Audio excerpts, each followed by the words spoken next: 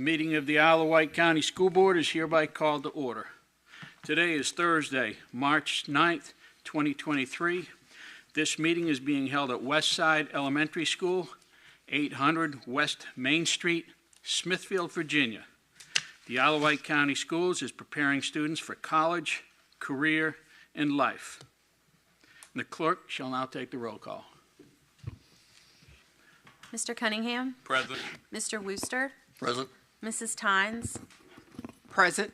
Mr. Marsh? Here. And Mr. Colick. Present. Next, we will have the approval of the agenda or amendments for the closed session.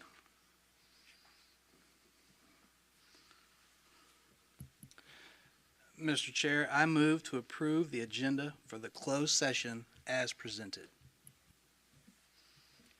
I'll second that. We have a motion and a second. Is there any discussion? If there's no discussion, the clerk shall conduct a vote.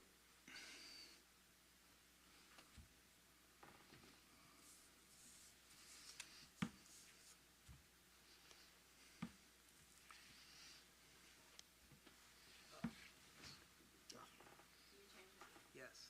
Yeah, me too. All right, Mr. Wooster, your vote is Yay. and Mr. Marsh. Yay.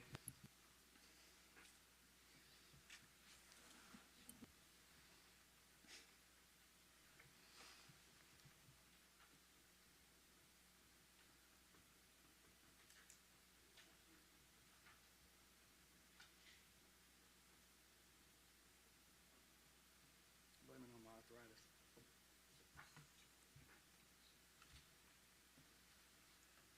How did I hit an A? That should have been a yay.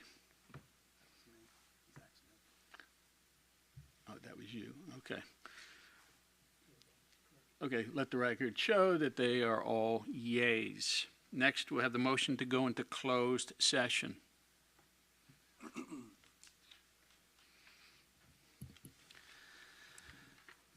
Mr. Chair, I move to go into closed session to, number 1, review the personnel report posted on board docs under Personnel tab number 18.1 as authorized by Virginia Code 2-2-3711A1 for purposes of discussion and consideration of prospective candidates of Isle of Wight Public Schools for employment, transfers, supplemental contracts, deletions, supplemental pay, bus driver perfect attendance for first semester, and resignations of Isle of Wight County Public Schools employees. And, number 2, to discuss matters involving 3 foreign exchange students that would involve the disclosure of information contained in a scholastic record concerning students as authorized by Virginia Code 2-2-3711A2. And, number 3, to discuss or consider religious exemption for one student as authorized by Virginia Code 2-2-3711A2 that would involve the disclosure of information contained in a scholastic record concerning a student. Second. We have a motion and a second. Is there any discussion? Clerk shall conduct a vote.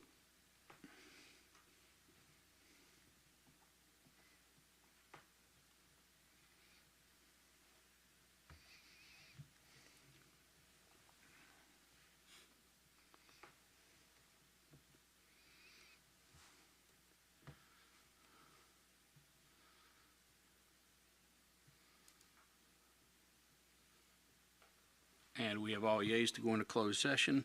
Mrs. Whitlow, has anyone registered to speak in closed session? No, sir. The board will enter closed session at this time.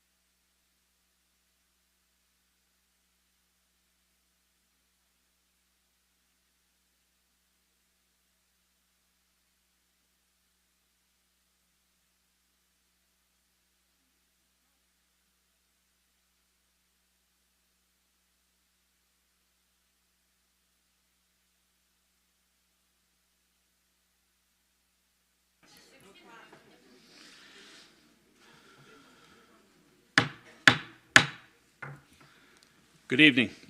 The meeting of the Isle of Wight School Board is hereby reconvened in open session. Certificate of Resolution of Compliance. Mr. Chair, I move that the closed meeting was conducted in conformity with the provisions of the Virginia Freedom of Information Act, as required by Section 2-2-3712D of the Code of Virginia. And I certify that only public business matters lawfully exempted from open meeting requirements were discussed, and only such public business matters as were identified in the motion by which the closed meeting was convened were heard, discussed, or considered. I'll second that. We have a motion and a second. Do we have any discussion?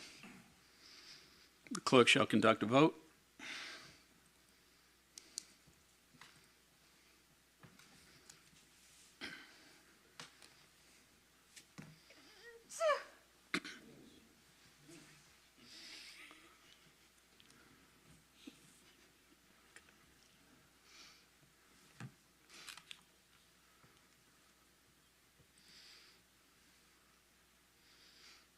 And the certification passes unanimously. Now we'll have the moment of silence and the Pledge of Allegiance.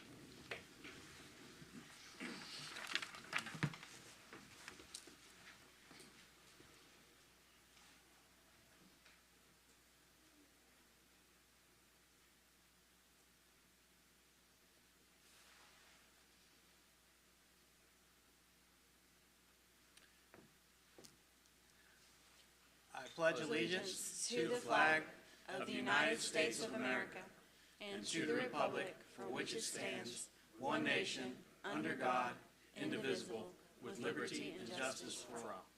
Thank you.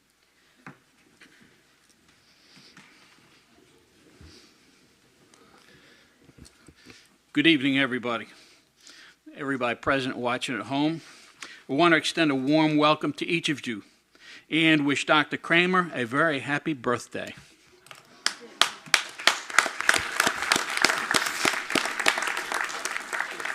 Now, we have quite a bit of business to get through this evening, so I'm asking that everyone please help us by keeping your remarks to the 4-minute limit, keeping the noise down in the audience, and I'll ask the board members to keep their comments concise and on point. Now, this evening, we will not be discussing the 2023 to 2024 budget. Those meetings will be scheduled later in the month on Tuesday, March 14th and Thursday, March 23rd, as long as the vote goes the way I expect it to. And thank you. And now, Ms. Briggs will present the Isle of Wight Achievers. Good evening. The vision for Isle of Wight County Schools is to create a learning environment that will enable every child to discover his or her unique gifts and talents.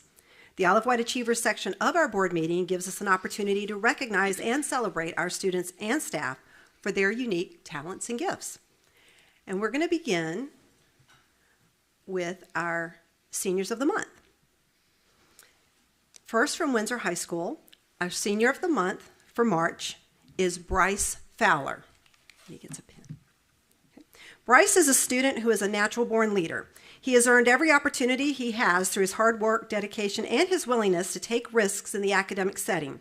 He is ambitious, quick-witted, and has worked hard to earn his academic success.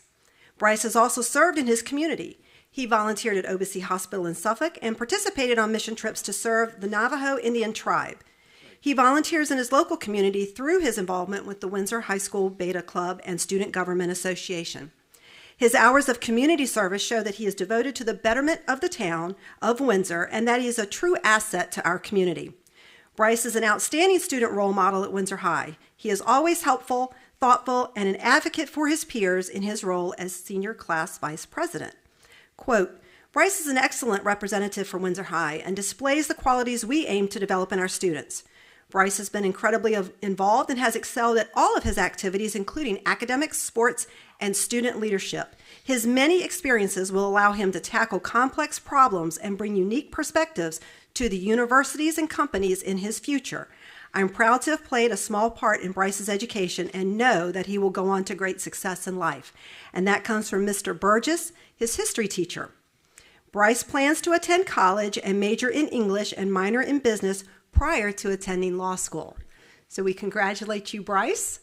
And at this time, we'll have you go over to the screen, and Mr. Elliott's going to get a picture. If there are any family members that want to come up and take a photo or be in the photo.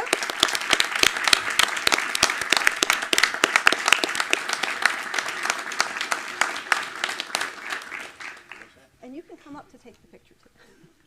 Get a better shot that way.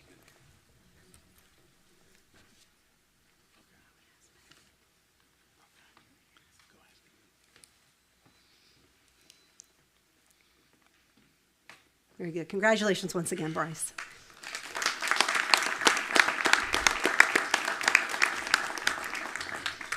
Our Senior of the Month for March from Smithville High School is Caitlin Worrell. Caitlin is a true scholar. Her scholastic accomplishments include taking at least 5 AP classes and 4 dual enrollment classes.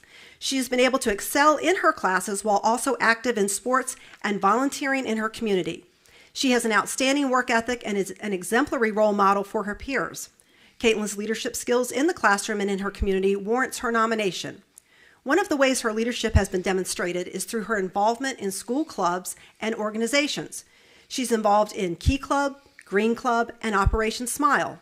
She mentors 9th grade students and volunteers at Riverside Hospital and Centera Obici Hospital. She's a member of Beta, the current president of the Math Honor Society, vice president of the senior class, and the current captain of the girls soccer team. Caitlin is a very humble, hardworking student who always has a smile on her face and will go out of her way to help anyone. Quote, Caitlin Worrell is a conscientious citizen and a hardworking young person. She is a scholar, a standout athlete, and a proven leader. It has been a pleasure watching her grow into a well-rounded student. And that comes from Mrs. Terry Spady, math teacher. Caitlin will attend the University of Virginia, where she plans to major in biology on her way to becoming an orthopedic surgeon. Congratulations, Caitlin, and we'll get you over here to the screen to take a photo as well.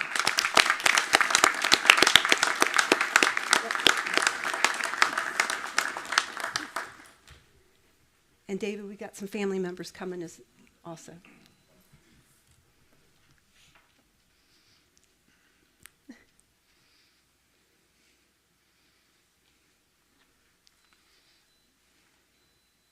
Congratulations once again, Caitlin.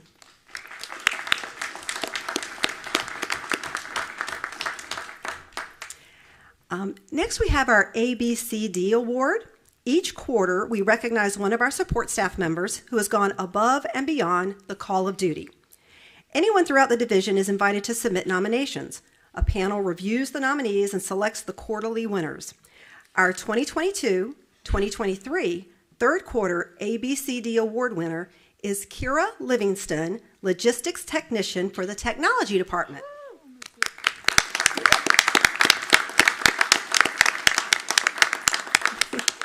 The nomination stated the following. Mrs. Livingston has not only kept up with all of her duties as the logistics technician for the IWCS Technology Department by ensuring accurate shipping information, inventory, and paperwork for all the new devices and all the devices that were moved around over the prior year to the start of the new school year. Mrs. Livingston recognized the department was suffering from major staffing shortages earlier this year and in turn has continually requested to be able to assist wherever possible to make sure the department and ultimately the division keeps moving forward to success.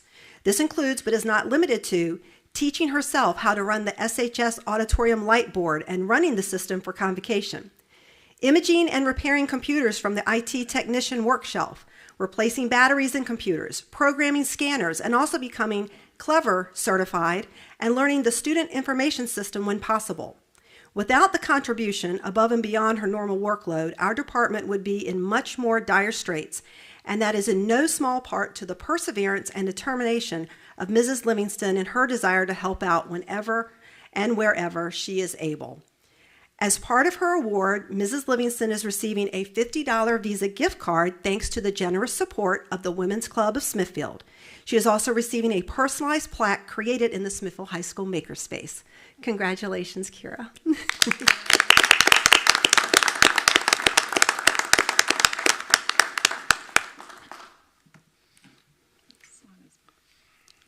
And And that's actually going to conclude our Achievers, but Dr. Kramer does have a special announcement he would like to make, an introduction at this time. I do. Thank you so much, Mrs. Briggs.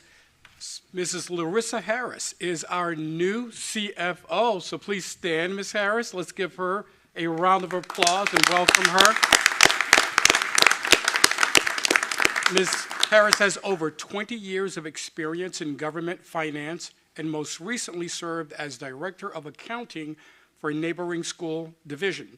She currently lives in Chesapeake with her 3 sons. We are so pleased to have you, and again, welcome.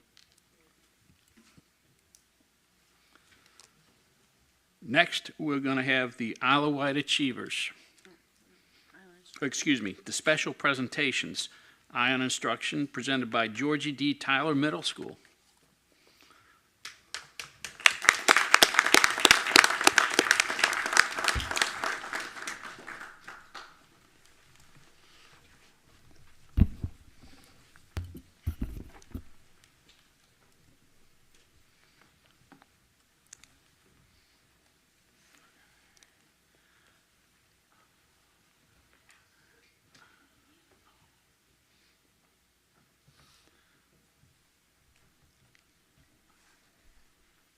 Good evening, Chair, board members, and Dr. Kramer. Tonight we will be presenting for you highlights of our media arts class broadcast today at GTMS. I am Ricky. I am Maddox. I'm Holden. I'm Tinley. I'm Maddie. I'm Social. As a part of our media arts class this year, 6th graders worked in 2 teams to plan and prepare the daily news broadcast. We worked on improving our technological and career skills.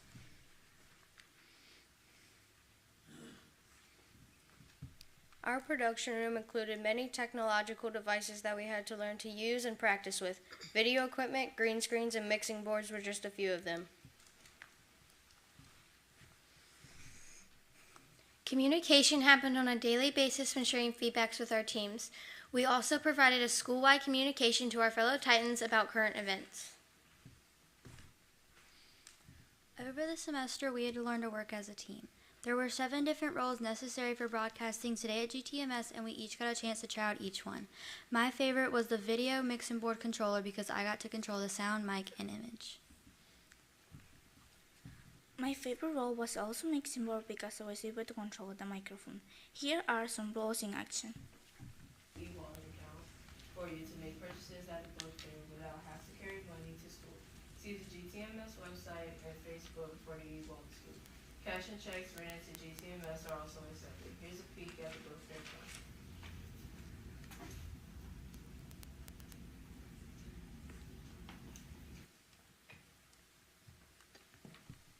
Designing attractive graphics was also a fun part of our media arts class this year. We made flyers that were used on the morning announcements, and we also learned how to make GIFs that added some flair to our school's website.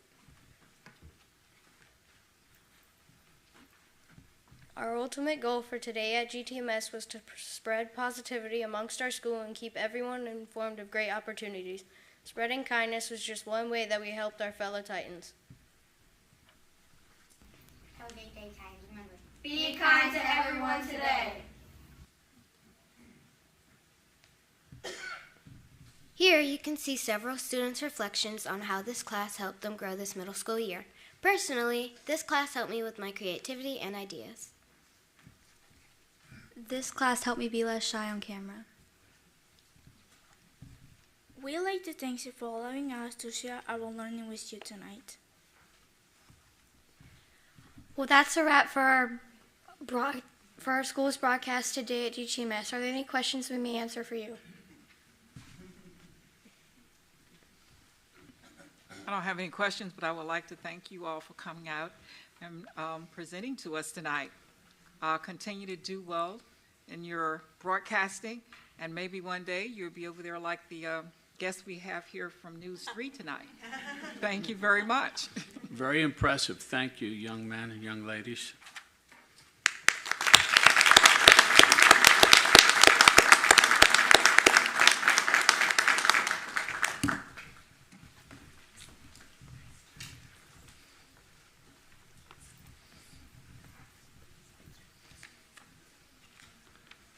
give them just a couple minutes to get some pictures.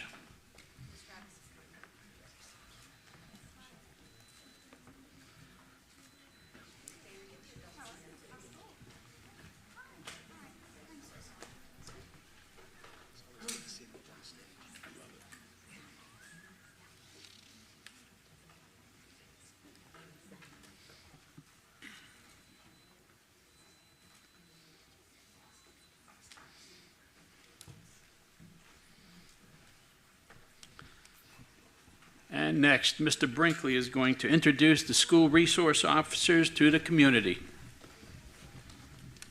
Good evening, ladies and gentlemen of the board and everyone in the audience. Sheriff Clark and SROs, if y'all would like to come forward, I'd like to take this opportunity to introduce a very vital component to all of our public schools here in the county. And I'm going to have the Sheriff of Wight County, Sheriff James R. Clark Jr., come up, and he is going to introduce all these fine ladies and gentlemen that are walking toward the front now. These are the SROs that are now serving in all of our 9 schools within our division. And I'm going to now pass it over to Sheriff Clark. Good evening, Mr. Chairman, members of the board, Dr. Kramer. Good to be here today, and happy birthday, sir. All right. It's indeed an honor and pleasure to serve our Wight County Public School in this capacity. I'm one that believes in dreams do come true. We had SROs in the high schools and middle schools, and I always wanted to have an SRO, and I believe it should be in every school. And with grant funding, with your support of Dr. Kramer and the Board of Supervisors, we made that happen. So school resource officers fall under the community division, which is led by Lieutenant Ryan Acey. SRO Supervisor, Sergeant Alex Johnson. Smithfield High School, SRO, Deputy Brett Crawford. Windsor High School, Deputy Grayson Cron. Smithfield Middle, Deputy Paul Crone. Georgia Tyler Middle School, Deputy Mariah Zapata. Carsville Elementary, Deputy Tim Phipps. Hardy Elementary, Deputy Jaleesa Reed. Westside, which I understand is the best side. Westside Elementary, Deputy Tracy Crutcher. Windsor Elementary, Deputy Jennifer Rios. So it's our pleasure to serve the schools, the staff, the students, the parents, and each and every one of these individuals. I couldn't have picked a better group of people to serve with compassion and love for our students and staff at our schools. And I'm just amazed how this all came together. And thank you for having us here tonight.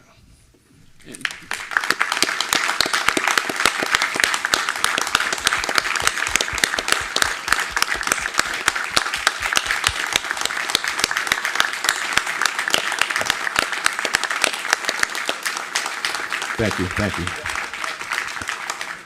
Yes, ladies and gentlemen, if you can turn around so the community can see your faces. And Sheriff Clark, thank you very much. Yes, sir.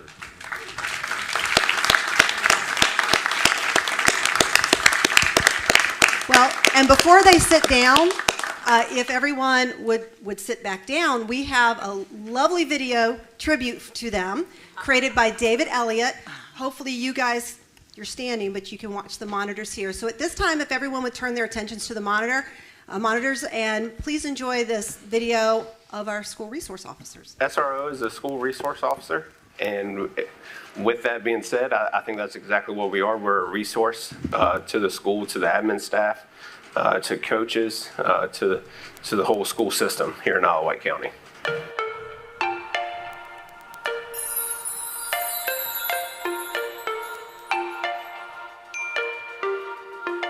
Hey, I'm Sergeant Alex Johnson. I'm employed with the Wight County Sheriff's Office. Hey, Deputy Crawford. I'm the SRO here at Smithfield High School. My name is Deputy Cron. I'm the SRO for Windsor High School. Hi, I'm Deputy Zapata. I'm the School Resource Officer at Georgia D. Tyler. Deputy Paul Crone, School Resource Officer at Smithfield Middle School. Hi, I'm Deputy Crutcher. I'm the School Resource Officer at Westside Elementary. Hey, I'm Deputy Phipps here at Carsville Elementary.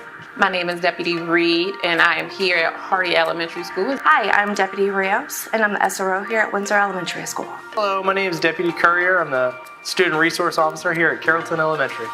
To me, an SRO is somebody that is the first line of defense for the entire school, the students and the staff members. To become an SRO, you have to be a sworn police officer. You go through 40 weeks of training, and they teach you different things, how to talk to students and how to interact with students, and especially conflict mitigation and mediation as well. We're here to just help educate and help uplift, and if there's an issue that arises, we typically try to step in and lend our guidance and show some positive, just to be motivators. We're not here to crack down on students or make them feel like this is not a place of learning. That our primary role is to assist the school so that it is a safe learning environment for the students, and that's first and foremost. Once the kids are in school, we do our basic interior checks. I like to check doors to make sure they're secured, do an exterior walk, make sure there's nothing out of the ordinary, and then throughout the day it's interaction with the children. It's letting them know that they're safe, giving them a safe place to talk, potentially just having small conversations with the kids that are having relatively a bad day, try to turn them around. And then with the closure of the day, I'm making sure that the safety of the children exiting the school, from making sure that cars are abiding in the parking lots to making sure kids get in the right vehicles, just all around just being, an eye for safety for the children. In this day and age, students are going through different kinds of stresses than before. Mental health is a bigger issue. And the ability for a school resource officer to, on a day in and day out basis, gauge a student's behavior will allow us to step in as needed to keep the school secure. And also, as we partner with the school system, the Sheriff's Department has resources and knowledge that the school doesn't have. So when those two are married, they provide additional resources that otherwise may have been missed if the school resource officer or law enforcement officer isn't present in the schools. The advantages of having an SRO in all schools, including elementary school, is that you have an SRO, you have a person there every day, you get to know the children there. They get to know you, and if something happens, you have someone on site immediately to deal with anything you have to encounter. That person is always there. They're constantly there. They're constantly building relationships with admin staff, teachers, the students, where you don't get to do that as much if let's say you have 3 or 4 schools to cover. I feel like being here in the school kind of humanizes the badge a little bit. And I even have students who are kind of like, I prefer to talk to you over this person, or I'm surprised that you're so chill as a police officer. So like being able to be here really does give that experience to be one-on-one with us.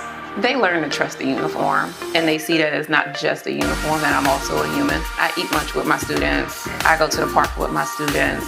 I visit some of them in class. There are some that have a hard time with their homework, and I'll sit in the hallway with them and we'll go over their schoolwork, and they concentrate a little bit better, which also makes it easier on the teachers. Being able to talk to a student that from day one was real nervous around me to 2 weeks into it, they're smiling, giving me high fives. With the relationships I've built here at Smithfield High School, students feel more comfortable coming to me and saying, hey, somebody said this or somebody said this, where if we didn't have an SRO assigned to every school, that student wouldn't have that relationship, so it may go unheard. Personal story, I was in the 5th grade and I had a DARE program, and my DARE officer was Lieutenant Duncan, who was employed with the Suffolk Police Department. And as I grew up, I said I want to become a law enforcement officer because of that school resource officer and that DARE officer that was within that school, showing me how to be positive, having a positive outcome. He has since retired, but we definitely stay in touch, and he's one of the reasons where I want to become a school resource officer. I think the most rewarding part is making those connections where the students know my name, I know theirs, and they're happy to see me, happy to greet me, and asking me how my day's going. Surprisingly, my favorite part is in the morning when I greet every kid that comes off the bus. There are some that they look forward to seeing me every morning. I have some that wear badges every day, some that want to be law enforcement officers every day. I look forward to getting the hugs from 580 kids. It's a good feeling. At the end of the day, I'm here to provide safety for the students so that they can learn they can not have to worry about what's going on outside the building, providing a safe environment for them inside the building so that they can be set up for success and learn. That's the number one biggest satisfaction that I have, but it's also nice chatting with them, joking around with them, and seeing that, you know, their learning experience is a good one. My name is James R. Clark Jr. I'm very honored to serve as Sheriff for Isle of Wight County for any child that matriculates through Isle of Wight County Public Schools. It's my goal and my intent that when they come to this school from kindergarten all the way up to 12th grade, that they eventually walk across this stage and receive a high school diploma. And we do that by having that relationship with our students and our staff and our parents. That's why it's very important for me to have an SRO in every school, to have a person that is able to respond, defend, detect, deter, and keep your child safe here in school where they can have a good learning, working environment. And we want to thank them, and if you don't mind, we'd love to get a group picture. Dr. Kramer has come down here so we can assemble all of you over there. And Mr. Elliott's going to come back, and we'd like to thank you, and I personally want to thank Mr. Elliott for the beautiful video he put together.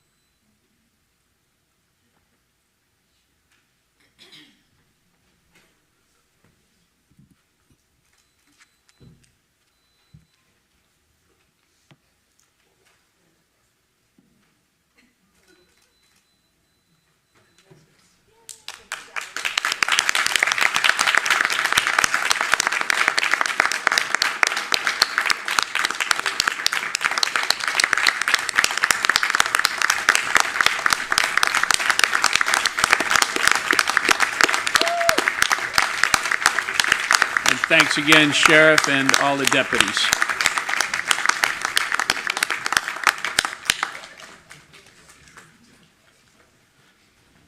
And next, we're going to have the request to speak on proposed agenda items. And I would just like to remind everyone to please respect the speakers by not making any disruptive noises, whether you support or oppose that particular speaker's comments. Okay, these are the citizen comments procedures, and this is going to apply for this section of the meeting, as well as the section that will come after the agenda is approved. In accordance to policy BDDH-E, presentation of information on any subject will be concluded at the discretion of the board. No person will be recognized to speak more than once. Citizens scheduled on the agenda to speak will be permitted 4 minutes maximum time for their presentation. Delegations will be requested to limit their speakers to 2. Persons speaking are asked to be specific, state the issues for the board's consideration, and attach a copy of your prepared remarks. If you have prepared remarks, they should be given to the board clerk. Please do not approach the board members. Any matter relating to specific students will be heard by the school board only in a closed meeting. First tonight, we have Mr. Greg Brown.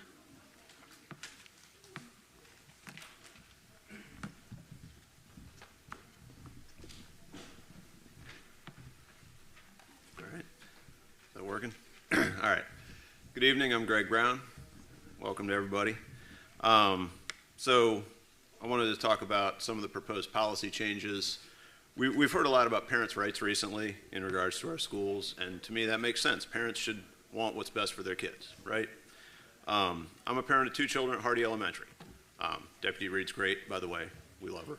I'm concerned about what's best for my kids as well. And my concern is I want my kids, I have the right for them to have the best education we can possibly give them. That's what I'm concerned about. The school system and parents should be partners working together for our children's success. As partners, that means that some minimum level of trust is required for the partnership to work. Some of the proposed policy changes, like the proposed INB policy, absent any evidence of a problem, we're basically labeling teachers as untrustworthy and needing to be watched. This creates an adversarial relationship that really is going to cost our young scholars and harm their education. And it's got the chance to cause our schools to lose some of the experienced and passionate teachers that we need to help our children's education. I trust that all the board members are genuinely interested in what's best for the children of Isle of Wight County. And I'm asking you to extend that same trust to our educators and our school employees that they want what's best for the children of Isle of Wight County as well. I mean, they wouldn't be working as teachers if they didn't care about kids. That's why they do it. The best educators bring passion and creativity to their jobs. They can make kids excited to come to school and learn, which is amazing. We don't want to stifle them and put them in a box where all they're doing is reciting facts and figures. So that's my comments about that. I would also like to point out we have some very real issues that I would like us to spend our time and energy tackling. We need to recruit and retain the best staff in the region. We need teachers, we need instructional assistants, we need special ed teachers. It's an occurrence that classes will get split up and kids will get dumped in different rooms because we don't have a sub available, and we need to fix that. When I looked, Newport News is advertising 50 teaching vacancies, and Suffolk is advertising over 100 teaching vacancies. And they have higher starting salaries than we have. So it doesn't necessarily need to be about money, but what are we doing to make sure that we get and keep the people we need? We need efficient and reliable buses. I get multiple reminds a week that bus routes are getting changed because we have a bus down or we have a driver out and they're adding kids to buses and moving kids to buses. We need enough drivers and substitutes. I'd like to commend the school for the communication, but we need to make them adjust on the fly less by having the people we need. We need excellent facilities for our students. We got the new Hardy Elementary. 1 minute. We're talking about the vestibules. I'd like to thank the board for doing that. That's great. And then regarding costs, because we're getting into budget, we can't afford not to invest in our children. They are the future doctors, nurses, engineers, police officers, sheriff's deputies. That's what they're going to grow up to be. So absolutely, we need to discuss the budget and make sure everything we're doing is cost effective, but the ultimate goal is to give our kids the best education we can give them, and we should not lose sight of that. Thank you very much. Appreciate your time. Maggie Halstead.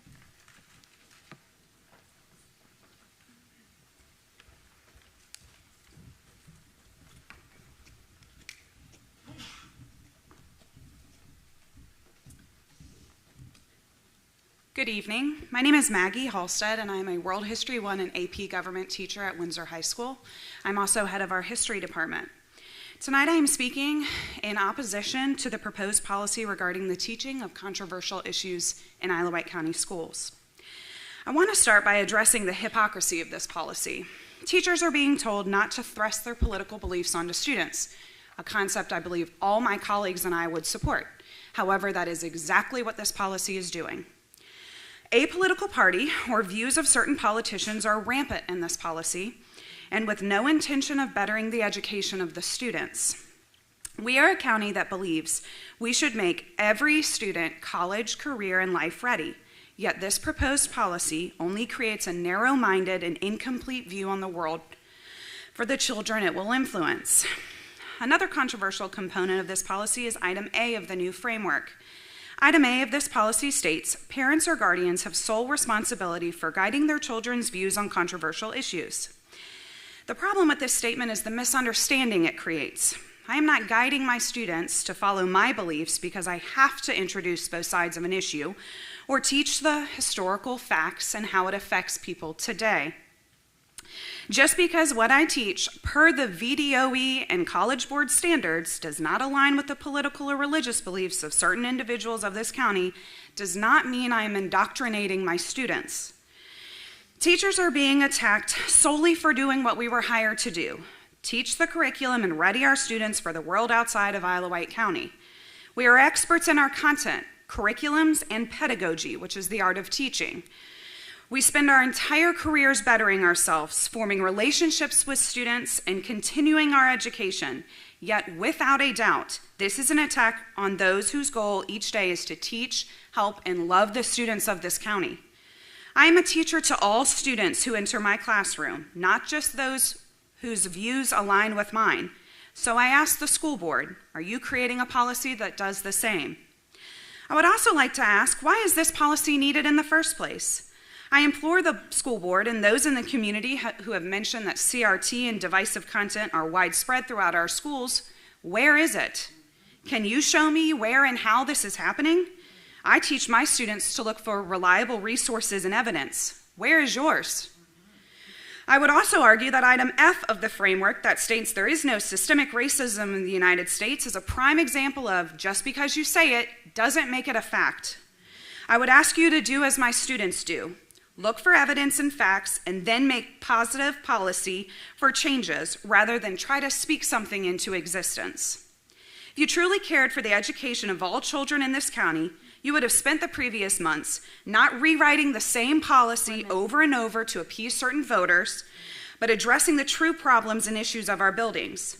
You would have spent those months visiting classrooms and speaking to all parties involved in our schools, including teachers, staff, parents, and students.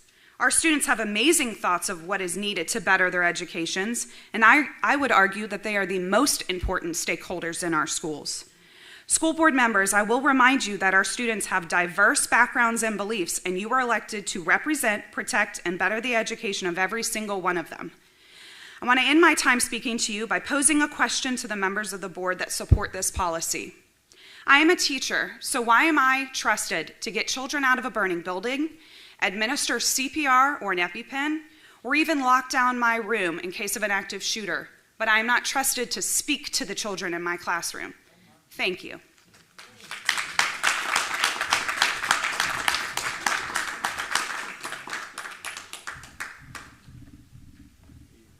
Caitlin McNeese. I hope I said that right. Okay.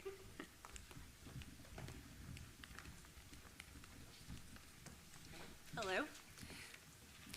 Thank you all for your time and the opportunity to speak. My name is Caitlin McNeese. I live in Carrollton, and I have a child in our county's public school system.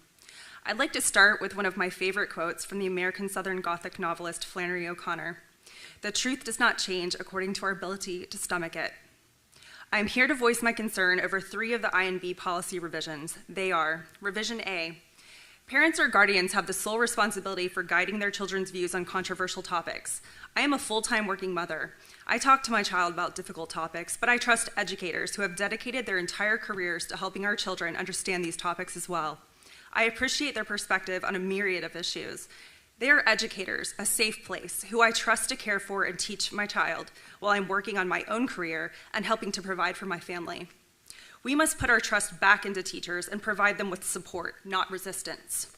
We have struggled to retain our teachers. Many have threatened to quit if these revisions pass. Leaving our current policy alone would be a great first step to avoid this great loss. Revision F. There is no systemic racism or bigotry perpetuated by the United States or any governmental entity.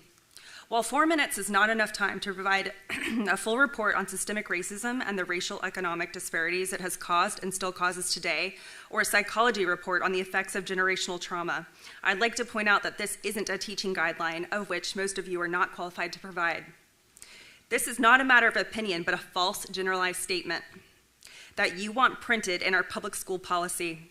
This whitewashed narrative is inaccurate and embarrassing. There's a plethora of sources available which outline ways in which systemic racism exists in our country today. You do not get to tell someone else what their familial history is or what their life experiences have been like due to that history. Revision G. Employees of Isle of Wight School shall not endorse any political party, candidate, or ideology in the performance of their duties or responsibilities, but rather remain neutral. I'm genuinely confused by the addition of this revision. The 3 members who are bringing this revision to the table ran an obvious Republican campaign, posing with Republican candidates around election time, sharing extremist political memes to their personal as well as campaign social media pages, all while falsely claiming that they were intent on taking politics out of the classroom. Gentlemen, you have brought politics into the classroom. Unsurprisingly enough, these revisions aren't even original. They're straight out of a Fox News playbook. And I must ask, Mr. Colick, does this revision mean that you will remove yourself from the Republican-backed school board member alliance that you joined without other board members knowing and paid for with public funding? Who approved that spending, and what is the checks and balance system for that process? Thank you.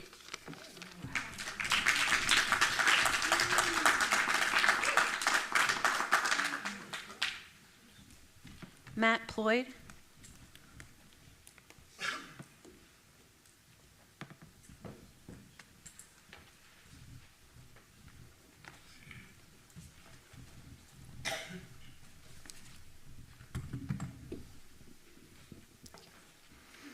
Good evening, board members, and happy birthday, Dr. Kramer. My name is Matt Ployd. I am the president of the Isle of Wight Educators Association. I'm also a history teacher at Smithfield High School.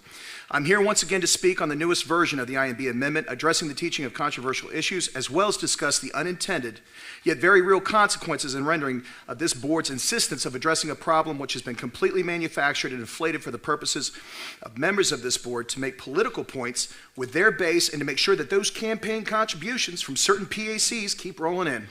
The wording has been changed, but the primary issues of concern still remain and have been left unanswered. After repeated attempts and requests to have educators and administrators involved in the development of this amendment have been totally and blatantly ignored, one can only reach one conclusion. This board doesn't really care about us, do you? The teachers trained and educated who work with the students of this community, and if you do not care about us or our input, how can you in good conscience try to sell to anyone that you truly care about the students? This comes off as a very politically motivated, partisan, and divisive attack on educators, attributes which you claim to want to remove from our school system. The only ones pushing a political agenda here in Isle of Wight are you, the board. My first contention with the amendment being touted is the fact that there is no infrastructure, no protocol in place which is determined if a teacher has violated this potential amendment. Who determines if there's a violation? Who determines the consequences? You fall short of outlining this procedure. Aspects of this amendment, such as Section F, which make the erroneous and false statement that there is no systemic racism or bigotry perpetrated by the United States or any governmental agency, have nothing whatsoever to do with education or our school system. Where's your data-driven evidence that there are no ethnically biased institutions in this country? There's plenty of empirical data from a plethora of studies which states that there are, intentional or otherwise. Your comment, which is irrelevant to local education, makes this less of an amendment and more of a manifesto. No teacher is endorsing any ideology or party in the classroom. We simply give the students the information and they draw their own conclusions. They think for themselves. Perhaps that is what has three of you terrified, that you do not like the conclusions they are drawing for themselves. Furthermore, the amendment goes on to state that issues which will be seen as being controversial include, your words, many forms of racism, sexism, and other isms that exist today and in the past. So explain to me, what is an ism? Does this mean we're not to teach on capitalism, conservatism, liberalism, cronyism? If you don't know what that is, a great example would be when one tries to slide a 6-digit no-bid contract to have dogs permanently instituted into public schools, and that contract will go to your friend and supporter who owns a dog training facility in this county. How are we to know how to navigate with such vague wording in this amendment? I'm certain the College Board is not going to look favorably upon the wording of this amendment. The next aspect I implore you to consider is this, that the most divisive and controversial issue in local education today is these amendments. You, the board, would be in immediate violation of your own amendment if you pass this. Your rhetoric from the campaign and your board seats has given permission to some to behave and speak in very concerning ways. Teachers who have spoken out about this issue in front of this board have had their personal information FOIA'd. Your supporters have made fake social media accounts in the names of teachers. We have already had teachers quit because the harassment they feel coming from this board just isn't worth it. We have long-term subs teaching English courses for the remainder of the year due to your hyperbole. We have people standing up at these meetings stating, I am a white woman with white children, and insinuating that you owe them special consideration because of this and because they support you. I would like to remind the board that this county is pronounced Isle of Wight, not I love white. School board members have felt entitled to reach out and harass the wife of a teacher at 1 a.m. before he is scheduled to speak the following evening against your policies. This is far beyond the pale of acceptance. And the teachers are tired of not feeling appreciated, we're tired of being vilified, and we're tired of being slandered by your rhetoric and political ambition. If you care about the students, truly, and the education of this county, and want to continue the excellence of this county, stop these amendments when the current policies in place are more than enough. Thank you very much. Jasmine Johnson.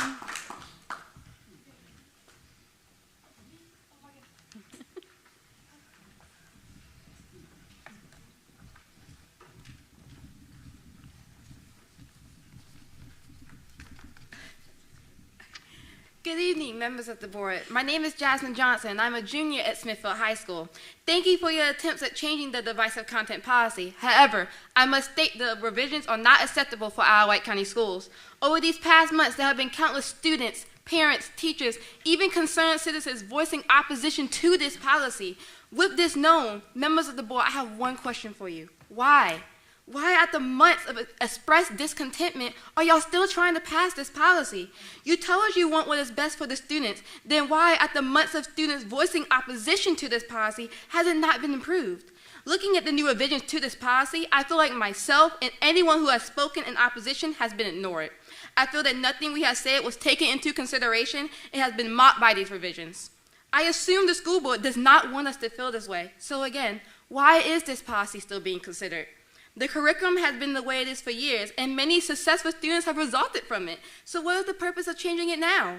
The policy says in the introduction, by their nature, the study of history, sociology, literature, the arts, and other disciplines can include topics which may be construed as controversial. One revision in the policy is there is no systematic racism or bigotry perpetrated by the United States or any governmental entity. Historically, this statement is far from the truth. Did we not have federally approved slavery for hundreds of years?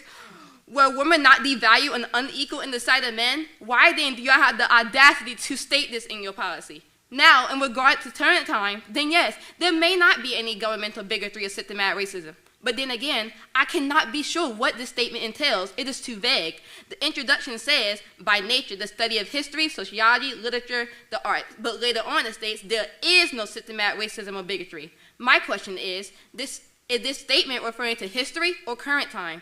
Members of the board, your policy is too vague and not acceptable the way it is. We cannot pinpoint what your intentions are in regards to this policy.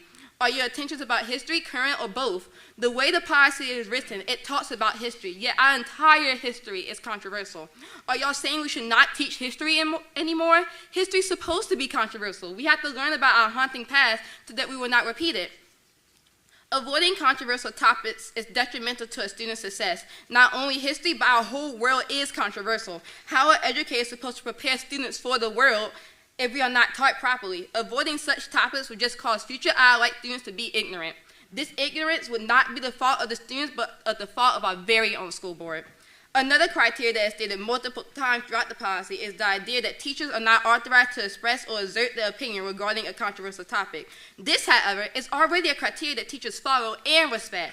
Never in my ILite educational career have I ever had a teacher try to exert their opinion onto me or sway me to believe their views. As a matter of fact, I have constantly had teachers say that they will not give their viewpoint on a particular topic, even when asked. Furthermore, my teachers have always communicated in a way that I could not figure out which side they stand on, even if I tried. To add this to the IWCS policy is an offense and is disrespecting to all our Wight County educators. With that being said, again, what is the intention of this policy? Passing this policy will only cause harm. You have seen the attempts of many ILite citizens to stop it. Members of the board, I know you want what is best for education in Wight County. What is best is this policy not being passed. As of today, I am a proud student of Wight County Schools. But if this policy is passed, I will no longer be proud but ashamed of what has been done through my school board. I don't want this to be the case. So please, I implore you, members of the board, think about what you're doing. Please ask yourself, is this what is best for future Wight County students? I'm here today to tell you that it's not. Do not pass this policy because it will just destroy the educational system. Thank you for your time.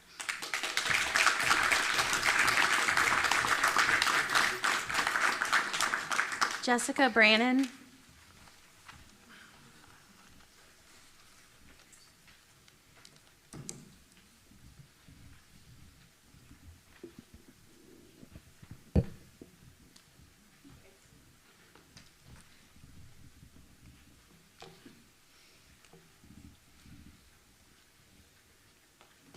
Good evening. My name is Jessica Brannon. I am a Spanish and ESL teacher at Windsor High School and have been working in education for 10 years. Tonight I am here to speak in opposition to proposed policy INB. As stated in the last school board meeting, the goal moving forward would be to keep the spirit and intent of the policy while coming to a compromise. I continue to argue that the spirit of this policy is overshadowed by political aims and personal bias. Our two newest school board members who were elected in November campaigned on prohibiting divisive content and strengthening parental rights. The initial version attached to IIA was proposed in December, immediately after the election. Other than campaign promises, this board has yet to provide why this policy is needed, as our wonderful student just explained. You may believe this policy seeks to require teachers to instruct without bias, yet all I see is bias throughout the list of principles. Principle F states there is no systemic racism or bigotry perpetuated by the United States or any governmental entity. Our own federal government currently has a webpage dedicated to this point titled Fact Sheet, U.S. Efforts to Combat Systemic Racism, and can be found on whitehouse.gov. Principle A of this policy's framework states, parents or guardians have the sole responsibility for guiding their children's views on controversial topics. Educators respect parents and understand that every household has a unique value system. Parents' responsibility for guiding their children is undeniable. What is problematic is the application of this principle as an instructional framework. How will this be modeled in a classroom with 20 or more students with each of their own adult supporter? Personal opinion rather than evidence-based practices has been used to create a policy that would satisfy a campaign promise. School board members have not provided evidence of a need for this policy, and if the policy is developed under such conditions, how can educators trust it will be enforced objectively? A number of individuals have brought up the concerns of how this would be enforced, and that still has not been resolved. This policy encourages parents to bring matters directly to the school board, rather than having positive communications with teachers and administrators. If we want to build an environment of effective discourse, parents and staff should be encouraged to work together for the best interest of our students. Rather than focusing on such a subjective, political topic, I request that the school board use their time to address current problems affecting our students' academic success. For example, school attendance is a concern that is not political and is backed by statistical evidence. We are at risk of losing accreditation, a fact you can easily determine through data. If the school board were to develop a policy to help address this issue of truancy, you could easily take an objective look at its effectiveness. Clear, achievable goals can be set for such a policy. INB, on the other hand, is a politicized issue with no supporting analysis. No evidence has been presented for the need for this policy, so how would you determine if the policy is effective after implementation? What goals do you have to achieve with policy INB, and how would you objectively measure those goals? Drawing upon real-world connections and incorporating cross-disciplinary studies and other similar practices are evidence-based strategies to increase student engagement and critical thinking skills. These methods may lead to situations where we disagree on what is and is not best for students. But please let us keep those conversations where they can be best addressed, on an as-needed basis directly between student, teacher, parent, and administrator. Let us create an atmosphere of positive communication, rather than fueling malignant discourse. Thank you.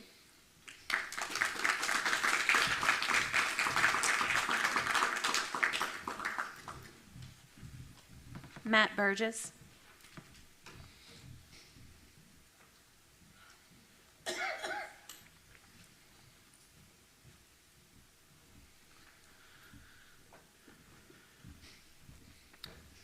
Good evening, members of the board.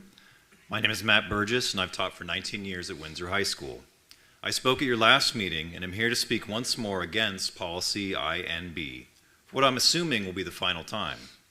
I feel like I'm wasting my breath and our collective time, however, as it's become apparent that several of you have already made up your minds about the need for this policy, despite the vocal concerns of students, parents, and teachers. To paraphrase from the policy itself, you consider this policy to be a valid position, and you are unwilling to accept the validity of the opposing view that this policy is reactionary and entirely unnecessary. The very topic of teaching controversial issues is itself controversial, but you plan to ignore the many voices of opposition and push through this policy. You've made revisions to it these past few months as if you cared about the concerns that had been voiced, but the end result has been the same each time. You reworded this absurd policy and disregarded genuine and thoughtful questions from the community about the potential impacts it will have. I can assure you that there will be unforeseeable impacts. Just the other day, I saw a connection between what you're about to vote into existence and what is happening elsewhere in this country. There was a headline story in the Washington Post on Monday about subjects that educators won't teach anymore. The state of Iowa passed a law that is almost identical to item F of your proposed policy. It bars educators from teaching that the United States of America is fundamentally or systemically racist or sexist. In relation to this law, the Post reported on record that one of their superintendents in the state told a teacher that he couldn't say slavery was wrong. Because that's a stance, not a fact. Is this the future of education that you want for Isle of Wight? That we can't definitively say that slavery was wrong? How about lynching? Can we say that was wrong? The denial of Jewish immigrants before the Holocaust? The destruction of indigenous tribes? Internment camps for Japanese Americans? As a history teacher, trust me when I say I can go on. Last month, I suggested turning your focus to actual issues that we are struggling with at county, such as attendance. Still no word or discussion about that. No first reading. You should be talking about things like the bring your own device policy and how teachers are flooded with cell phone problems. That policy hasn't been updated since 2017. Since it was implemented, the students now have access to free apps on their phones that use the internet to answer nearly any question that is in a text format. They can use AI-assisted tools such as ChatGPT to write essays for them. And they sure are quick to whip out their phones to record a fight in school for TikTok. No, instead, you've spent weeks and weeks wordsmithing this farce of a policy to appease your voters. Some of you are brand new to the school board, and you're already looking ahead to your next election like true politicians. In closing, let me remind you of who you and I ultimately serve, the students of the county. You need to ask yourself whether this policy will help to make them college, career, and life ready. Life itself is diverse, cosmopolitan, and full of controversy. Policies such as this will only act as shackles and blinders for our students as we prepare them to be active and effective citizens. Please be mindful that your vote will affect every student. You need to vote in their collective interests, not just in the interests of what your supporters want to impose on the entire county. Make the right choice and vote against this policy. Thank you for your time.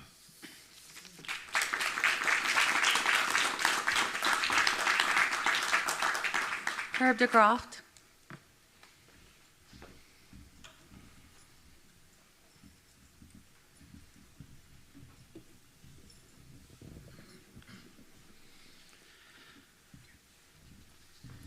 Evening, Mr. Chairman, board members, and Dr. Kramer.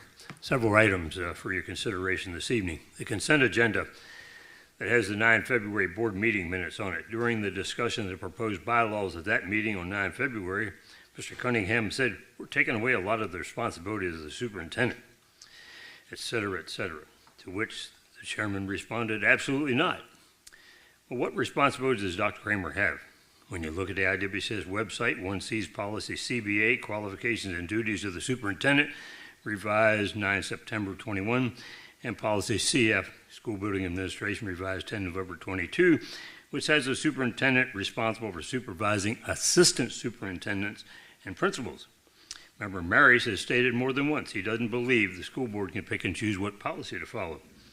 On 8 December 22, he also said, how can we hold the superintendent and all of his staff accountable for policy if we don't follow our own? Board Member Tynes was present at both board meetings when policies CBA and CF were revised, and the board members voted unanimously that Dr. Kramer was supervise assistant superintendents and principals. And Member Cunningham was present during the 10 November 22 board meeting, along with Dr. Kramer, when policy CF was revised, and board members voted unanimously that he's to supervise principals. Well, when you look at the IWCS organizational chart on the IWCS website, it shows Dr. Kramer is not supervising assistant superintendents or principals. However, instead, 2 directors are supervising the principals, while we have 2 deputy superintendents not funded by SOQs, by the state. In a little school system of only 5,600 students at 9 schools, I submit IWCS's central office is overstaffed and need to take a look at and direct changes immediately, especially in view of the significant fiscal year 24 budget increases that are requested. Why does IWCS even have a deputy superintendent, much less two, when the state SOQs fund assistant superintendents, according to the Virginia Code 22.1? Was read from the bylaw, school boards are to adopt policy to provide for the day-to-day supervision of schools. I agree with that, Mr. Cunningham said. And Mr. Marius quoted policy BBA. School boards are to see that school laws are properly explained, enforced, and observed. To which Mr. Cunningham said, the way I look at a policy, if it's there, you got to do it. We don't have a choice. Learned that in the Marine Corps, I know. In any case, our IWCS board needs to revise the IWCS organizational chart in order for Dr. Kramer to be in compliance with his contract's provisions, IWCS policies, and Virginia school laws, and guide him in meeting his responsibilities as the new guy on the block as our superintendent. Secondly, item 19.2, bylaws changes to work sessions. A work session each month? Darn good idea. Mr. Cunningham, you forgot during the 22 calendar year that Ms. Tynes called 26 special board meetings and ended up with a total of 38 meetings that year. This new one would only be 24 meetings a year, 2 each month. So keep the monthly work sessions of bylaws. It's a smart business procedure. The request to archive and replace policies with bylaws suggests that you keep bylaws incorporated with policies in them, not replace the policies. And the policies for first read, BDDH, and KD, public participation in school board meetings, hey, get away from the BDDH-E or KD-E because the E designates those as exhibits, and that gives guidance for implementation. The board clerk keeps reading this wrong for years. No offense to Ms. Jessica, but the non-legal verbiage was put into these policies by the board members that wanted to limit state speakers to 5 minutes, from 5 minutes to 4 minutes years ago, and they wanted people to sign up ahead of time so they could sort of exercise some effect on their freedom of speech. So this wording in the phony policies identified as BDDH-E and KDE was done by Port Attorney Pack, who knows they were not a policy but an exhibit. Mr. He was DeGroff, your influenced time is to do up. so. Thank you very much. Thank you. And have a good evening. Brooke Tenney.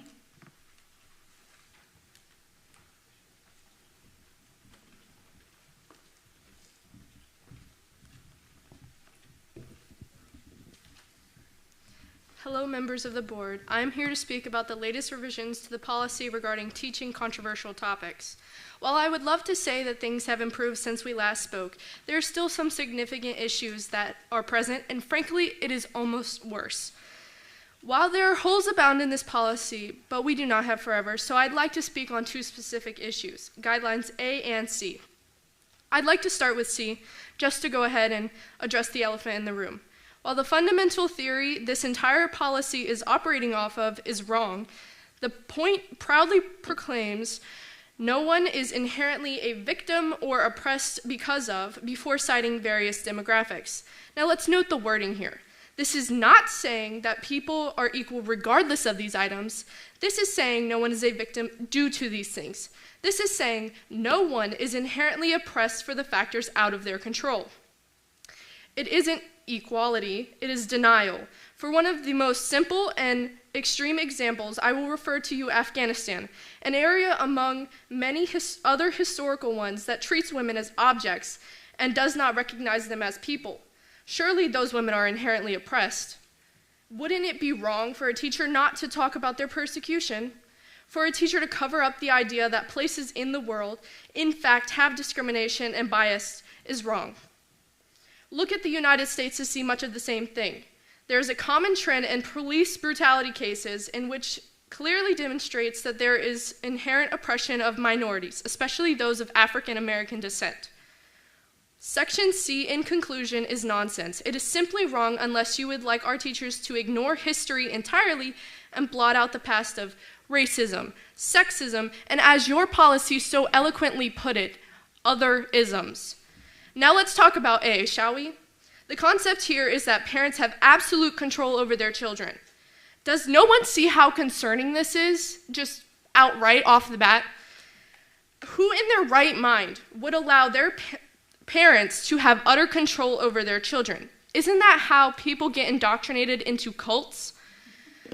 Shouldn't we, the outside world, And shouldn't the outside world and their experience in school tell them otherwise? Let's cut to the chase. Parents are people. Parents make mistakes. Parents can be wrong. Moreover, let's not pretend that school instructs children exactly what to think. I've been in school for over a decade, and nobody has told me what to think and anything of the regard. No one has told me that I'm an oppressor because of my skin color. Nobody has told me that anyone in this room is inherently racist. And no one has told me that I or anyone in the LGBTQ community deserves rights. School does not teach us what to think, it teaches us how to think. So why are we ignoring the fact that statistically, 1 in 7 children experience abuse or neglect? That is 14% of the children in this school who do not have positive outcomes outside of school. So why are we going to leave the power of these fragile minds in the hands of their oppressors and their abusers? You wrote this policy not with the benefits of the student in mind, not with their protection of their rights of their education, but with the idea of appealing to parents in order to get reelected. I hate to suggest such a thing, but after going through all this clear evidence of how invalid this policy is, it must either be that or simply being unaware. I cannot believe you all to be so sheltered. So I pray I am wrong. I pray that you hear my words and the words of my peers and realize that you have made a mistake and you let this policy die. Thank you.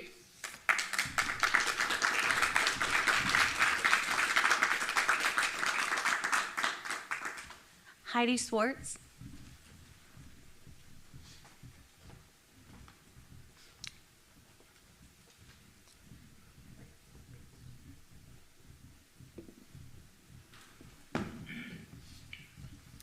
I'm not talking on I&B.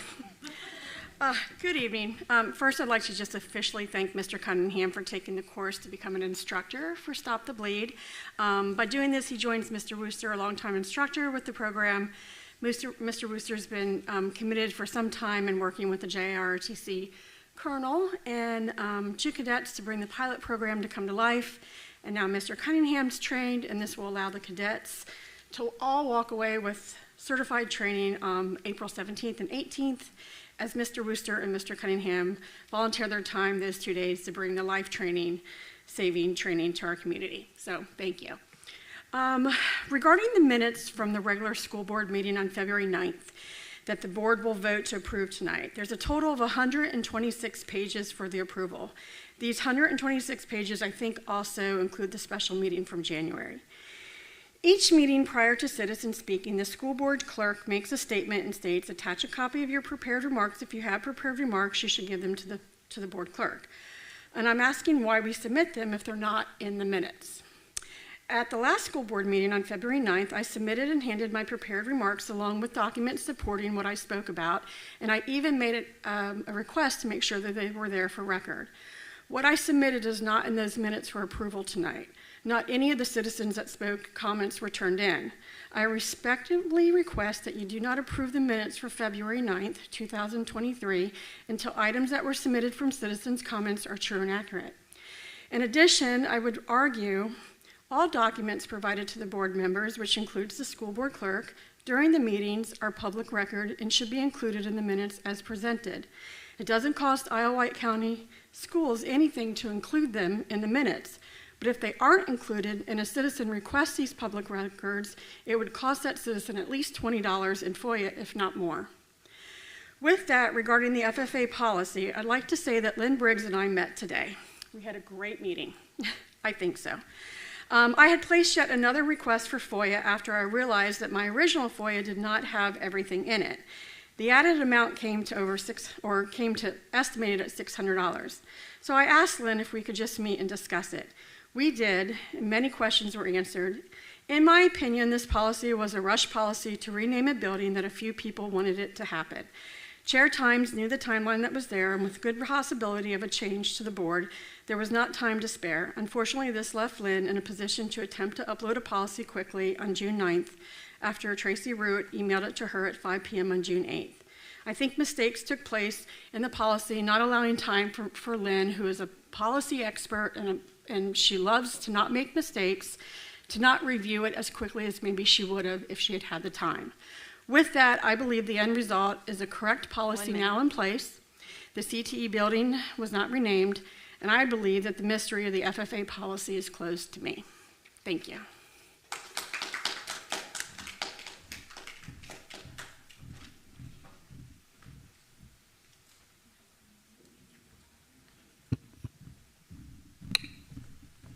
Amanda Shannon.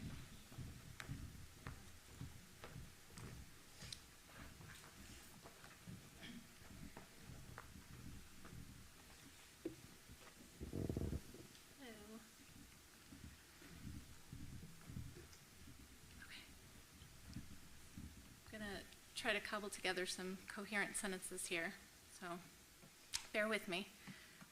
I'm a parent of a student here at Wight County Schools, and I've come before you this evening to discuss your controversial issues protocol. The language teaching about controversial issues is so vague that it means everything and nothing, and this is the crux of the problem. If I walk into a classroom full of kindergartners and extol to them the wonderful attributes of the wonderful color purple, I'm going to be met with a cacophony of small voices shouting me down and telling me how purple is not the best color, and now we've made color a controversial topic. Your language is not naively vague, as I'm sure you are aware. It is intentionally vague.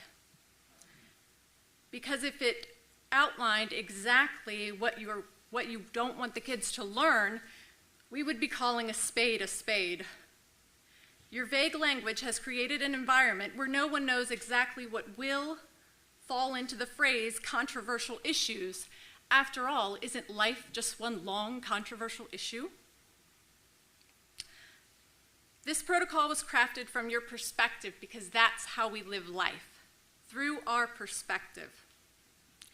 But you had to know, when crafting item F about the United States or any governmental body, that you were intentionally ignoring the perspective of other community members. This is not communist China. People here in America are free to see their government through their own individual perspective. And if they see flaws, work together to fix them. The wise man will bring peace and compromise. The proud man will bring chaos and division. Never be too proud to see both sides. I hope item G of the school board applies to the school board as well. The school board should not be an extension of the Republican Party. It should serve as best it can all members of the public school community. Do not tear apart this school system and this community pursuing dogma and rhetoric. Help our kids who are behind academically, mentally, behaviorally from the pandemic.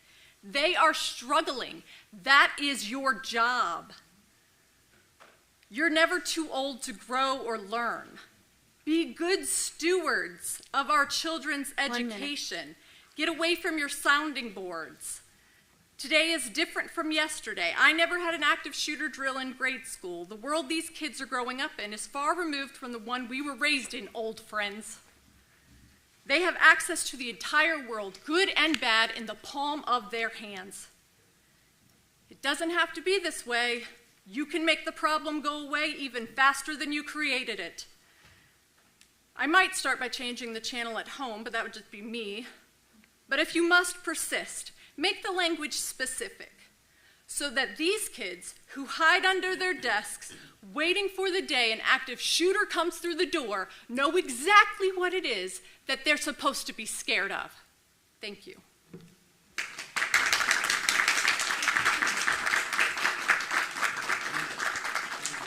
Lewis Edmonds.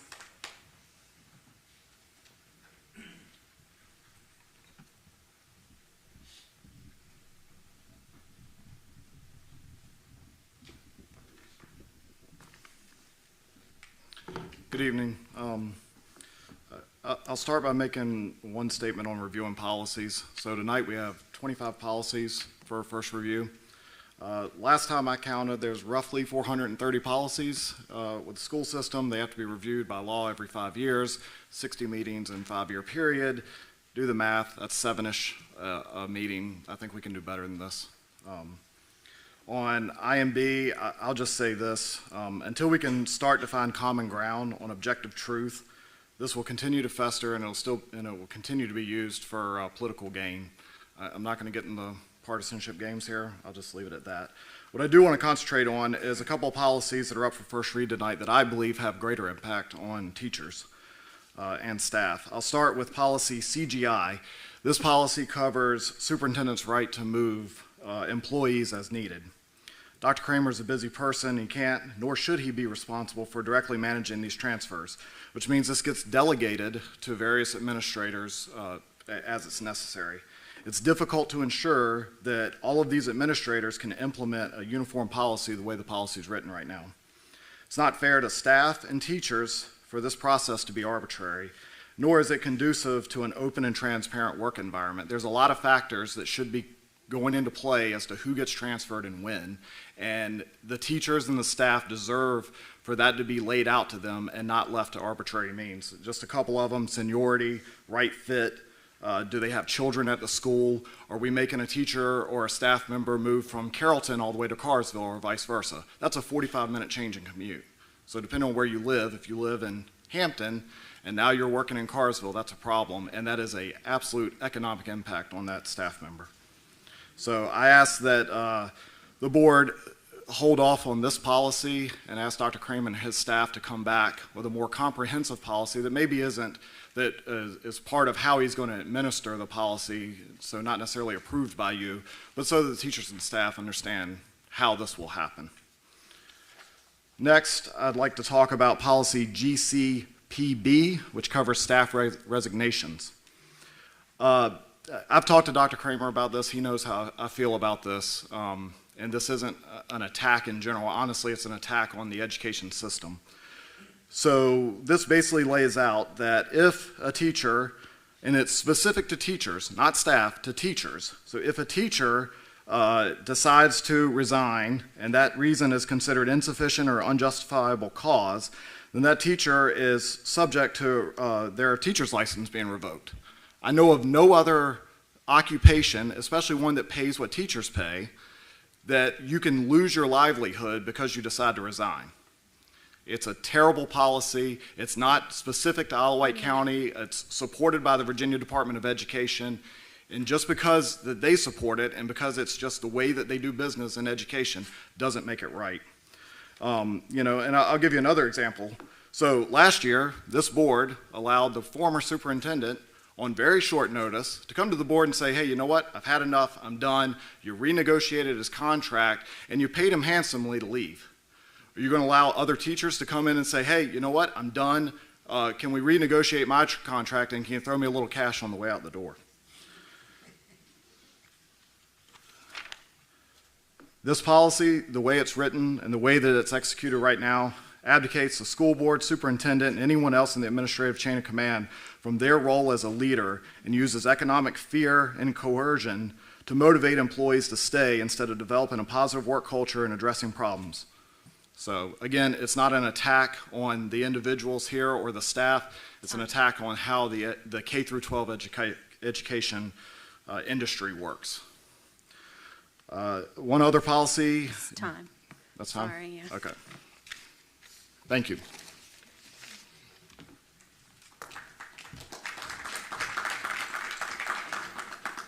That's the last speaker on this section, Chair. Next, we'll move along with the approval of the agenda or amendments for open session.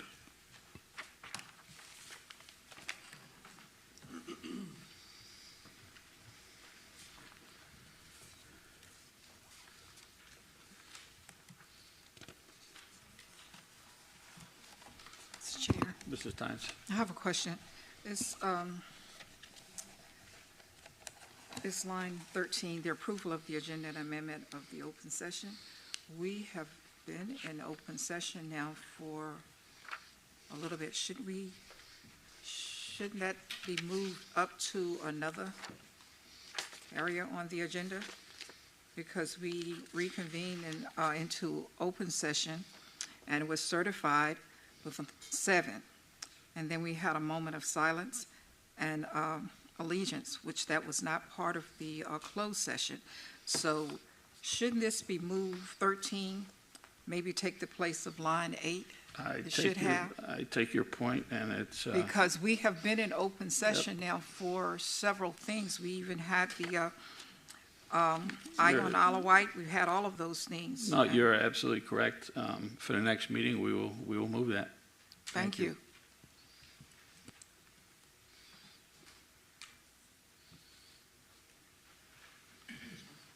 Yes. Mr. Chair, I move to amend the agenda to add the following agenda items: additional budget meetings and board member organizational memberships.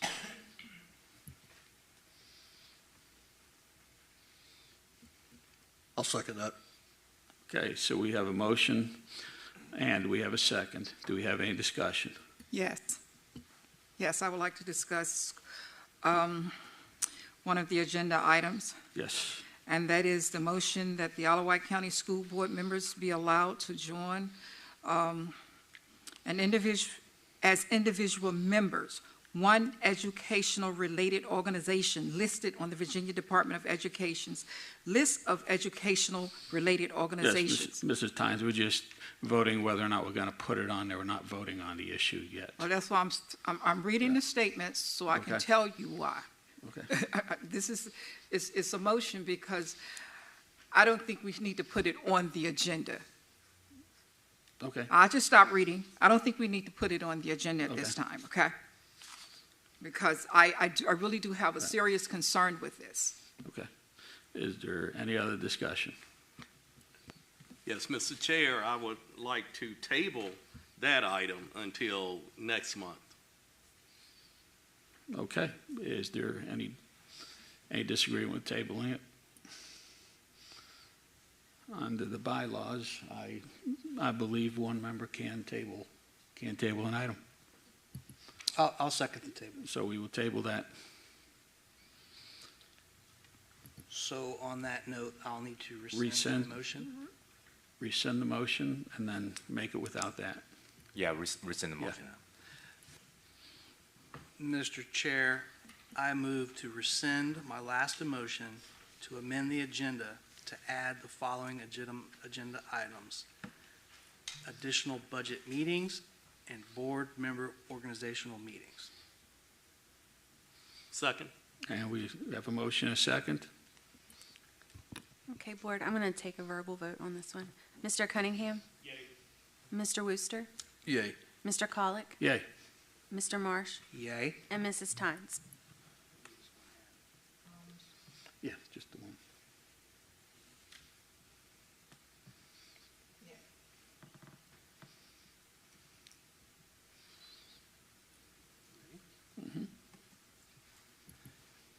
Mr. Chair, I move to amend the agenda to add the following agenda items: additional budget meetings, period. Second. We have a motion and a second. Is there any discussion? No discussion. The clerk will take the vote.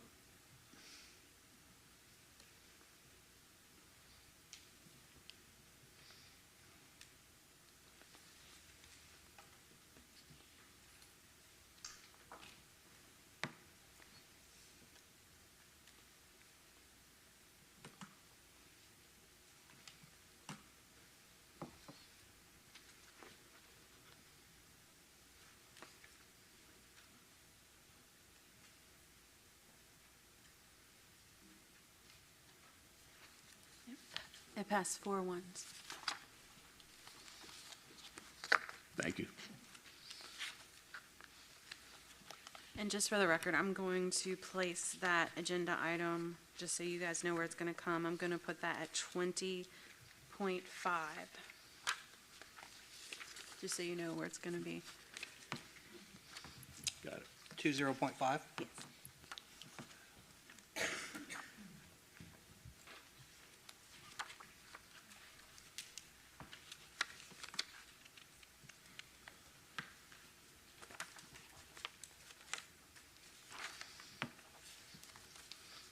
Very good. Next, we'll have citizens' comments on non-agenda items. Joe Puglisi, I'm sorry. Puglisi, okay. Puglisi. Joe's sufficient. I'm sorry. Thanks for the opportunity to speak before the board today. I just want to quickly talk about what I consider to be the most important word that describes our organization here, and that's the word public. You guys are responsible for a public school system. And the word public means, well, we could look it up. I looked it up before I came here today. There's, basically the community. So we have this system that gives everybody in the community an opportunity to get an education, which is a fabulous thing. And when you look into the history of it, only really since about 1954 in our country have we really had a public school system. So it's still kind of in its infancy. But what it really brings is diversity and preparation for our students to go out into the real world and already have an exposure to that real world because of the diversity that exists within the public school system. Not to mention the fact that we're giving everybody the opportunity to go to school. Most of our schooling historically has been selective. Various organizations have sponsored schools and they select who can participate. We don't have that here. So your responsibility is a huge one, because what goes with that diversity is difficulty. And so rather than, I'd like us to embrace the diversity because it is an asset for us and for our students ultimately. So that's the point I just wanted to reinforce about public. There's a couple other quick items. I noticed about books and the issues with books. Why aren't publishers required to rate their books? From what I can read, they're really not required. So textbooks and things like that, books that ends up in the library, just, our movies are rated, our TV shows are rated. My son mentioned to me the computer games are rated, but publishers don't seem to have to rate their books. So I think we should look more into that so that our librarians and our people aren't responsible for figuring out which books are okay and which ones are not. The other thing on that is also, I know there are things called obscenity laws that exist. I'm not sure they're ever really enforced. So, rather than having the school having to do this kind of thing, maybe the proper authorities that know the definition of obscenity laws and how to enforce them and things like that could be a way to deal with some of those issues. And that's all I wanted to say, and thanks for the opportunity.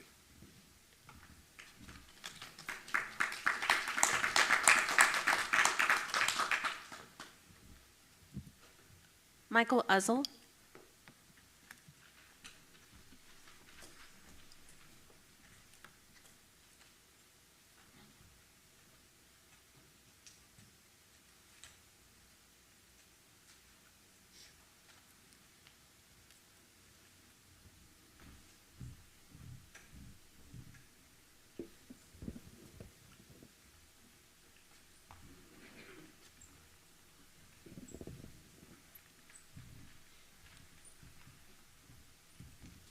Good evening, board members. Michael of the Hardy District. Happy birthday to you. Keep on getting plenty more. I want to bring to the school board attention on something that I've been advocating for quite some time, is special education. For those of us that participated in that game at Smithfield High School against Windsor a couple weeks ago, I think it was, that's a good excitement. I even got to fly over to Smithfield time this year. That brings joy to all of us, and I think we all can get agreement on that. But one thing I want to bring to your attention again is showing them some type of appreciation. Now, we bring all the students up here, staff, give them appreciation, but never anything about giving them appreciation. They work as hard as some of us do that don't have difficulties. So I feel like they should have a chance as a part of the school system to show themselves to the public or who the one should, or just build their confidence up. Because if they do, then the rest of us got it. But it just is a challenge right there. And I've been asking this for quite some time. So, but when they did this, come up with the flyer, what this is, and I say, well, you know, by me dealing with the special ed, and plus I'm on the board for the county, a task force special ed, then I feel like I need to bring some ahead again. And by showing them just appreciation that they are somebody too, it really sets the whole mood for all of us. That's all I have to tell you at this moment, because I sure hope that we all can come to agreement on that. And if we can't, then we're in bad shape. So I would like for y'all to consider that. Just give them some type of appreciation. Whatever it is, the whole group or just one individual at a time, just show them some appreciation. And you'd be surprised what more just a little bit do for their spirituality, their confidence, they even coming out here in the world. Because you know, just by seeing them, they still got a long challenge ahead of them. And I'm speaking from my experience. So just showing them moves me and moves a lot of y'all over there. Because they, like I said again, they too are somebody too. I thank you for your time. Thank you, Mr. Ozzel.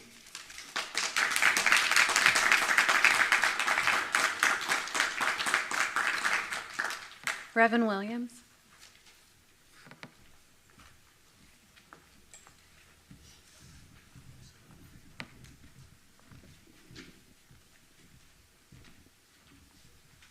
Good evening, Board Chair and board members, and Dr. Kramer, happy birthday to you.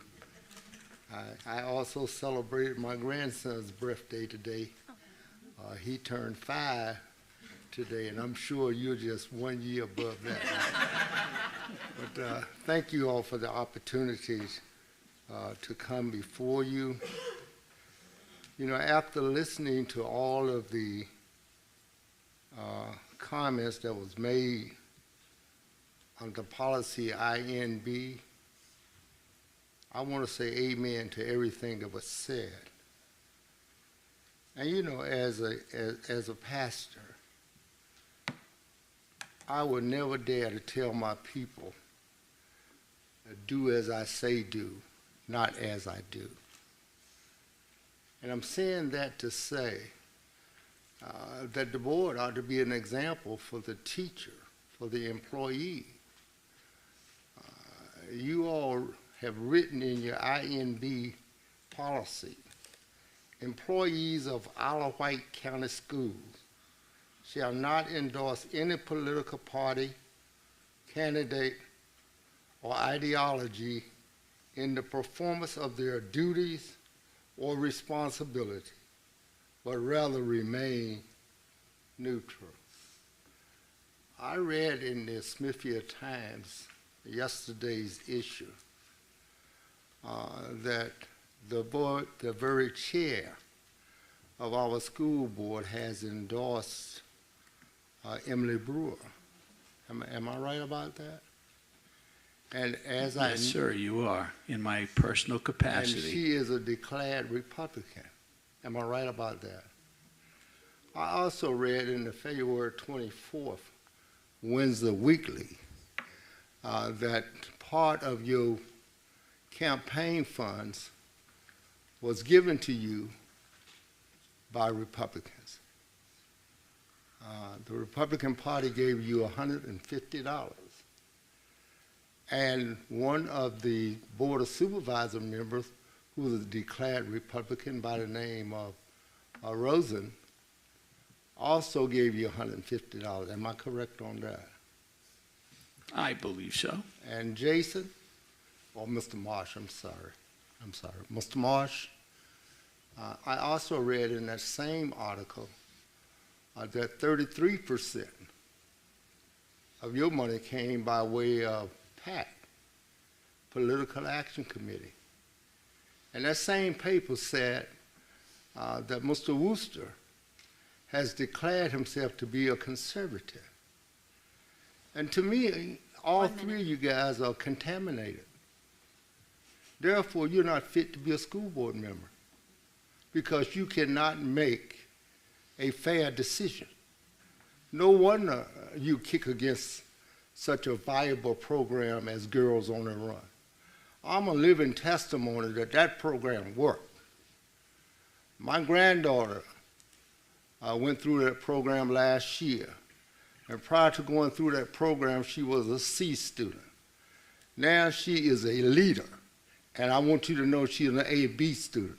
So if you want academic proof of whether or not that program worked, if you want proof that you need to step aside, get out of the way, and take that CRT or woke or whatever you call it, you need to take that Republican Party stuff right on back to the backwoods and let somebody who's capable come and make decisions for our public school. Thank you.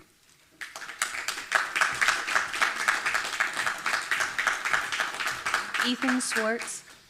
And while Mr. Schwartz is coming up, let me say that a few people have made comments about what I do in my personal capacity, and I will not be addressing any more of that here this evening. I did as much as I'm going to, but I will address it between one-on-one or at any town hall that I hold. But I will not be addressing anything political here because in our positions of school board members, we do not discuss politics.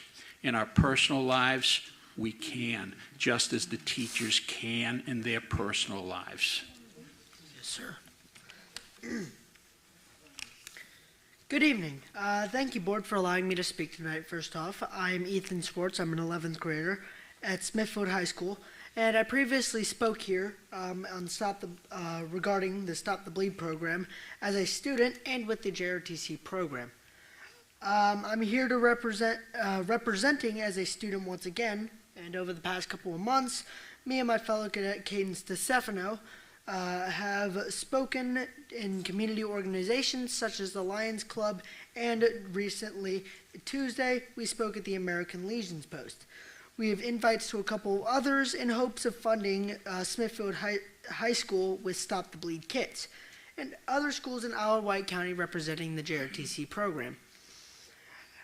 But overall, this estimate for all of the schools and offices in Wight County is $30,000, and with the limited grants that we've had, we would probably need some help from the school board. I am asking you to finalize the budget for next year and ensure that this gets done by adding a line item for Stop the Bleed kits. Just set aside $30,000. But I couldn't attend the budget hearing Tuesday evening as both Cadence and I had after-school obligations. Cadence was in Hampton at a scrimmage, and we barely made it to the American Legion Post in time to speak with them at 7 o'clock. We are doing everything we can as students to ensure the safety of our fellow students from pre-K through all the way through the 12th grade. And our teachers and administrators, the safety is not, have the chance of survival in the case of a mass casualty. A mass casualty is not just an active shooter situation, of course. It could be a vehicle incident in drop-off and pickup. It could be a horrible break in the leg that needs a tourniquet. It could be a tornado that hits a part of a building and has casualties in that building. All of those you would need a Stop the Bleed kit such as this. But again, I am asking you to place a line item for Stop the Bleed kits of $30,000, and that will benefit all students, teachers, parents, administrators, and employees of Wight County Schools. Thank you, and I submit the rest of my time.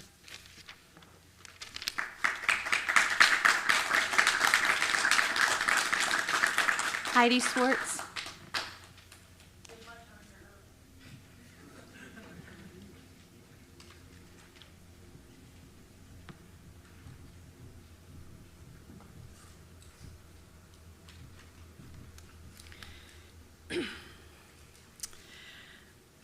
So I'm going to talk elections.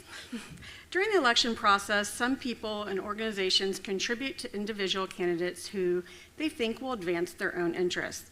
That's the nature of our electoral system. The school board is part of that electoral system. After listening to the hearing on Tuesday, I noted that Mr. Williams seemed upset that Mr. Marsh accepted a donation from someone. He again stated it tonight. Quite frankly, I respect and thank both Mr. Marsh and Mr. Wooster, who, like others, were first-time candidates this past year. Both Marsh and Wooster read the instructions on how to properly fill and complete finance campaign documents. By doing this, they both were open and factual in their reporting. By doing this, it allowed individuals such as Mr. Williams to easily see who was contributing to their campaigns. But Mr. Williams took issue with someone who contributed to Mr. Marsh's campaign, which created a website for Mr. Marsh's campaign. Mr. Williams referred to this contribution as diversive. But when I looked at Mr. Cunningham's campaign finances, lo and behold, Mr. Williams donated $300 to Mr. Cunningham's 2021 campaign. Mr. Williams, the very same man who's been complaining about Mr. Marsh's donations, Mr. Williams, the same man who gets up at every school board meeting, town hall, and spews racist rhetoric and conspiracy theories. The same man who called the current chair of the school board last year and any conservative in Wight County a white supremacist. I have to ask, did Mr. Williams give Mr. Cunningham that donation because he thinks he will advance his interests because he believes those very same things? I don't think so. I've only had one face-to-face conversation with Mr. Cunningham, and it was recently. I look forward to working with him in the near future. I've watched Mr. Cunningham for a year on the school board act with respect. I may not agree with some of his voting, but I've not seen the same racist rhetoric from Mr. Cunningham as I have from Mr. Williams. So how are we now deciding whose campaign donations are considered diversive, as Mr. Williams described? But Mr. Williams, the only one person who has stood up here who has spewed the most racist dialogue I've heard from a person at school board meetings. And you tell me, how does this improve our Wight County schools? It doesn't. Thank you.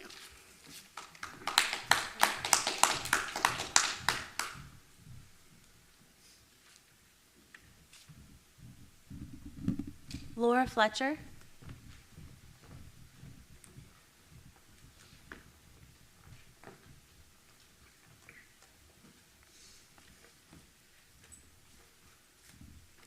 Mr. Chairman, ladies and gentlemen of the board, Dr. Kramer, thank you for having me here, for letting us all speak.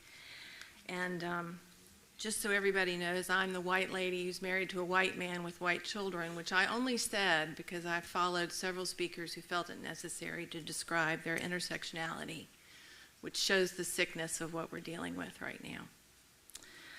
So, and regarding all of that too, I just have to add one thing. I love how they, the arrogance of education, that they would question parents' concerns, parents' rights, yet not bring a single solution to how they could assuage some of those concerns or how they might handle it in the classroom. And then they want to tell us, who are residents and proud citizens of the greatest nation on the face of this earth, that they are victims of systemic racism.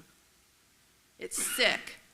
And if that's what's being taught in schools, then the Department of Education must be immediately defunded, which is a plan.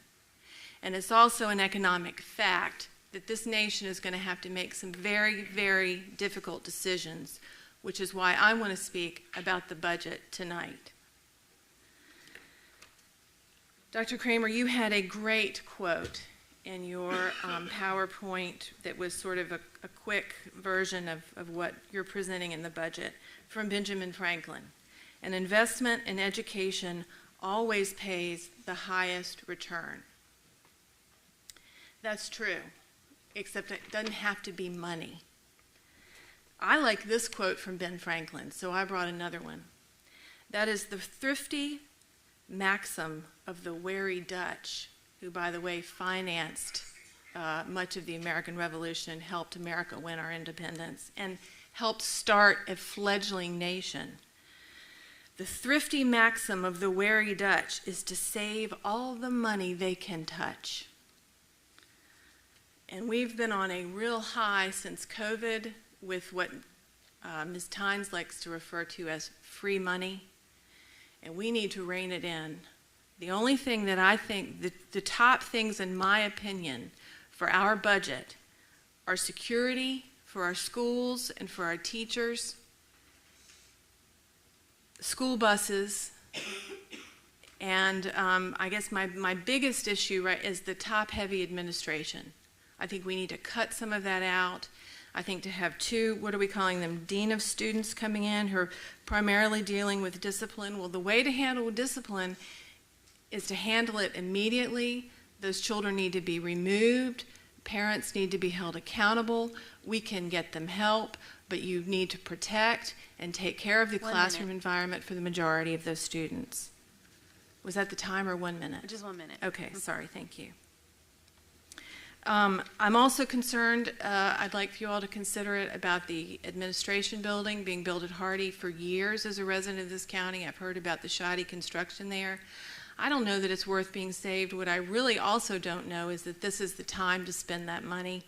I would really like to see, we're getting ready to see Congress. I believe they really need to go through agency by agency of what needs to be cut, where we can save money, because we are $31 trillion in debt. If you want to teach your children, you have a serious conversation about the budget here.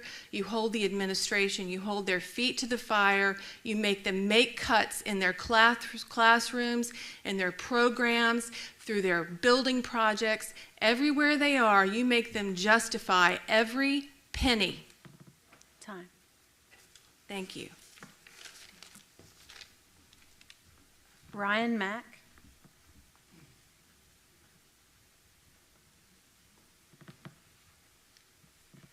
Elijah Smith. Ellen Carver.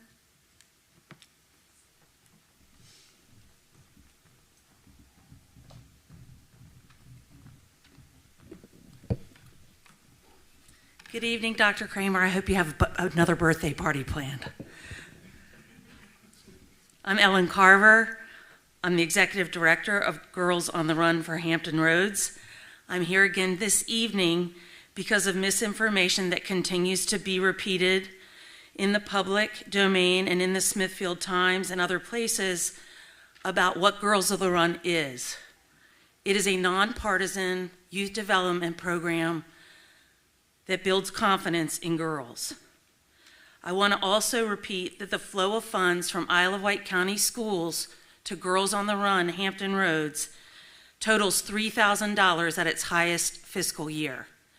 Other monies that have been spent in past years and are proposed to be spent in future years go to support this program actually are paying the coaches who stay after school after their regular school duties end to work with girls. We launched this partnership in the spring of 21. The district enrollment has grown 500% from 23 girls to 130 girls per year at all 7 elementary and middle schools. That's 390 girls so far who are experiencing our curriculum, which teaches critical thinking skills, not critical race theory. It builds confidence. It promotes community service. It increases physical health, physical stamina, emotional health, emotional regulation, so that the SROs have fewer cases in their schools. These girls also experience the triumph of crossing the finish line at a 5K as young as age 8. There is loads of academic research that supports our position that youth who are good in their physical health, who have high self-esteem, and who participate in community service simply do better in school. If Isle of Wight chooses to stop paying the Girls on the Run largely discounted fee of $23 per girl, we will be fine with that. We will just implement the fee to families. But we want to go on record that the fee to families will be new, and some of our families will be shocked by that because the program has been free to them for 3 years. Additionally, as you work to finalize your budget, and I'm fully aware of how difficult it is to make the dollars balance, please, if you do approve funding for after-school buses, I ask that Girls on the Run have the same access to those after-school activity buses that other clubs and sports children have. Additionally, and most importantly, teachers are hardworking. If they choose to stay after school to mentor or coach or tutor or do anything to enrich a child, including Girls on the Run coaches, we ask that if the school board approves budget monies to compensate coaches and mentors and tutors, that you include Girls on the Run coaches in those stipends. I want to thank you because I know a lot of our coaches are watching tonight and some are here live. I want to thank them for their continued support, and I want to thank you again for hearing me out on what Girls on the Run is and what it is not. Thank you.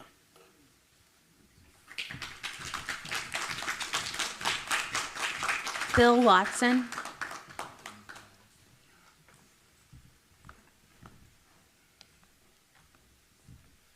Good evening, school board members. Thank you for allowing me to speak tonight. Happy birthday. Is this your 30th birthday, though? I know the feeling. I'm getting ready to celebrate my 75th. Anyway, I'm not here, no politics, no isms, no nothing, so you can relax. I'm not here to beat you up. I do have a problem. Now, I live in a section in Carrollton called Carisbrook. Okay, the main thoroughfare is Whippingham Parkway. There's a street off to the side. It's a block long. It's about 600 feet long. It's called Vintner View. I live at the very end of the cul-de-sac. All right, now, we have a house on the corner down here of Whippingham and Vintner View where 2 kids catch a handicapped school bus. I'm going to tell you, way to run out to that bus, I ain't never seen a handicapped kid run like that. Now, they're not in a wheelchair. They say, well, they're slow learners. Does that really, you send a handicapped school bus to pick a couple slow learners when their siblings catch a bus right beside their house and they go to the same school? That's a waste of diesel fuel. With the price of fuel we've got right now, you can't afford to be throwing a whole bunch of money around.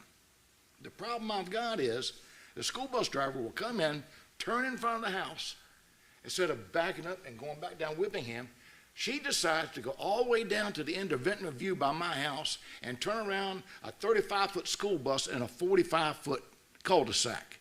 She got to pull forward and back up 2 or 3 times, and all I hear is beep, beep, beep, beep at 6:30 in the morning. Now, I served my country, I served my state, and I have served my community. I got up every morning at 5 o'clock, took a shower, put on a badge and a gun. I jumped on a Harley. You ever tried to kickstart a cold Harley at 6 o'clock in the morning? That's back when they had Kickstarters. 47 years of police work. I would think that I'm entitled to a little peace and quiet. Now, I retired a few years ago. My wife just retired. And every morning that school bus is bouncing us out of the bed with that backup alarm. Now, springtime's coming. What do you think it's going to do when we sleep with the windows open? What we did, all the neighbors are ticked off. I said, give me a chance to go to the school board to let them know what's going on. Because we need a favor. We're not here to beat you up. We just want to ask for some help. And the kind of taxes we're paying, I think we deserve a little help. I'm paying $300 a month in real estate tax on my home. That's a month, okay?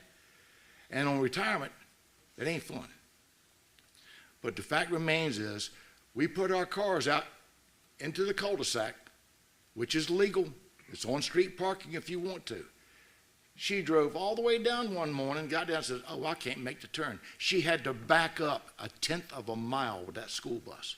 We did that for a week. You would think she would get it through her head that we don't want the school bus down there. So we did it for the whole week. Monday we moved the cars. What she did, comes back down to the cul-de-sac again. Now either get her a shorter school bus that she can turn around in or make her back out on the Whippingham Parkway like she's supposed to do. I am tired of being roused at 6:30 in the morning from a school bus. And I'm going to tell you, you need to slow her down. I tried to follow her one morning. I got 30 miles an hour. She's walking away from me like I'm parked. She picks up 2 kids in the neighborhood. You bring a school bus a mile into an area to pick up 2 kids, that is a waste of taxpayers' money, especially when they can catch a regular school bus. Y'all really need to do something about that, okay? I'm asking for y'all now to talk to this lady. It's bus number 21, okay? Keep it out of our cul-de-sac. She backed up there, they almost took a mailbox out. Time. All right, thank you very much. Have a good day. Ms. Shannon, I have you on the list again. Did you want to speak again, or? No, okay. Nicole Towton?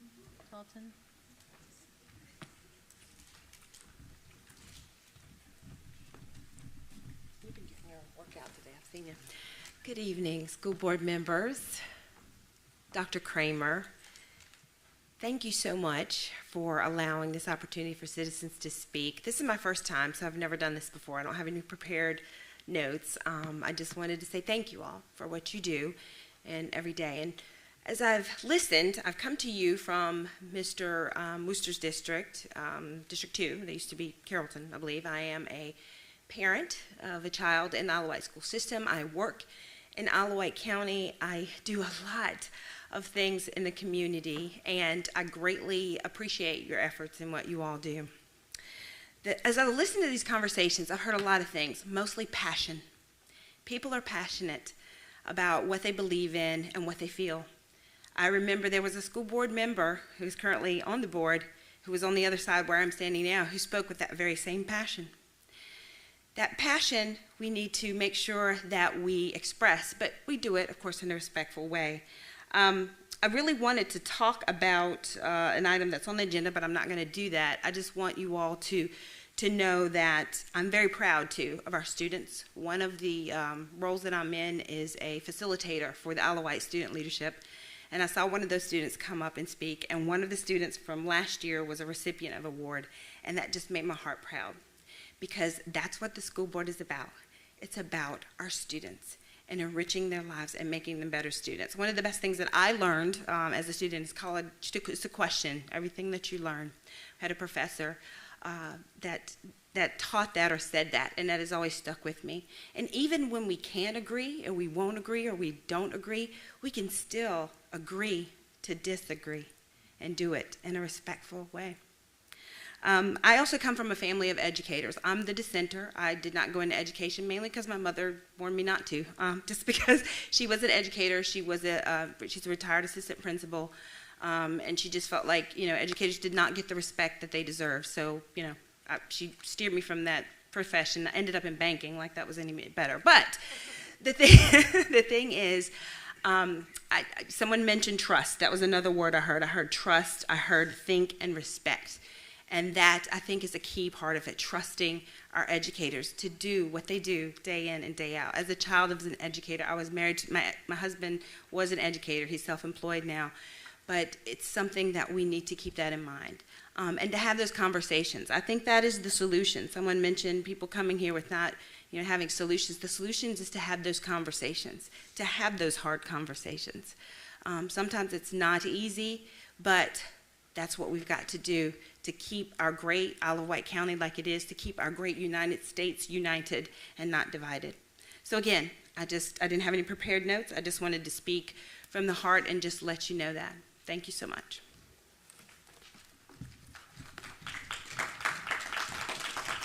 Lewis Edmonds.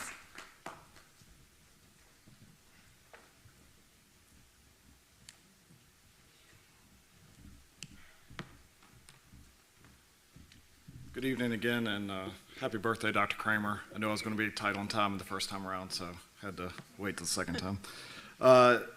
Just a couple things to cover real quick. So the budget right now is at $83 million, but all that we've really seen from that is, depending on what meeting I'm listening to, somewhere between $4 and, let's say, $5.5 million, which is about 5% of the actual budget. So we really haven't seen what the rest of the budget holds. And I remember last year when I spoke at the public hearing, there was it was line item-ish, and it was a little bit easier to discern what we're actually trying to do. Girls on the Run is $40,000 of that budget, so if we do a quick math, that's 0.05% of an $83 million budget. We've expended a lot of time on 0.05%. Frankly, I'm a little confused as to why it's a separate line item, so if I'll trust what people have said in good faith, that most of that is towards buses and stipends and everything else. If that's the case, I don't understand why it was created as this $40,000 thing. That should have just been a little bit more in those different line items, and then the $3,500 or $3,600 or whatever it is towards essentially what I would just say scholarship for people to, or for some of the young ladies to do Girls on the Run. We should, if we want to go down that route, we should create some kind of a scholarship line item, and you figure that out for the various different organizations that were covered on Tuesday night's meeting, Beta Club and all these other things, like how do we help students with that. The other thing I'll say with Girls on the Run, it's not a dig on it, but I'm going to go out on a limb here and I'm going to say young boys are probably a significant larger portion of our discipline issues and some of our challenges and everything else. So I ask if we're going to consider Girls on the Run, like what are we doing to also help there as well. A couple other items kind of on the budget. So back in January, there was a decision made to move central office over to the new Hardy School and everything else. This isn't a comment on whether that's a right or wrong decision, but my understanding, and maybe I'm misunderstanding it, is $1.2 million that was not a line item that I remember from last year was able to be found to make that happen. So I'm presuming that that $1.2 million, whatever it was originally assigned to, doesn't need to be in this year's budget. And so that's what I'm kind of getting at, is there's probably money in that other 95% of the budget that we haven't talked about that could offset some of this stuff. And I think it would be beneficial to the public and it would be beneficial to the Board of Supervisors if we go back and explain what you're not doing that you did last year, where you're creating some cost savings. I'm concerned on discipline, so again, just based off of what I've heard in the different meetings, it looks like $150,000 to $450,000 of salary we want to add, depending on how you want to categorize the Dean of Students, the SSOs, and a couple other things. But it seems to me they're mostly a discipline thing. I feel like, based on the conversations that I've heard, and especially at the joint meeting, it is about managing the bureaucracy of discipline. That sounds kind of harsh, but it's doing paperwork and all the other things that are involved with discipline.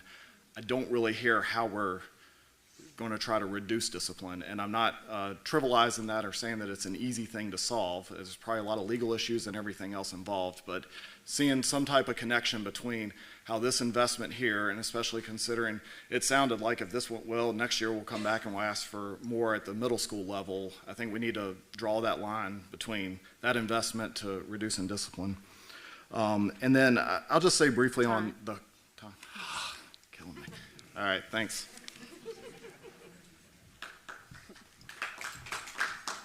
Martha Jackson.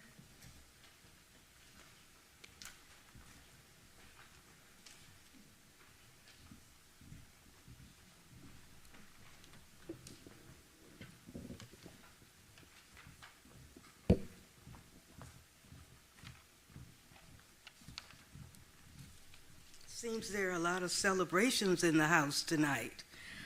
Martha Jackson, District 3. First, I want to celebrate WHM, Women's History Month. Mrs. Denise Newby-Tynes has consistently championed student causes for all of Wight County Schools. I celebrate you tonight. I thank you. Keep shining your light and using your voice. The second item on my list is a test for all of the board members. Do you know any of these people? Lewis Hamilton, Kira Atkins, and you can't use your phones, Joe Masco, Haley Shalitz, Alyssa Nichols, Jeffrey Blunt, David Balgan, Monday Peterson, Morris Brown, Maury Brown, Todd Barlow, Kira Atkins, Carla Hall, Erica Holmes, Mary Batten, Richard Blunt, and Brian Blunt. Please check out the Green Book and the Red Cape.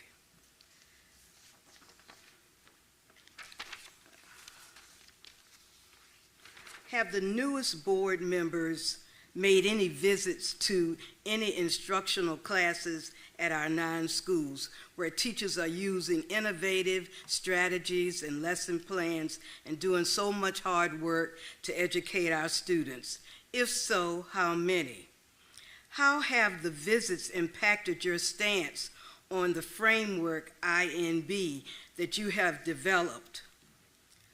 You seem to be a little out of touch with what our students need. Since December 2022, when you took office, these are to the new board members, have you made any comments to any of the Eye on Instruction presentations? If so, which one? What is the impact of the shortfall of money statewide aid estimates for Virginia public schools, the $201 million short of what our district is expected to receive? And how do your conservative stance benefit all of the children of Isle of Wight County? We look forward to working with you. I can give you some history on Westside Elementary School, which is my favorite school because I attended and worked here. Please, let's work together for our students.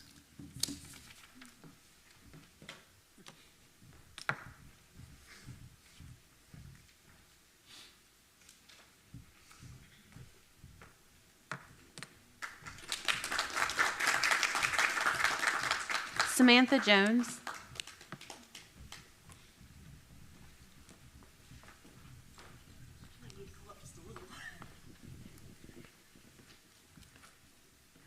Good evening, distinguished school board members, Dr. Kramer.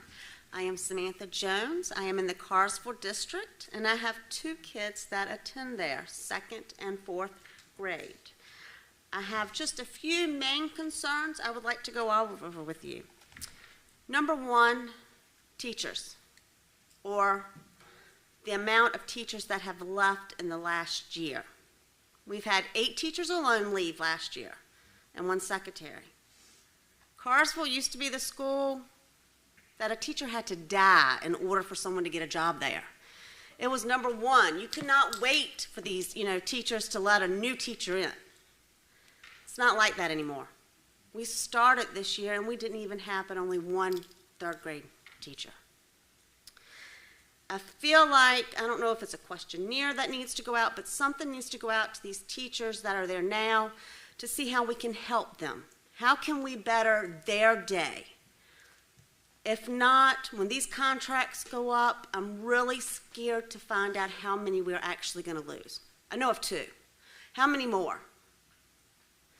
Also, I'm going to read an excerpt from an email that was sent to a board member. This parent has a concern for the cleanliness of our schools. It's horrible. The floor is dirty. There's trash left behind the janitors when they've left for the day. She went to actually help set up for our dance and had to help clean. Okay? There was chicken bones on the floor, open packets of stuff laying around. And this is all just what she saw in plain sight. She's a nurse. She has a child that has been sick 12 days this year. Communication, or let me say lack of communication. We are going to get 15 million remind messages of our photos. I actually got one when I was writing this morning. Okay? But let it be something more. We get a generic remind message. This much. If you don't know the correct questions to ask your children, and mine don't ride the bus. I've got the best 5 minutes picking them up. I can learn anything I need to know in that 5 minutes of how that day went. But if you don't know, you're out of the loop. It was upsetting for me to learn that they had silent lunch for 3 days in a row. The whole school, 3 days. Why? Couldn't tell you. No communication. Behavioral issues. Now, I'm fully aware of the fact that we have several. I know this. My child is in one of these classes, okay? What I would like to know is, do you think this positive reinforcement is working? 1 minute. Okay. I don't think it is. So we really need to look into that. In the last couple of weeks, just remind of a Nerf gun. Mr. Brinkley, I was really scared when I pulled in. I thought the cops were here for me. I asked, what would happen if I brought a Nerf gun in my pocketbook and pulled it out and shot someone? Well, I did not find anybody in my family that would post bail, so I left it at home.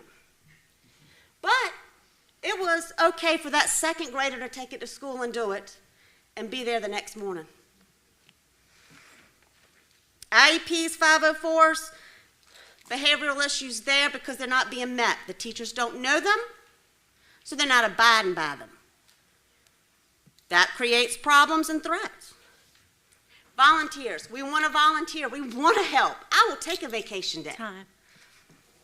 But we're not welcome into the schools. Thank y'all. Have a good evening.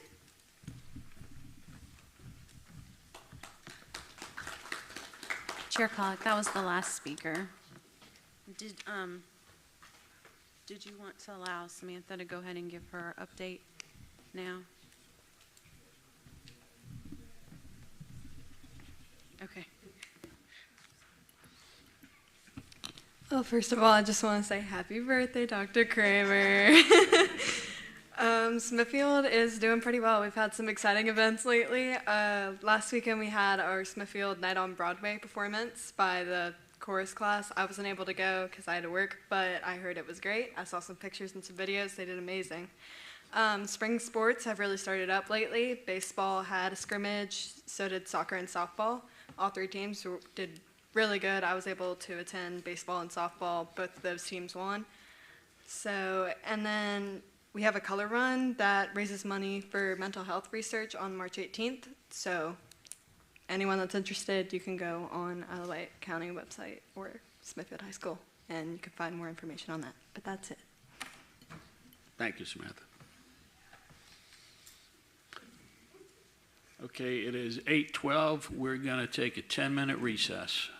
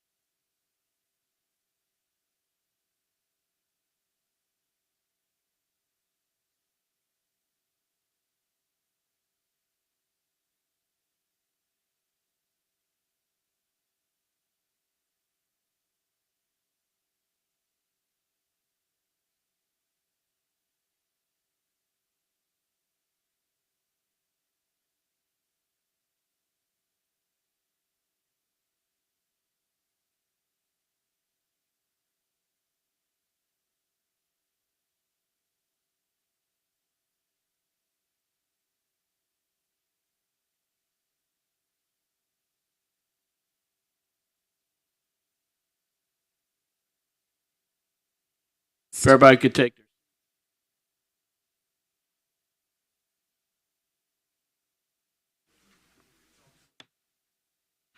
their The Isle of Wight School Board is back in session.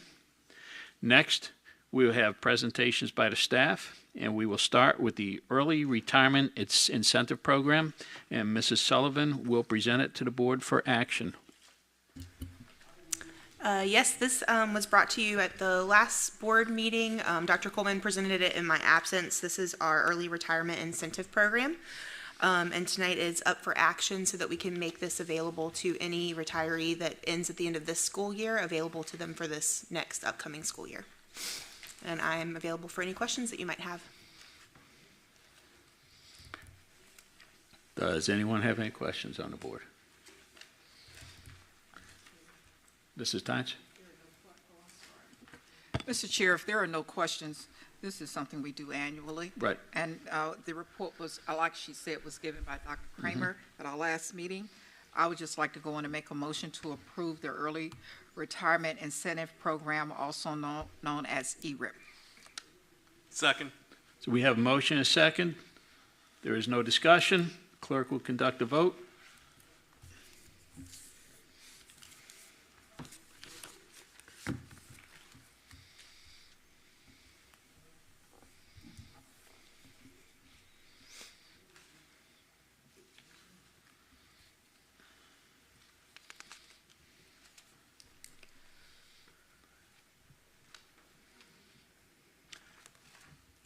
And it passes unanimously. We will go to iTeach, and Mrs. Sullivan will present the iTeach Memorandum of Understanding to the Board for information. 1 second. They're going to pull up a presentation real quick. Okay. Oh, okay. That's okay.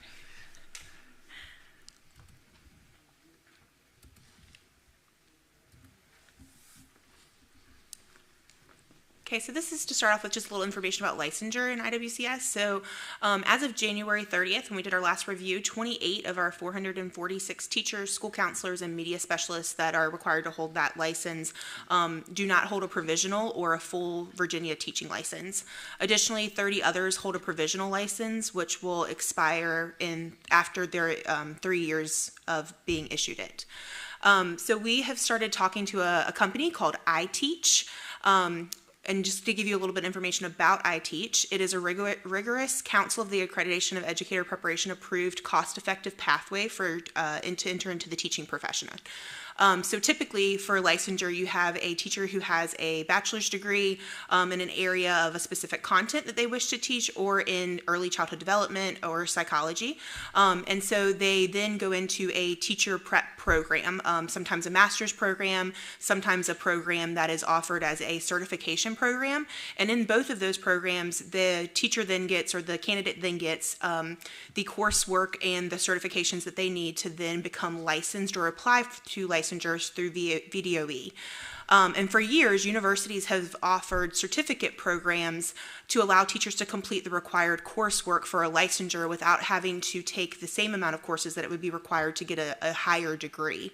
iTeach is an organization that is one of the first non-university affiliated companies that offers the same coursework that is not credit-bearing for a reduced cost. So just to be clear, this is not college credit coursework. They do allow, which you can see later in a slide, they do allow some of that coursework to be converted to a university that they work with specifically.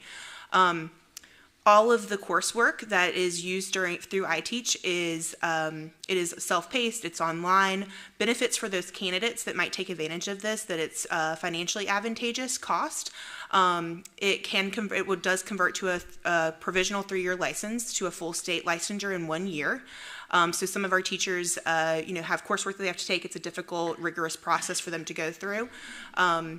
and 12 hours of it can be transferred to a master's at the American College of Education. Benefits to the division is it provides us with more fully licensed teachers, and it's really helpful in helping current IAs enter into the teaching role if they're so desired.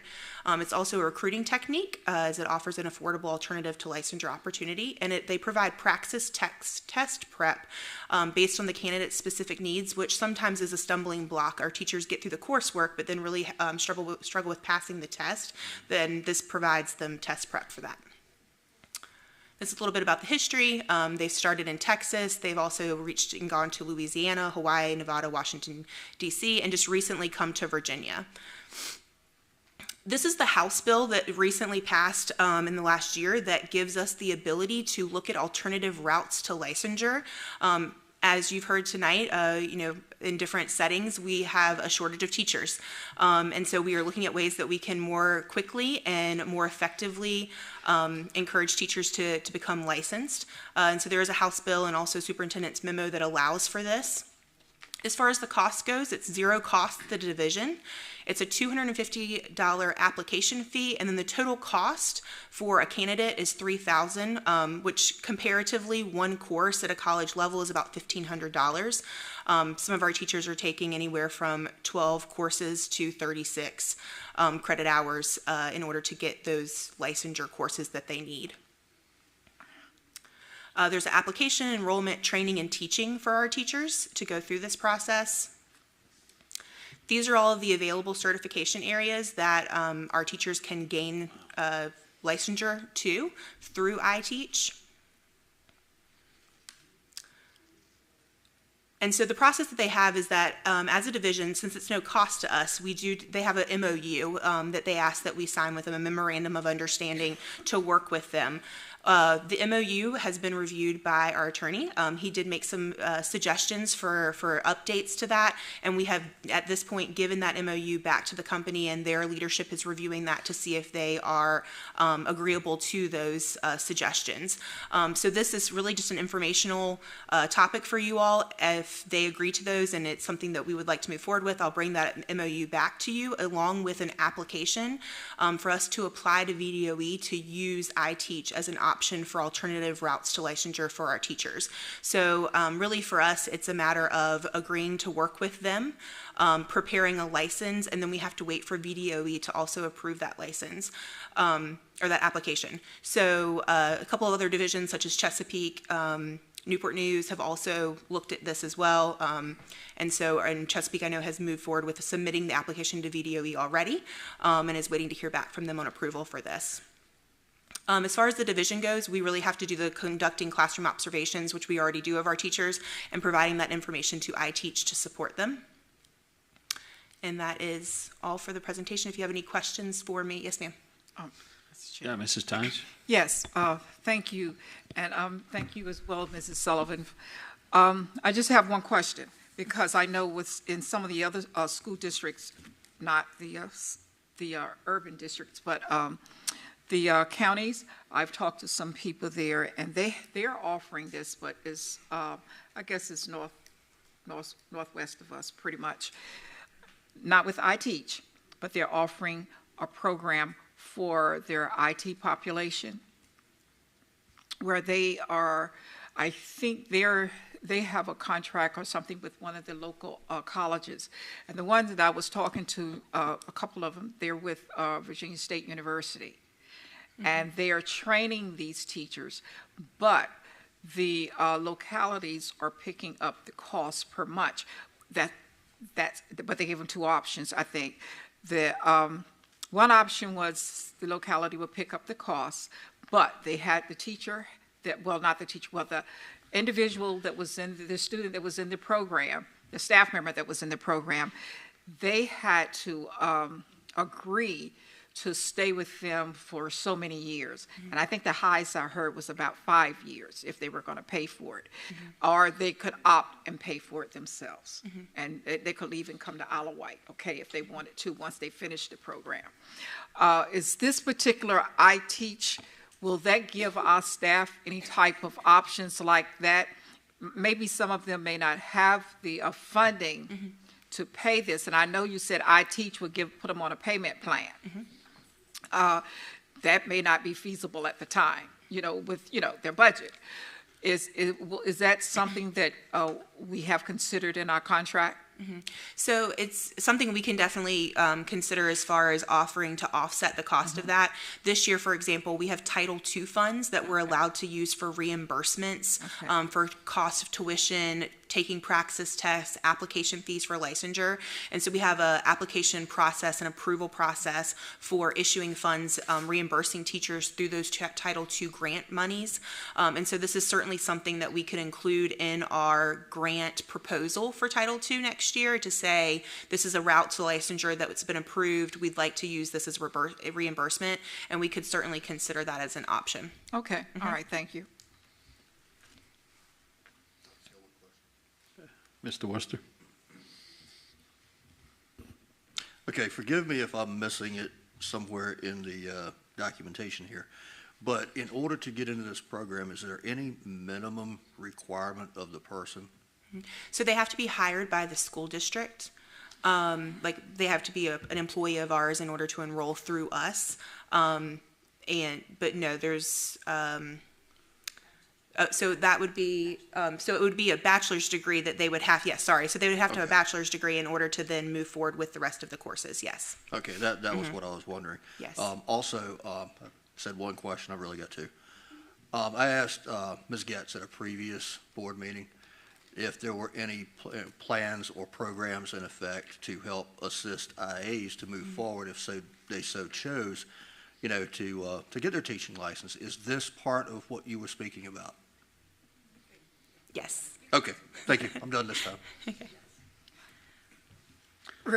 I'm Mrs. sorry. Tynes, yeah. What Mr. Wooster just asked you, he asked you about the requirements, and you said they must have a bachelor's degree, but not necessarily education. Correct. They could have any bachelor's degree. Okay, so I'm thinking that this program is, I understand that too, but I was thinking this was specifically for individuals such as our IAs that have been working in, in our district or any district for a number of years with, that instruction and experience. So this is actually for individuals that may be coming in with an engineering degree and, they're retired or something and decide, I want to come back in and do some teaching, maybe math or something like that, or in the sciences. And, but they don't have a licensure and cannot get it from the state. So they can come and take these quick courses. I don't know how long it's going to take them, but 1 year. Okay, so For for most, 1 year yes. they can take these courses and they can become a teacher. Yes, and it also would help with our IAs. So many of our IAs actually have bachelor's degrees. Right, They're just in non-teaching contents. And a lot of our IAs, because of the nature of the IA position, they are interested in working with elementary. They want to become an elementary school teacher. And that is actually one of our most difficult areas to get licensed in because of all of the coursework requirements. So I will say for elementary, the I Teach does say it usually takes a little bit longer than a year for both SPED and for elementary ed because of the extensive amount of certification that they have to have. But definitely something that our IAs could utilize. Because this is what I'm looking for. I'm thinking about the IAs that do not have that bachelor's degree as of now, but they have been working maybe 15 years, 10 years, whatever, in education. Is there a program that they can go to and maybe get certifications to come in the classroom and get a license to teach? Yes, so there are models, Grow Your Own. I was at a conference today just discussing that, and that is another option that we could consider. It does have budget implications, and so we could definitely consider that for a future conversation. So that's one pathway or one specific way that someone without a bachelor's degree could be considered, but this one is really to address those that already hold that bachelor's degree but is not in the area that they need to be in to teach. Okay. Well, I would like to see us look into that area to help those that are working with us now and would like to take that pathway and getting certifications, those without degrees, see what we can do to help them to get a certification, because that would help them. We have them here, and that would help you recruiting for classrooms. I'm just asking, okay? Yeah, absolutely. And it may not be feasible, but just check into it for me, okay? Thank you. Mr. Chair, I do have one more question. Mr. Worcester? Just one more question on this. As far as the program is structured, is this a self-paced course, or is there a timeline associated with it? So the courses are self-paced. It's online, so it allows someone who is working a full-time job or actually teaching in one of our classrooms right now to then be able to take the course and do the coursework at their own pace. Okay. The reason I was asking, I'm very familiar with CDC programs with civil service, and they are self-paced, but there is a time limit within which you must complete. So if you start it today, you have 6 months, and that's the cutoff. So I didn't know if there was a cutoff for this as well. Yes, so their goal is to get the candidate through within a year. They do have that 3-year cutoff when they have to have those courses or that certification complete before their provisional license runs out. Okay, thank you. I'm done. Yep. Are there any more questions? Thank you, Mrs. Sullivan. Yep. Next, Dr. Coleman will present the contract between Isle of Wight County Schools and Johnson Controls to the board for action.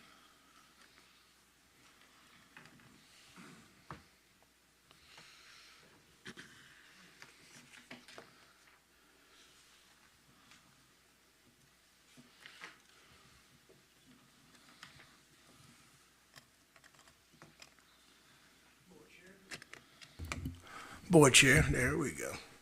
Board Chair, board members, Dr. Kramer, happy birthday.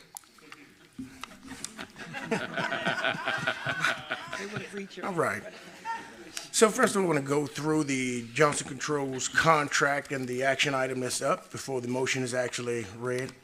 The actual contract covers, I'm going to go through what it covers first of all. Fire alarm annual inspections, fire alarm parts, sprinkler annual inspections, sprinkler quarterly inspections, fire pump annual tests, annual backflow inspections, backflow repairs, annual fire alarm extinguisher inspections, extinguisher 6-year hydro and recharge, annual emergency, exit lights inspection.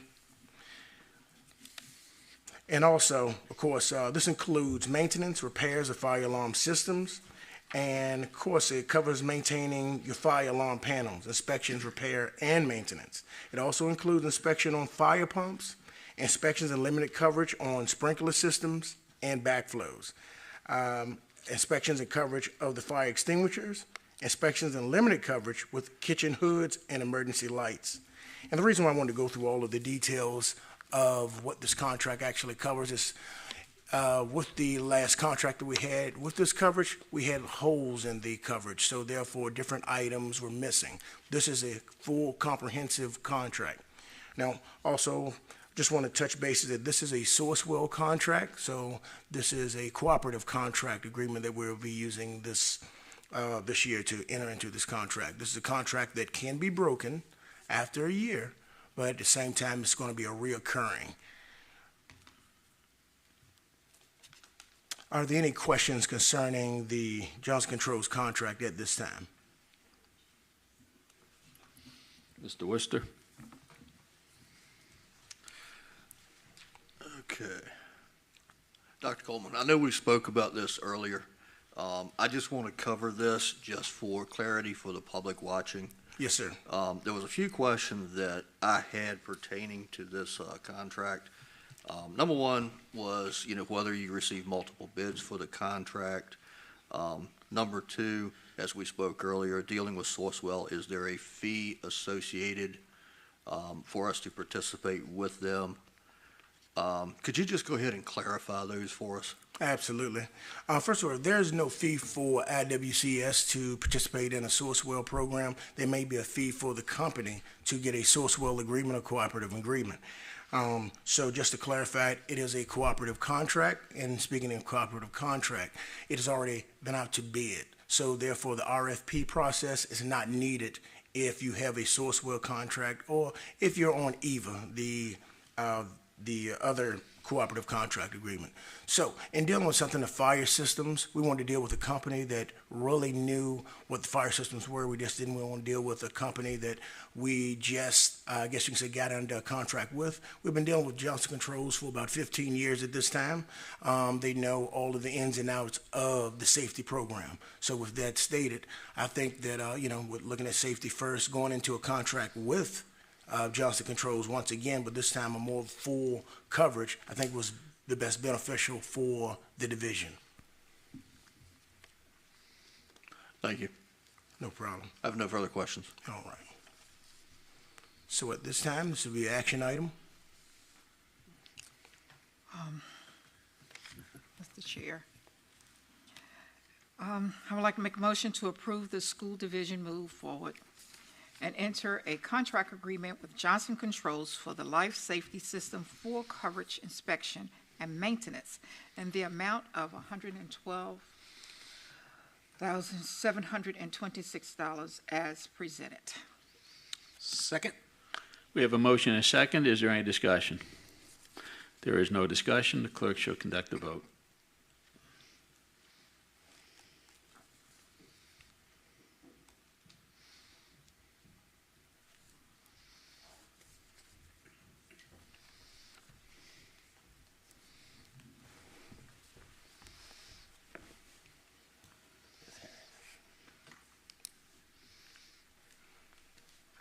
Dr. Coleman, are you taking the next two items as well? Yes, I will be joined by Ms. Harris. While Ms. Harris is coming up, I just wanted to answer one more Mr. Wooster concerns, and that was concerning local companies being able to have an opportunity also with the school system. And I want to say, among other initiatives that we are working in collaboration with the Economic Development Office to create a list of contractors with Class A license from the county and towns. Although the school system is not required to use EVA, the Electronic Virginia, for procurement, we try to do so to assist with procurement regulations. Now, but we are definitely focused on using more local companies, and we feel that the partnership with the Economic Development Office will benefit us in the future, as it's done many times in the past. Now, together we'll be checking the Isle of Wight Chamber's business directory for member business offering these services in the county's online business list on our Economic Development website also. So that's one initiative that Dr. Kell actually went into with the Economic Development Office, and that's one thing we're trying to build, the Class A local list. So that will answer the other question. Thank you. Yes, sir. Okay, next, Dr. Coleman and Ms. Harris will present the request for an increase in the FY 22-23 instructional category budget due to an increase in state funding in the amount of $225,680.32 from the Board of Supervisors for action. Yes. Good evening, Chairman Collick and Vice Chairman Marish and school board members, and to our beloved, blessed superintendent, happy birthday. We're going to continue to say it until we end tonight. Before you, I have the board resolution, the executive summary resolution for an increase in our instructional category for some funds that were received from the VDOE. There has been an adjustment in the Title I and Title IV, and we want to get those funds amended, the appropriation amended by this board, get the approval for the amount of $225,680.32 so that we can get the information sent over to the Board of Supervisors for their approval and be able to expend those funds once the ordinance has been passed. Are there any questions? Oh, you have a question? Yes. Okay. Mr. Marsh? Thanks, Mr. Chair. Ms. Harris? Yes. So glad to have you on the team. Thank you. So this is for the folks listening more than anything else. Whoever gave me all the detailed answers to my questions, I appreciate it. For the simplicity of what's going on, please tell me how we got to where we're at right now. In other words, I understand this to be a correction of some sort of a deficiency. We're not necessarily asking the Board of Supervisors for more money. That's correct. We are asking for money that was already awarded. We just need to go get it. Exactly. And it's my understanding that this is something that you identified since taking your new job? Yes. So what happens is whenever there is an increase in allocation for a grant, normally VDOE sends out a superintendent memo. And so they do it sporadically. You never know. You kind of have to be on the radar or also be on the list. And so usually in their memos, when there is an amendment or adjustment to an allocation, they will notify the superintendent. There's also a representative from VDOE that will notify the budget office or finance contacts as well. And so with that being said, they will let you know what the amount is based on a spreadsheet that they have calculated. Once that information is received in the finance department, it is our responsibility to then go in and make a write-up of the resolution and executive summary stating out to our board that we have received additional funds. Before we can expend the funds, we have to get it appropriated. So in this process, since coming to Isle of Wight, you have noticed that you received a board executive summary and a resolution, which may be a little bit different than what has been done in the past. This has been implemented so that we can better track the funds that are coming in, as well as keeping the Board of Supervisors abreast as funds are coming in. Because they're the governing authority, once our school board approves the funds, then we have to submit the resolution to the Board of Supervisors so they can get on their agenda, they appropriate it. If there is any financial impact with a grant per se, I do list it on the resolution. So in this case, there was no financial impact, which means that the Board of Supervisors does not have to increase any money to us. So it's of no, no bad thing on their end. And so once they approve it, they would then submit that information to their finance department, who then writes up the ordinances and the numbers. I have spoke with the city CFO because I want to see what the process was to see if it's in alignment with what my experience is used to. And so we want to make sure that we are both aligned. And so from now on, once the ordinance is passed, the representative from the finance department will send that information back over here to let us know that it has been approved, and then we can be able to appropriate the money, because we cannot spend the money until it's actually been appropriated by the governing authority. So once we receive the ordinance and the number, then we'll allow at that moment to put the funds into the financial system for our users to be able to spend the dollars that's been awarded to us. A question, so you have identified and implemented a policy so that this does not happen again? That is correct. Excellent. That's all I got. And it's more of a procedure. Yep, Mrs. Tynes. Yes, I have a quick question for Mrs. Harris. I understood, I tried to track you, and I understand what you just said, but I just want to ask one question. So this money has been sent from the state to the Board of Supervisors as we're, is there in their treasurer right now, in the county's treasurer? Most likely, yes. So okay, that's all I wanted to know, because yes. I didn't know if we had to, if we act on it tonight, and and it goes over to them to act on it, then we have to request it from the state. But the state has sent the money to them, but we have to request it, otherwise it just stay in their treasury. Exactly. Gotcha. Okay, thank you very much. You're welcome. Okay, if there's no more questions, can I get a motion? Mr. Chair, I would like to make a motion to request to increase Isle of Wight County Schools fiscal year 2022-23 instructional category budget due to increased state funding in the amount of $225,680.32. Second. We have a motion and a second. Is there any discussion? Oh, yeah. No discussion. The clerk should conduct a vote.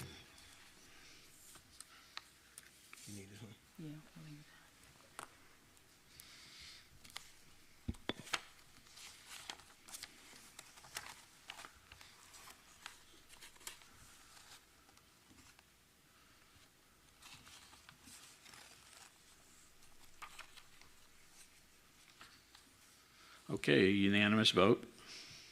It's approved. And next, Dr. Coleman and Ms. Harris will present the request for an increase in the grant fund and answer any questions for action. Yes, so with this item here that we have before the board, this is a donation that was received from Ferguson Cares back during the fiscal year, the end of fiscal year 2020-21. They had initially donated $25,000, and then COVID began. So it limited the restrictions for students to be able to go to the job sites that it was entitled for. After that, in addition, Ferguson Cares added another $25,000 donation to the Isle of Wight School Board, and that was received at the end of fiscal year 21-22. In October 2022, during the reversion process, the funds was returned back to the Board of Supervisors, and so it's in their possession at this time. Once we were notified or made aware, staff members were made aware that they did not have the funds here locally, as far as the school board is concerned. They had been in contact. We had been in contact with the county CFO. She is aware and has also explained that it was probably reverted back. So this request is asking that the Board of Supervisors will return the $50,000 back to us, as it was a donation. It appears that it was in the general fund, which is why it was reverted back. So this time when we receive the funds, it will go into the grants fund, because that is a special revenue fund where donations and grants go. That way we can be able to expend it whenever we need to, and it doesn't get reverted back to the Board of Supervisors. Outstanding. All right, ready for a motion? If there's no questions, I'm ready for a motion. Okay. Mr. Chair, I would like to make a motion to request an increase in the grant fund budget in the amount of $50,000. Second. We have a motion and a second. Is there any discussion? Seeing none, the clerk will conduct a vote.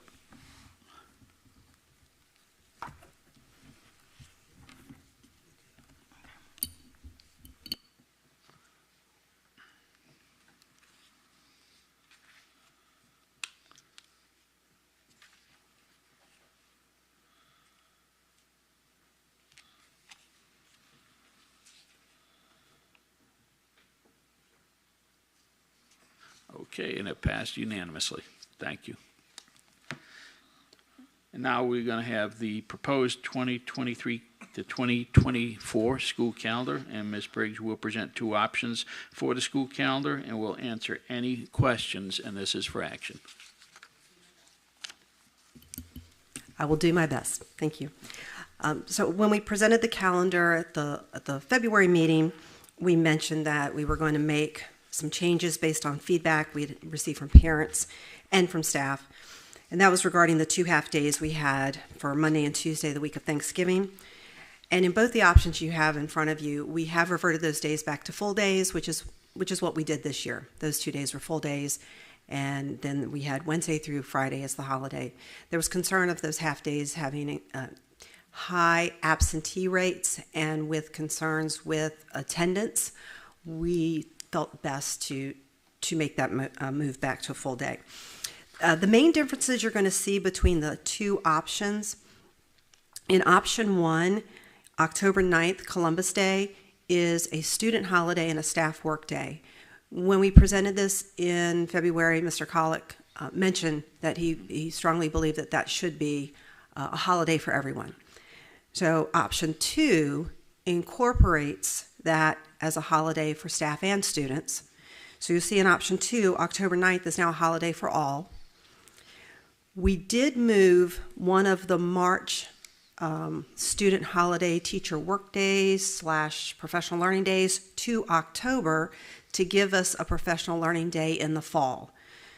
So the option 1 calendar has March 4th and 5th as staff holidays and student holidays, staff work days, professional learning days. Option 2 has only March 4th, but that second day slid over to October. Other than that, the only changes that have occurred was a slight shift in the end of first semester and second semester, just to balance out the days each side. So you'll see just a slight difference when first semester ends and option 1 and second semester begins. Same for option 2. That's all. Thank you, Ms. Briggs. Yes, sir. Do we have any discussion? Well, obviously, we're going to have some. We've got two options. Mr. Marsh? Mr. Colick, unless there's any discussion prior to, I'm prepared to make a motion. Mr. Chair, I move to approve the 2023-2024 school calendar option number 2. Second. Okay, we have a motion and a second. Is there any discussion? Same. They starting in at the same. Okay, there's no discussion. The clerk will conduct the vote.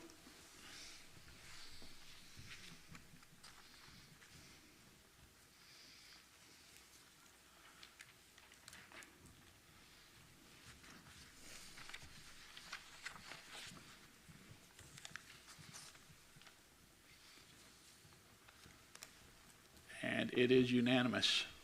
Option 2.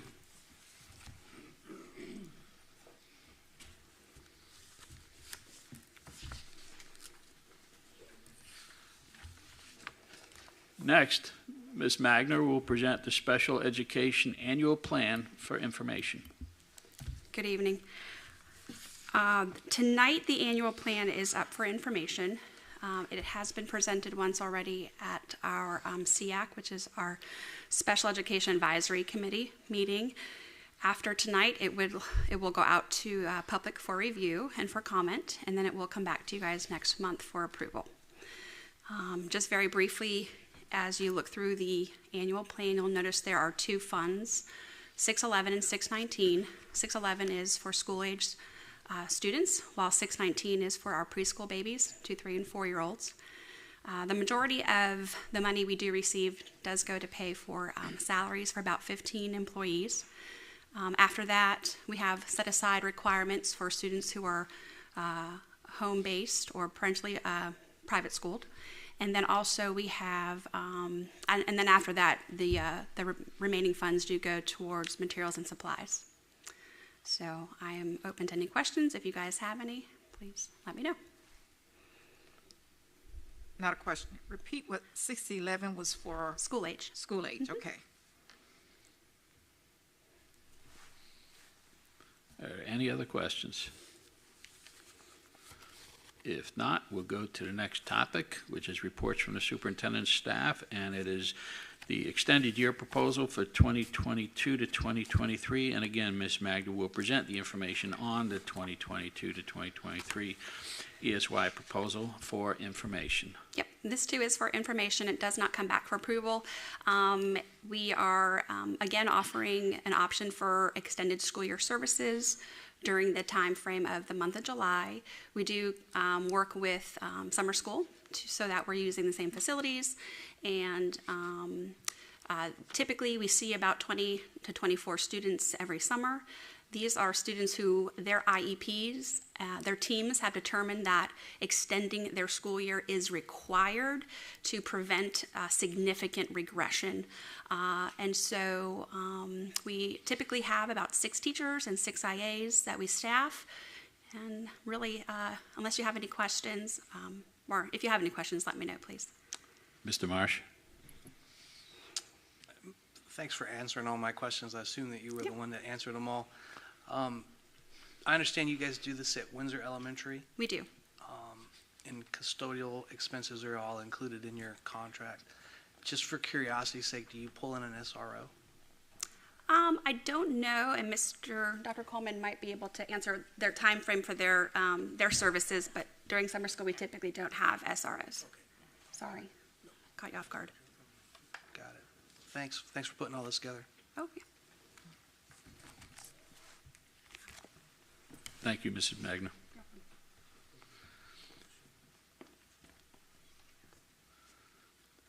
And next, Mr. Brinkley will update the board on his work since becoming the security specialist for Isle of Wight Schools for information.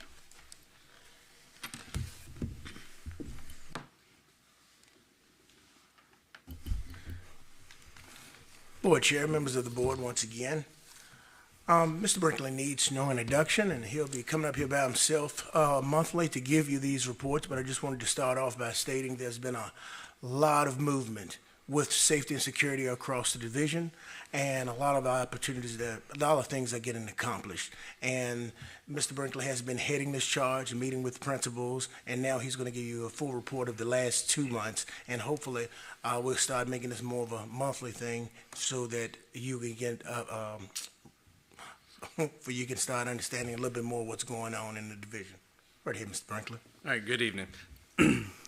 So over the first 2 months, one of my biggest things has been trying to build some of the relationships here and to establish the difference in the working system coming from the sheriff's office into the school division.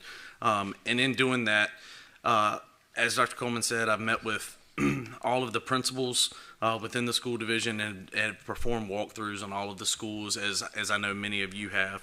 I've attended several of the meetings in my early stages, the principals meetings, the employee advisory committee, the parent advisory committee, and my absolute favorite out of all of those would be the student advisory committee, because who better to come up with some of the ideas and the ways that we can implement the security than the students, and even at their ages to hear some of their ideas was just amazing.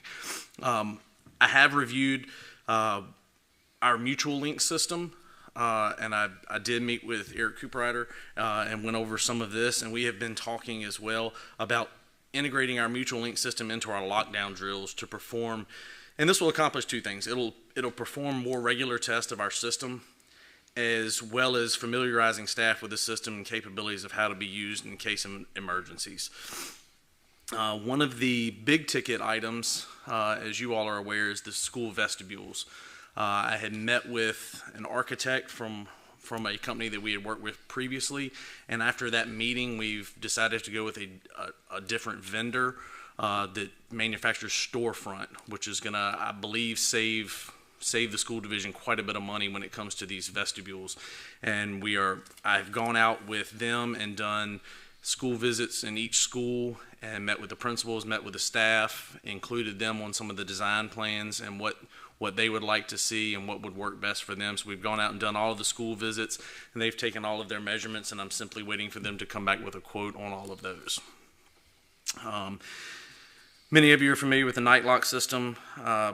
We're looking at re-implementing the night locks. I have had at-length conversations with my contacts from the State Fire Marshal's office to make sure that we are in compliance with this.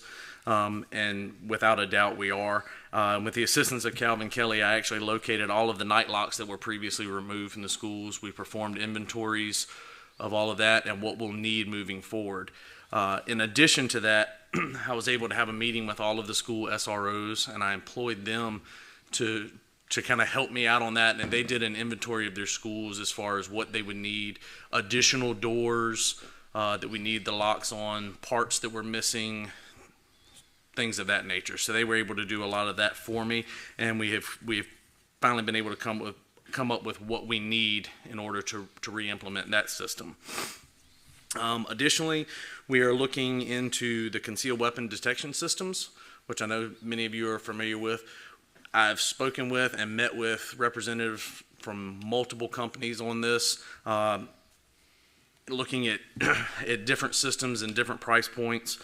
I've obtained pricing from all of them, and I've actually traveled out to Hampton City Public Schools, Suffolk Schools, Franklin City Public Schools, and most recently Southampton County Public Schools, who are utilizing these detection systems. And many of the school divisions have different detection systems, and I've been able to kind of pick their brains and see what works best for them and try to bring that back and determine which system would work best for Isle of Wight. So I've been working on that. One of the other issues that we had looked into was the use of canines in school. As a former canine handler, obviously I'm a big proponent of this. I know their capabilities and I know how they can be utilized. And by saying that, I don't necessarily mean private sector. I've been working with members of the sheriff's office and local law enforcement as well. And as a result, I'll be reviewing the options for the utilization of canines as a part of our safety and security for Isle of Wight County Schools. I have attended many work sessions in the county regarding the county's shelter plan, which the schools are a big part of. Obviously, we provide the building and some of the staffing and multiple things for the shelter plan. So I've been working with members of emergency services, the sheriff's office, social services, Virginia Department of Health, and then also the county risk management, bringing all those organizations together. And we've had several work sessions to try to bring this plan together. Attended and taken a part of the VOC training hosted by Dominion and Virginia Department of Emergency Management in preparation for the upcoming VOPEC cycle. We have actually our dress rehearsal for that coming up in April, and then the final test for that will be coming up in July. I have also worked with emergency services as well as Ms. Sullivan to try to come up with a solution for CPR training for our teachers and how we're going to offer them the hands-on training that they need for that. And just this past week, I attended the State Campus Safety and Violence Prevention Forum, which was in Norfolk, and this was hosted by Virginia Department of Criminal Justice Services. Just a plethora of information and unbelievable speakers that were there sharing information on dealing with everything from sexual assaults within the school to mass casualties to Title IX situations. So that was very beneficial. Did have the chance. I've kind of thrown a lot out here. I'm trying to move as quickly as I can. Did have the chance to speak with Chairman Collick after the sped basketball game at Smithfield High School, and he made a comment which is something that I have been saying since the start of this. We're looking at a lot of new things to implement when it comes to safety and security, and we're not looking at any one of these to be the solution. We're not looking at any one thing to be the one save-all feature. It's a layer of security, and what we're looking at is adding these layers of security into our schools to make sure that we can keep our students safe. And one of the main things I wanted to add on was that right now, Mr. Brinkley, he's working through the vulnerability assessments and planning. As you already know, this is a longer course of action, but he's working school by school along with law enforcement with vulnerability assessments that will probably go into the school safety audit at the end of the year. So I know that's one of the primary ideas that the school board actually wanted, and that's another thing that Mr. Brinkley is working on behind the scenes. Are there any questions at this time? Yeah, I've just got a couple. First, the threat and vulnerability assessments for prevention, deterrence, and mitigation. So I assume, Dr. Coleman, that's what you were just mentioning. That's exactly what we're mentioning. Okay, right now. good, because that was one of the questions I'd written down. Yes, sir. And also, Mr. Brinkley, do you foresee any proposal of any policies, regulations, and processes in the next several months? And you don't have to articulate anything here. This is more of a, in your mind, yay or nay, but that's going to assist with this layered security approach. Definitely some processes, because any one of these ticket items that we implement, take for example the night locks or anything, we have to write all of that into our crisis management plans. And then as well, we have to show how we're conducting training and how we're training our staff on to do that. So we're definitely going to be looking at some process changes on how we handle all those situations. Very good. And another question is a question I've already asked you about the storefronts instead of the vestibules, is the glass. That's my biggest concern with changing from vestibules to storefronts, is bulletproof glass, at least on the inside of the school. Have you been able to look at that at all? They do have, that was one of the questions I asked when we met, and they do offer some bullet resistant glass panels. I'm not sure right now what the costs are on that. He was going to quote me. When we receive the quotes, we'll receive the quotes for that as well as the standard tempered glass as well. One thing that I would like to see at some point is a cost-benefit analysis between the storefronts and the vestibules. Okay. And I did want to mention that the storefronts are vestibules. We're not going away from vestibules. It's a vestibule. It's just a different. No, I understand. No, okay. I completely understand. I'm just differentiating the name. Yes, sir. Based on a conversation that Mr. Brinkley and I had. Many of the schools right now, the main entrances that we have in most of the schools are utilizing the same storefront that we're looking at utilizing for the vestibules. Yeah, that's going to work well on most of them. Mr. Marsh. Oh, Mrs. Tynes. When you asked him about the glass, the security, in another capacity that I was in, we had to check on that. Those glasses are very expensive. Yes, they are. And it depends on the thickness of the glass thin. Some of them, and the thickness that we needed for that situation, they were all very expensive. Yep. Very. So actually, we had to do a little construction around there. Dr. Kramer? Thank you, Mr. Chair. I just wanted to note for our audience and community members who may not be aware that this is a new position that Mr. Brinkley is in. I think it's important for us to know that this was the only position I asked for our current year, fiscal 23. And I want to thank you, each of you board members, you all voted unanimously to approve this position.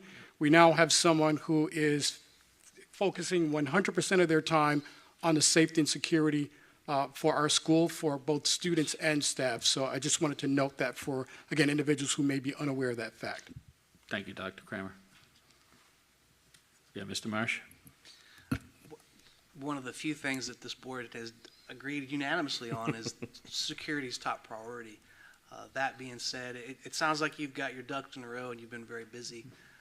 At this point in time, is there any big head hurters that you have, or anything specifically that the board can help you move forward on?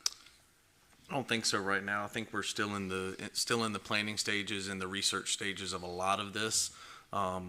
Probably, if I had to put one of our next steps, it's probably going to be trying to re-implement the night lock system and get that in place, narrow down how we're going to train all the teachers, train the staff, and get that put into our crisis management plan. Because that's something that, for the majority of it, we already have, and it's not something that we have to go out and make a big ticket purchase in order to increase the safety and security of the students.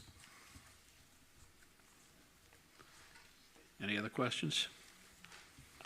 Okay, thank you, gentlemen. Thank you. And the next topic will be the monthly financial reports, and Dr. Coleman, Mr. Christensen, and Ms. Harris will answer any questions.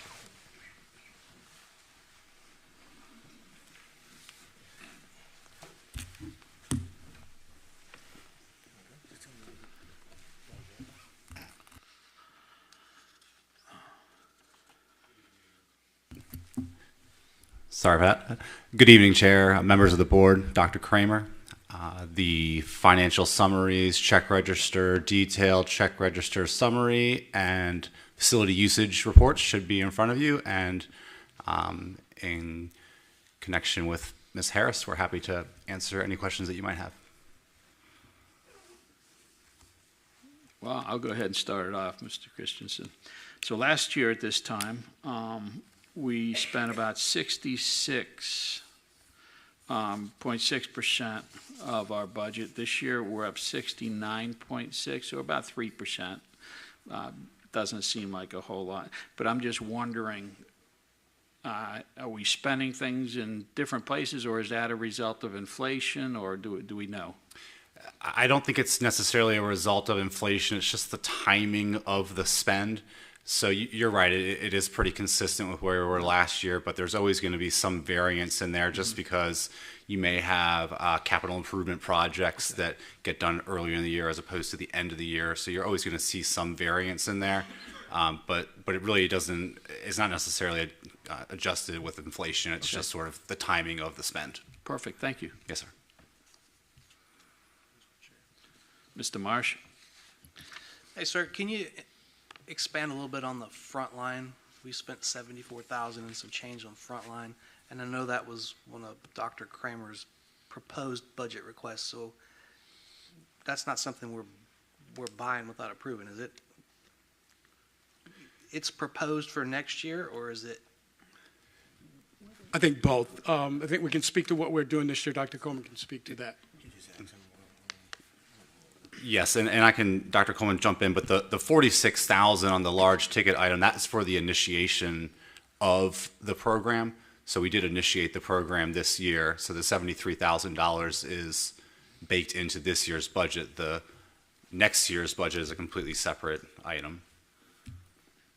So maybe I'm crossing streams here. So No, you're asking a very good question. I think how we are funding it, I think, is what we need to speak to. So, Dr. Coleman, can you speak to, I think we're using ESSER funds for the current year. Next year would be in the general fund, if I'm correct. Correct me if I'm wrong. Yes, that is correct. We're using ESSER funds for instruction funds for the current year, and then moving forward, we're moving to the general budget where we have it. Is it, would, Ms. Sullivan. Ms. Sullivan, yes, please come forward. Thank you. You get it, Sullivan. I'm sorry, I'm not even sure how to ask the question. It caught my attention because I know it was a request. I understand what you're asking. So it's one of the line items in Dr. Kramer's proposed budget because there's a reoccurring cost. So the product has already been purchased to implement for this year. And so the reoccurring cost is what is budgeted for future budget years. Does that make sense? It does. Okay. It does. Thank you. Yep. And then as far as the ESSER funds, we were able to because of ESSER funds, we were able to use money from this year in order to make the purchase. And I know we auctioned off some school buses, and you told me we made $17,625 for 9 buses. Is that normal? Seems pretty low for even a used bus.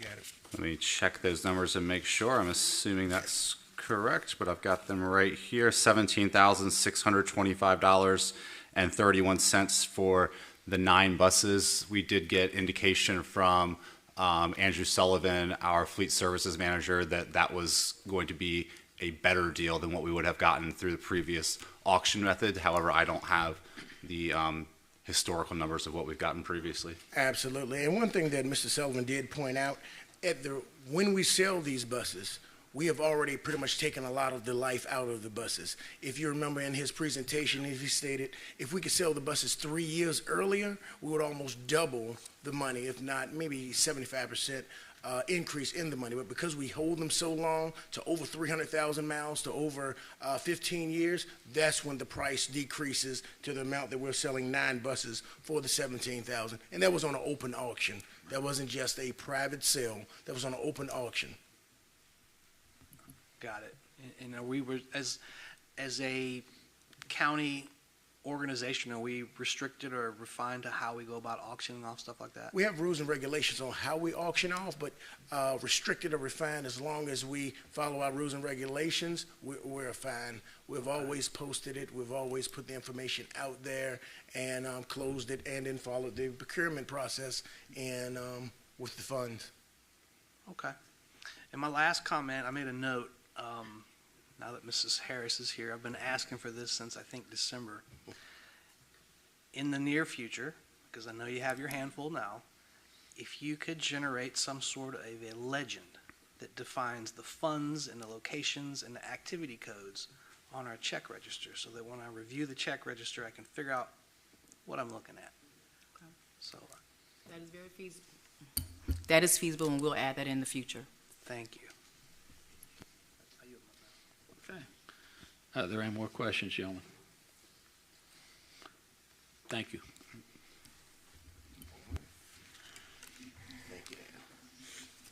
Okay, next we will have the support services update, and Dr. Coleman will share with the board any updates from support services.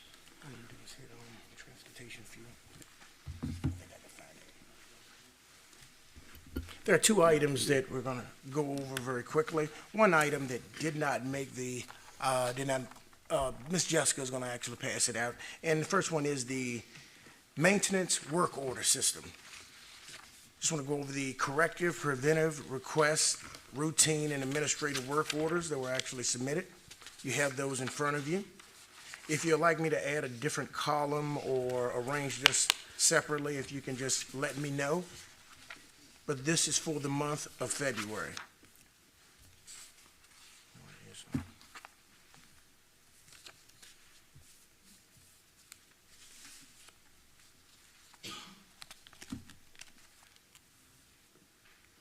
So overall, there was a total of 443 work orders.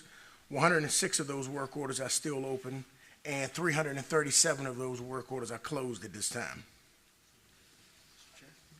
Mr. Marsh. Mr. Coleman, just so this is basically 30 days during the month of February. Is it safe to say that some of these that were opened towards the latter end of the month? It's fair to say. It's fair to say. I can break it down even in more detail if that's what's needed. Yeah, I haven't just got this, and I'm just speaking for myself. For the sake of time, I'd rather just digest it and come up with some questions. No problem. That's just me, but something that I'd be curious to see is are there any outstanding work orders that have been in for an excessive amount of time? I know they exist. How do we identify those? I can identify those by running a different report to extend the dates out. I can extend the dates back out to June 1 to today's date, so that should catch any outstanding work orders in that system right there. Would that increase the total number of work orders? Yeah. It shouldn't increase the total number of work orders. It should, those outstanding work orders should be in these total number of work orders. Dr. Coleman, would it be possible to start off with the number of work orders on the last day of the prior month, and then, have the numbers you have here perfect, but like Mr. Marsh, my concern is, watching historically month after month, what we're getting done, and so we can understand the work orders that are being completed, in a month-long period, and those that are taking months, or years to finish. Absolutely. Okay. And it may take some refining over time, but I think between us, all of us, work together and we'll come up with something very good. But this is really good, very informative. Thank you. Yes, sir. Gentlemen, do you have any questions? All right. If there's no questions concerning the work orders, the next will be the fuel by the numbers. There was an attachment for information. As you can see, for the 2021 school year, December, January, and February, the total was $82,147.65. And for the 2022-2023, December, January, February, the total was $125,329.46. So you can see the increase in the fuel.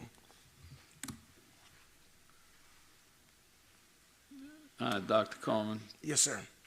Again, the increase, I am going to guess that this increase is primarily due to the cost of fuel. One thing that I wouldn't mind seeing is how much fuel we've consumed during these months and compared to the same thing last month. I think that's easier for us to digest than the money, with the money fluctuating as much as it is. So at least for me, it'd be easier for me to see, fuel by gallons. Yeah, 8,000 gallons of propane, 20,000 gallons of diesel or whatever, and just compare them to the same time last year. Yes, sir. Thank you. Does anybody else have any questions?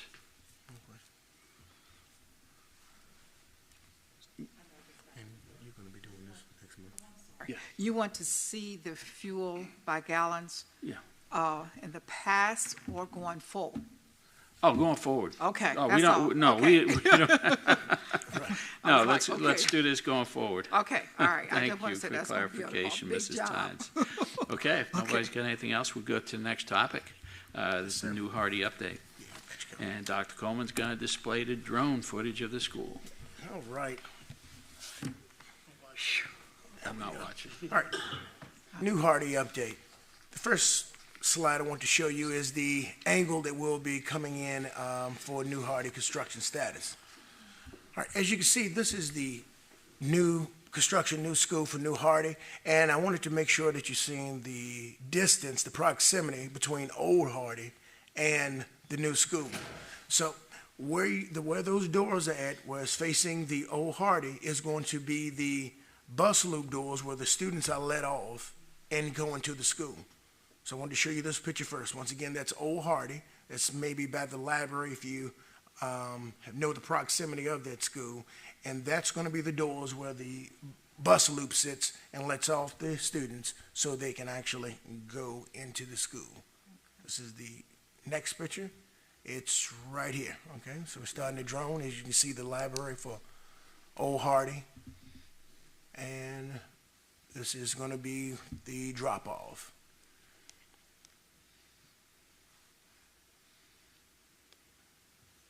As you're coming into the wing, of course, students have opportunity to go left or go right. And this actually pathway is going directly through the middle of the school.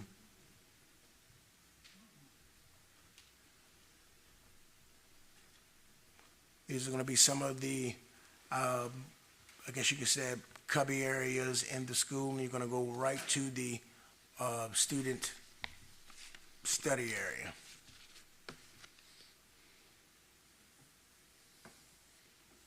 We're going to get a really good view inside of some classrooms. This is where we just came from, on this hallway. I think this is the first grade hall. Third grade and fourth grade is upstairs. This is going to be the first grade hall.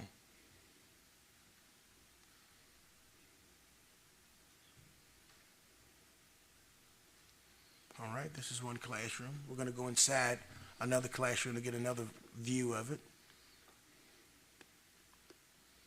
We're coming up all the way ahead, you will see the gym. This is another classroom just inside of it. And this is the learning stairs. I think I said that right? Okay. The learning stairs.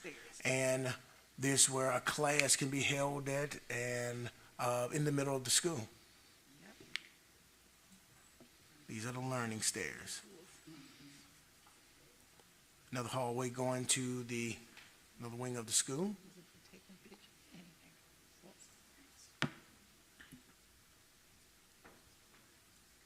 And moving straight forward, we're going to be going directly into the media center. Now, of course, there's more hallways around the media center. You don't have to walk through it, but this will be the media center.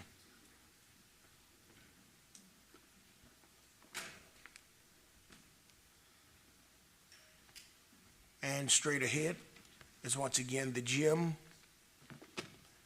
and the auditorium. Okay. If you can look right there in the gym, you will see that's the stage area for the auditorium. And you'll see at the gym area, they're starting to put the basketball goals up, different things of that nature. And we're going to view back to the picture of the front of the school vestibule. We can see those boards for the door right now. That's exactly where the vestibule is going to be, and other offices.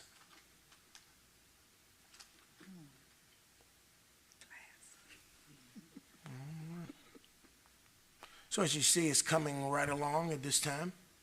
I have more of a detailed report from some of the areas out there for some of the subcontractors next month. Yes, Mr. Marsh. Dr. Coleman. Yes, this is sir. a multi-million, $43 million some odd dollar question. Are we on track to open on time? We are still on track to open on time, but we still have to depend on other individuals to ensure that that occurs. Meaning construction is going as planned, but we still have to depend on Dominion Power doing what Dominion Power needs to do, Verizon doing what Verizon needs to do, and Columbia Gas. So if these three entities has already been paid, if these three entities continue to do what they need to do with the installation of their services, we will open on time. But if these three entities get a delay in any form or fashion, then we will be delayed. We'll go right ahead. In anticipation of the worst, and we all hope that doesn't happen. Absolutely. If something goes astray, Yes. and we end up being delayed, at what point in time do we need to stop and look at how we're going to adjust? We are already making those plans. Okay. Those plans are already in, I guess you can say, in the process during the planning meeting. Every 2 weeks, I have a planning meeting with all of the contractors, with all of the architects, and that is already in plans to make sure that if it doesn't go up, I don't want to go into detail with the plans, because as soon as I tell you something, everybody tomorrow is going to be saying, you know, this is what we're doing because the school is being delayed. But yes, there are plans at this time. Now, at that point in which I find out, you know, that one of those three are going to be totally delayed, then I will bring that report directly to the school board and, you know, and of course, Dr. Kramer, so that we can decide how we're going to move forward. But there are plans on contingency of what to do. Got it. Any other questions? Thank you, Dr. Coleman. Next, we'll have the technology update. Mr. Cooprider will discuss the technology plan for the upcoming years, and this is for information.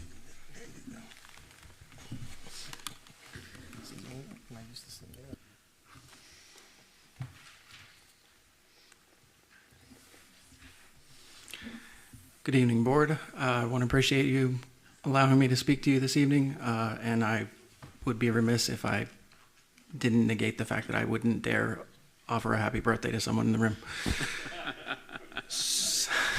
So I just wanted to bring forward a plan that we've been talking about for a little while between technology and instruction for the coming school years. This plan really started with a question that Dr. Coleman asked me in late July of 2022. And he looked at me and said, I want you to think outside the box and think of one thing from your department that could have a positive community effect without a fiscal impact, without a large fiscal impact. And so as we're walking and he's asking me these questions off the top of my head, the first thing I could think of, and the one that's been rolling around in my mind for a while that I proposed, was the idea of allowing a student to keep their Chromebook relatively permanently.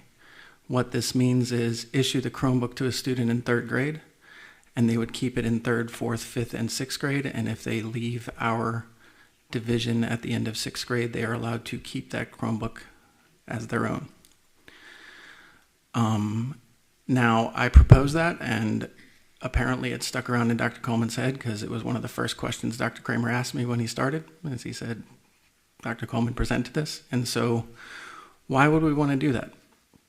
Right now, Wight County School students receive at least 2 Chromebooks. If you think about the way our grades are laid out, Hardy is 3rd and 4th grade. We have 6th grade up at Westside. We have 3rd, 4th, 5th at Windsor Elementary in Carsville, just 3rd grade at Carrollton. So they will receive at least 2 Chromebooks, which means even if they are extremely good stewards of their devices, it's possible they're receiving a device that the previous student that received it was not. And so right now, what we have to do to account for that is at the end of every year, we collect those Chromebooks back, we repair the ones that need to be repaired, we update them, and we reissue them back to the student if they're still in the building, or possibly a new student if that student has moved on to another building. So after 4 years, these devices currently are declared obsolete. Every device type has an expected shelf life, an expected usage life. Chromebooks are normally about 4 years. After 4 years, we issue them as loaners and or paperweights, depending on what we wish to do with them and their condition. So the question then becomes, how do you actually achieve this goal? So the first step is it legal? And after many discussions with PAC, it is legal, but there are requirements to do it. And that is why DN-R was rewritten for this month as information. The stipulations include such things as notifying parents. The parents have to accept the device, and you also have to have very clear guidelines established as to the order that you are donating these devices essentially to students. And that is because it is a guideline beyond just technology. It's a guideline for all donations to students. So there is strong possibility that other donations would occur that you wouldn't be able to provide them to every student. You'd have to have very strict guidelines on how you were offering these to families. Then the fiscal impact. So the fiscal impact is relatively minor for this plan. I'll go into the exact numbers in a moment, but it's less than $10,000 variance.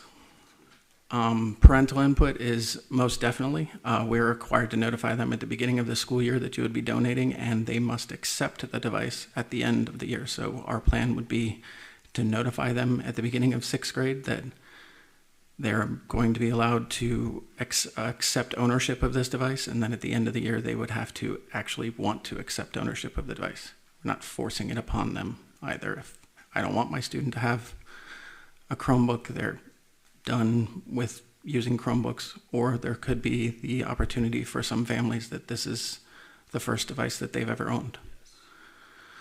And then what about the increased damage over time? That's one of the reasons for the fiscal impact. So there is definitely increased damage the longer you own a device, but the fiscal impact includes increased warranty and a longer lasting case.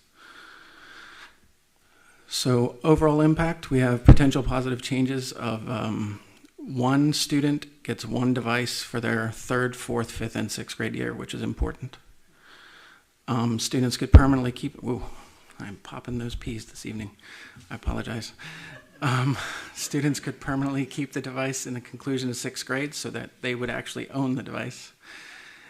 And encourages care because of the ownership aspect. So because we're issuing it to them in 3rd grade and they keep it over the summer and the warranty covers everything, it's much more likely that these devices will last in better care through that time.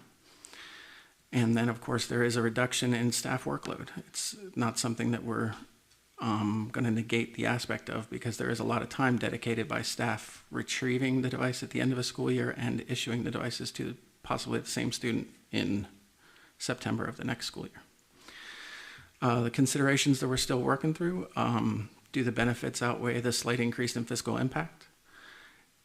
What would the 6th grader donation workflow look like? So there is definitely something we need to work through. Is we need to have parents come in, possibly sign paperwork.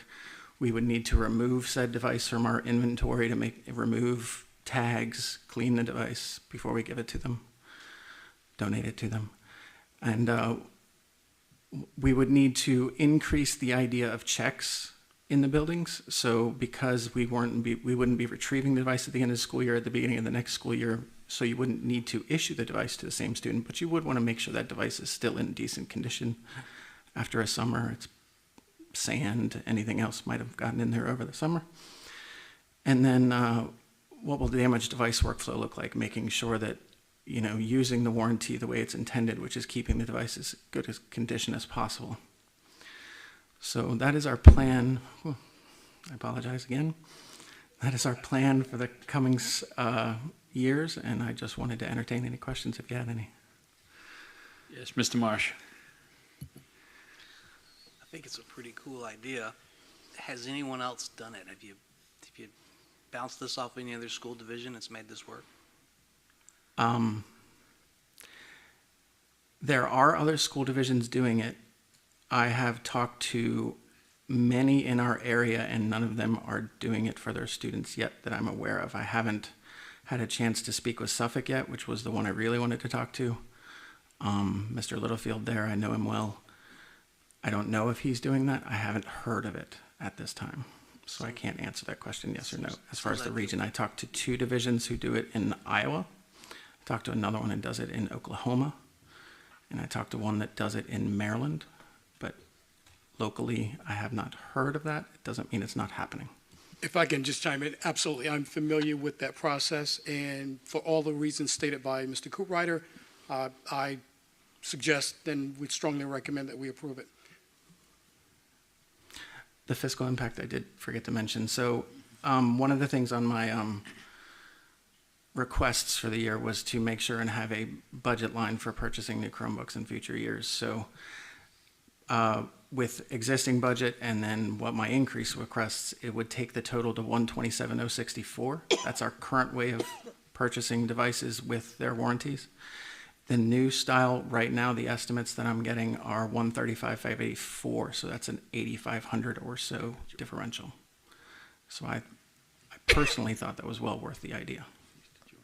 Yes, I wanted to say something to pick what the question that Mr. Marsh asked, if other school districts around here were doing that. When we introduce our initiative to introduce the students, we'll introduce technology devices into our instructional program. Wight County was one of the first in the state of Virginia. We did not wait for the other school divisions around us, and because we knew this was the direction we needed to go in. And if it had not happened when we entered that area of instructions, just imagine where our students would have been when we had to shut down for the pandemic. There were other school districts right around us, the big cities, struggling to get devices to kids and things like that. And I'm just saying that to say this, what he presented tonight, maybe we are the first here, but you know what? Eventually it's going to be beneficial. The other school districts are going to find out, and they're going to catch up and do the same. Thank you. Anybody else? Just real quick. Yes, sir. What is the alternative when you have the Chromebooks after a 4-year period when they become obsolete? What is the alternative, aside from allowing the student to retain? So right now, we've gone through one full cycle. I have what used to be the 6th grade Chromebooks in storage. We have issued, I think it's somewhere around 175 of that 300 or so as loaners to the high schools, so that when a device is being repaired, they still have a device they can use. Those are not all active, it's just what we've issued to each school. And then the other 125 or so currently were in such shape that they are sitting on a shelf. We actually just spoke to a recycling company that the board had approved us to talk to in December. And when they came out, they said they would be happy to remove them at no cost to us, and that's all they would offer. That was what I was pretty much figuring. Most electronics, after a 4-year period, they're pretty much obsolete at that point anyway. So it's beneficial for the student. And I agree with Mr. Marsh.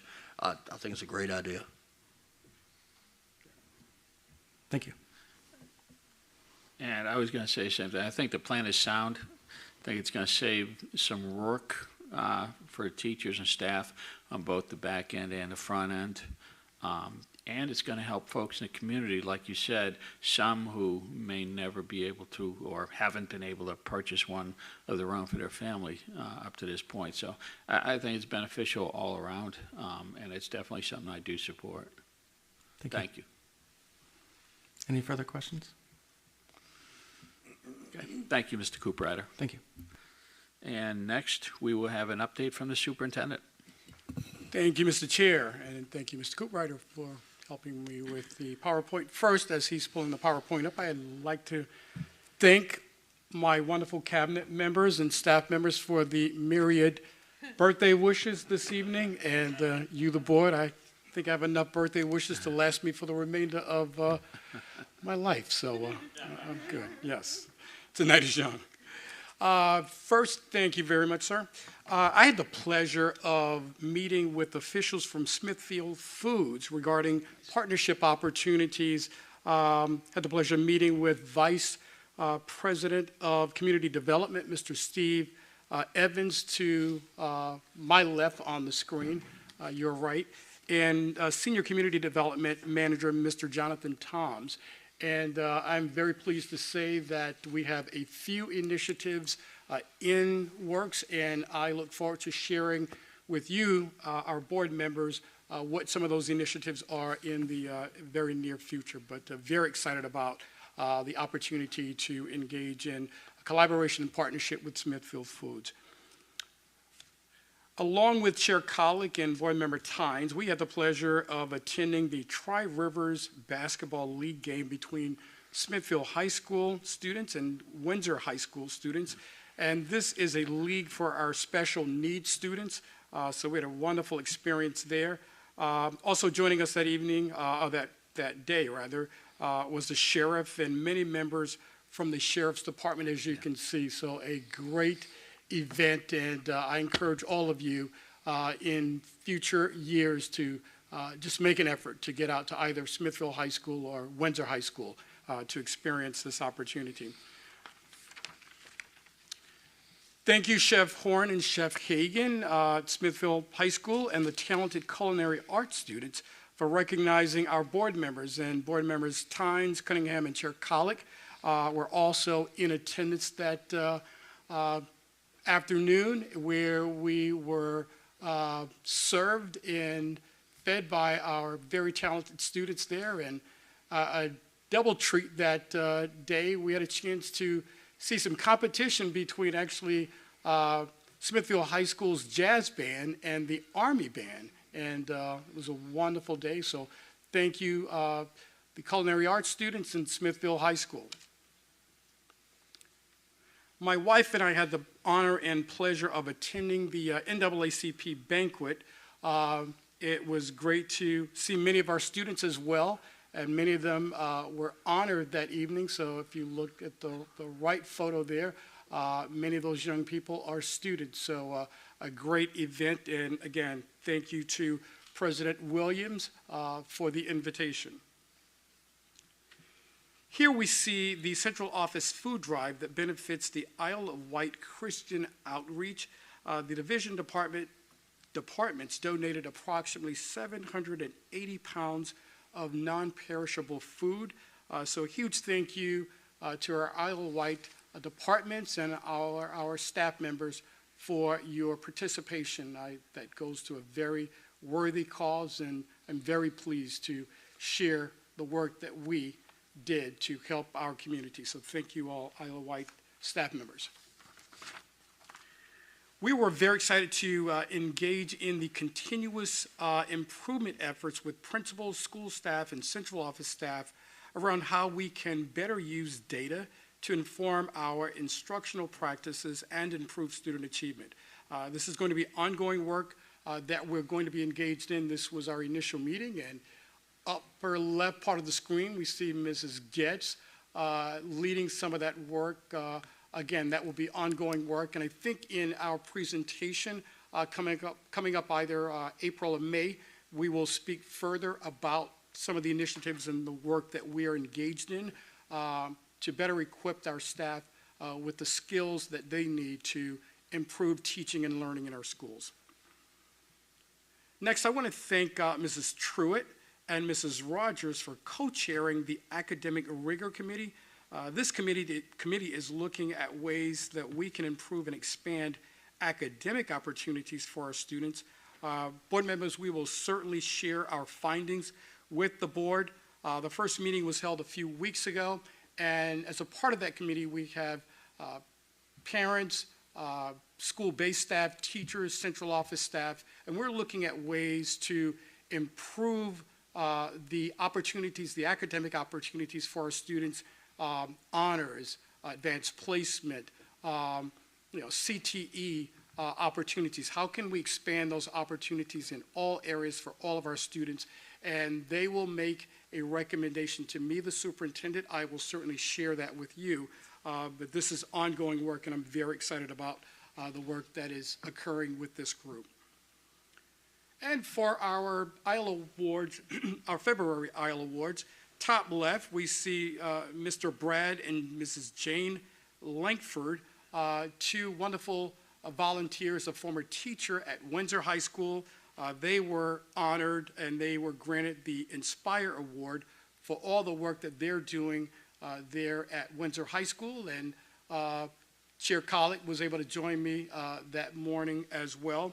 Top right, staying with Windsor High School, our Windsor High SRO, Mr. Grayson Cron, was the recipient of the Empower ISLE Award for all the work that he is doing there as an SRO in that community. Bottom left, we have our routing technicians, Mr. Blake Spratley and Ms. Adina Robinson. They received the LEAD Award for the great work that they're doing in transportation. Again, bottom left. And bottom right, Mrs. Amanda Browder, who is an instructional coach at Windsor Elementary. She received the Succeed Award. So actually, we spent quite a bit of time in the Windsor community on that day. I think all of them, including our transportation division, all received awards. So congratulations to all of our ISLE Award February recipients. Next, this was mentioned a few times by a few people, and a few of those individuals were here this evening as well. And these are our parent advisory committee members. I had the pleasure to meet with the superintendent's parent advisory committee members. There is one member, there's a representative from each school assigned and recommended by the principal. They give me great advice on numerous school division related matters. So when I present some of our requests to you board members, it's important to note that these individuals, along with our student advisory members, our staff advisory members, these are recommendations that they make to me. So in many cases, I want to state that these are not things that I'm concocting and sharing. These are coming from our larger community. And again, we meet periodically with this group, and I just met with this group, I think, approximately 2 weeks ago. So certainly want to acknowledge them. And then I'm also meeting with students. I'm meeting with a select group of students at all of our middle and high schools. Thus far, I've met with students from Georgie Tyler Middle School. In fact, the photo is from Georgie Tyler Middle. I've met with students, select students from Smithfield Middle and Smithfield High School. I'm very excited to say that I will be meeting with students at Windsor High School tomorrow. And again, these students provide input on a plethora of topics, and we encourage them to share all of their thoughts and ideas. Ms. Briggs, Mrs. Mullins, we chronicle those recommendations, and again, in many ways, I share back with you, our board and our community, what those recommendations are. I hope to invite them to one of our meetings prior to the end of the school year and have them either present or be introduced to you, the board, and to the community. So wanted to share those. And the last photo, I wanted to share this. Isle of Wight County Schools is celebrating 3 generations of employees in the division's transportation department. Anderson Wren left as a bus driver for Isle of Wight County Schools, and has been in the division for almost 20 years. His daughter, Daisy Bacon, second from left, joined Isle of Wight in 2022, also as a bus driver. Another daughter, Rose Cutler, second from right, and her son, Antonio Cutler, far right, Mr. Wren's grandson, joined the transportation department this school year. Rose is a car driver, and Antonio is a transportation mechanic. They were also featured, I'd like to state, in a local television segment for their service to our community. I think Mrs. Briggs shared that clip, so if you haven't seen that, please access that. Isle of Wight County Schools thanks the Wren family for their service to the children and families of our Isle of Wight County School Division and community. So local celebrities there. With that, Mr. Chair, that concludes my superintendent's update. Thank you, Dr. Kramer. Next, we will go to action on the closed session items.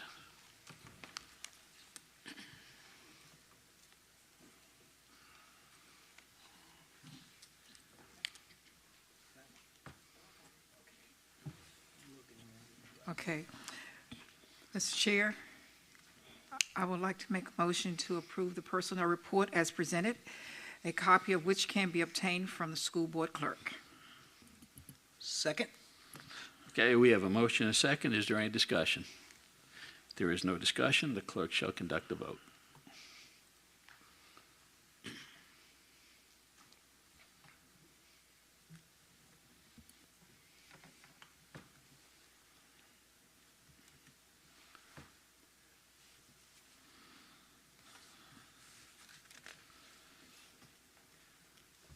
Okay, and it's unanimous. Everybody voted yes. And we will go into the next one, exchange student 232401.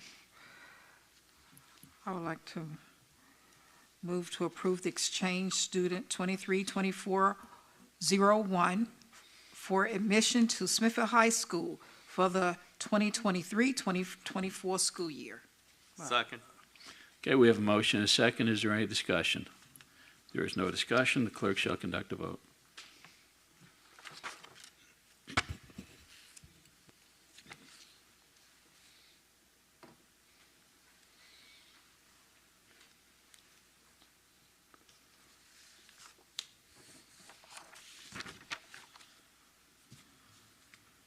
Again, unanimous approval. We'll go to exchange student 232402. Mr. Chair, I move to approve exchange student 232402 for admission to Smithfield High School for the 2023-2024 academic year. Second. We have a motion and a second. Is there any discussion? If there is no discussion, the clerk shall conduct the vote.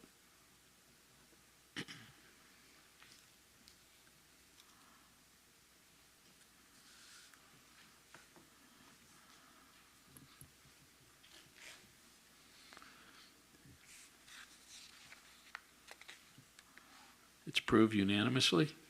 Next, we have exchange student 232403. Mr. Chair, I move to approve exchange student 232403 for admission to Smithfield High for this first semester of the 2023-2024 school year. Second. We have a motion and a second. Is there any discussion? There is no discussion. The clerk will conduct a vote.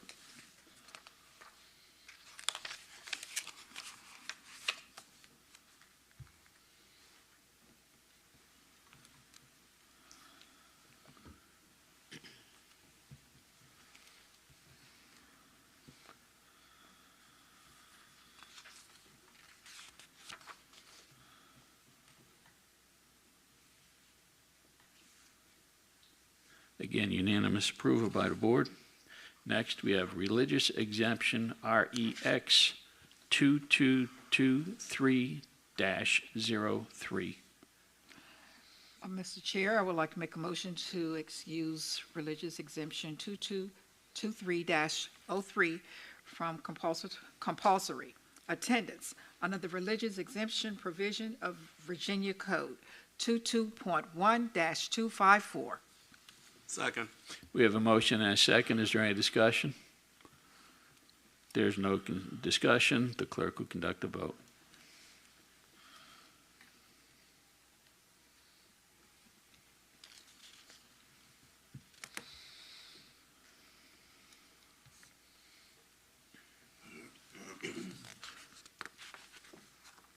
And again, that is approved unanimously. Next, we're going to action on old business. We'll start with the consent agenda.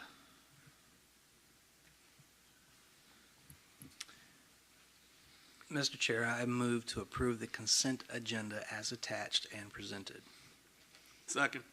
We have a motion and a second. Is there any discussion? There is. Mr. Chair, before we vote. Yes, Mr. Marshall. Is there, do we want to have a little discussion on about adding comments to the minutes? Or do we want to table that for another conversation? There's no requirement. We did check with the attorney, but I'd rather table that Okay. for later to determine if that's something we want to do. Understood. Okay, if there's no more discussion, the clerk will conduct a vote.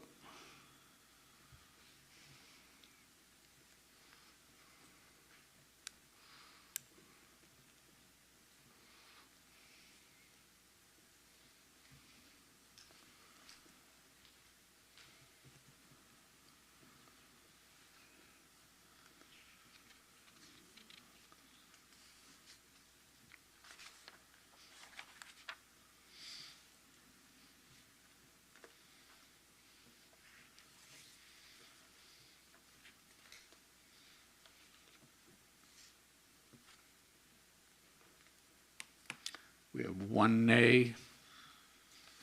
Mrs. Tynes? Yes, that was me. Okay. And 4 yeas, and it's passed.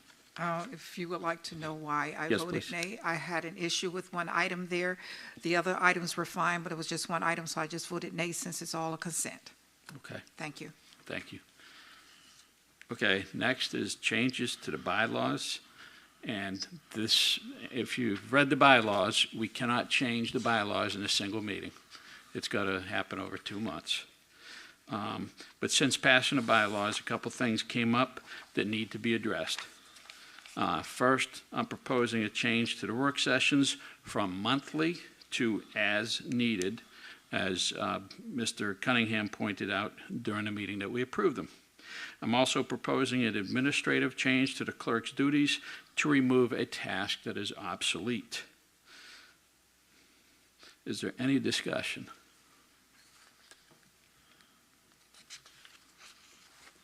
Okay, no discussion. We can move to the next, which is, let's see, yeah, the VSBA Business Honor Roll. Mrs. Briggs will read the VSBA Honor Roll resolution.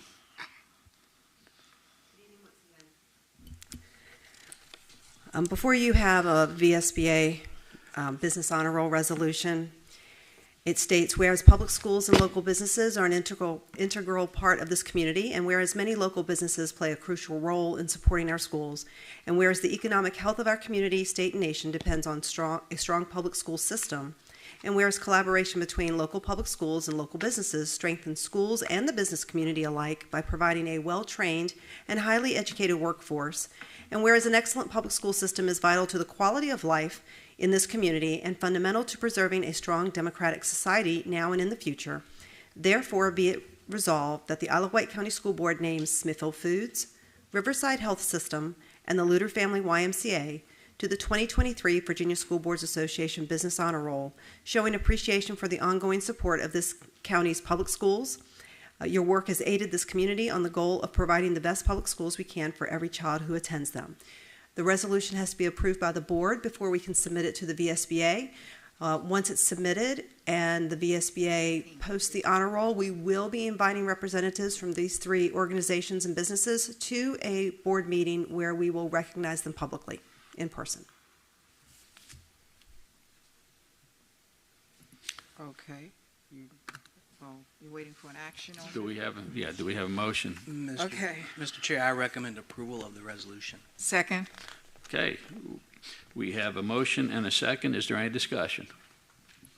There is no discussion. The clerk shall conduct the vote.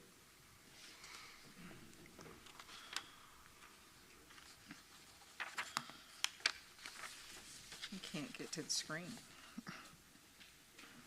Okay.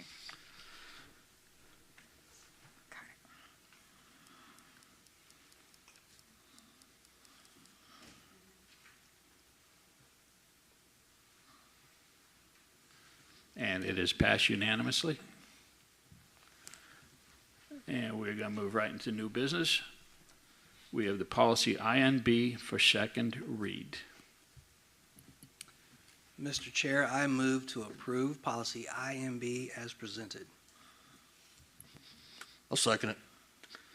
We have a motion and we have a second. Is there any discussion?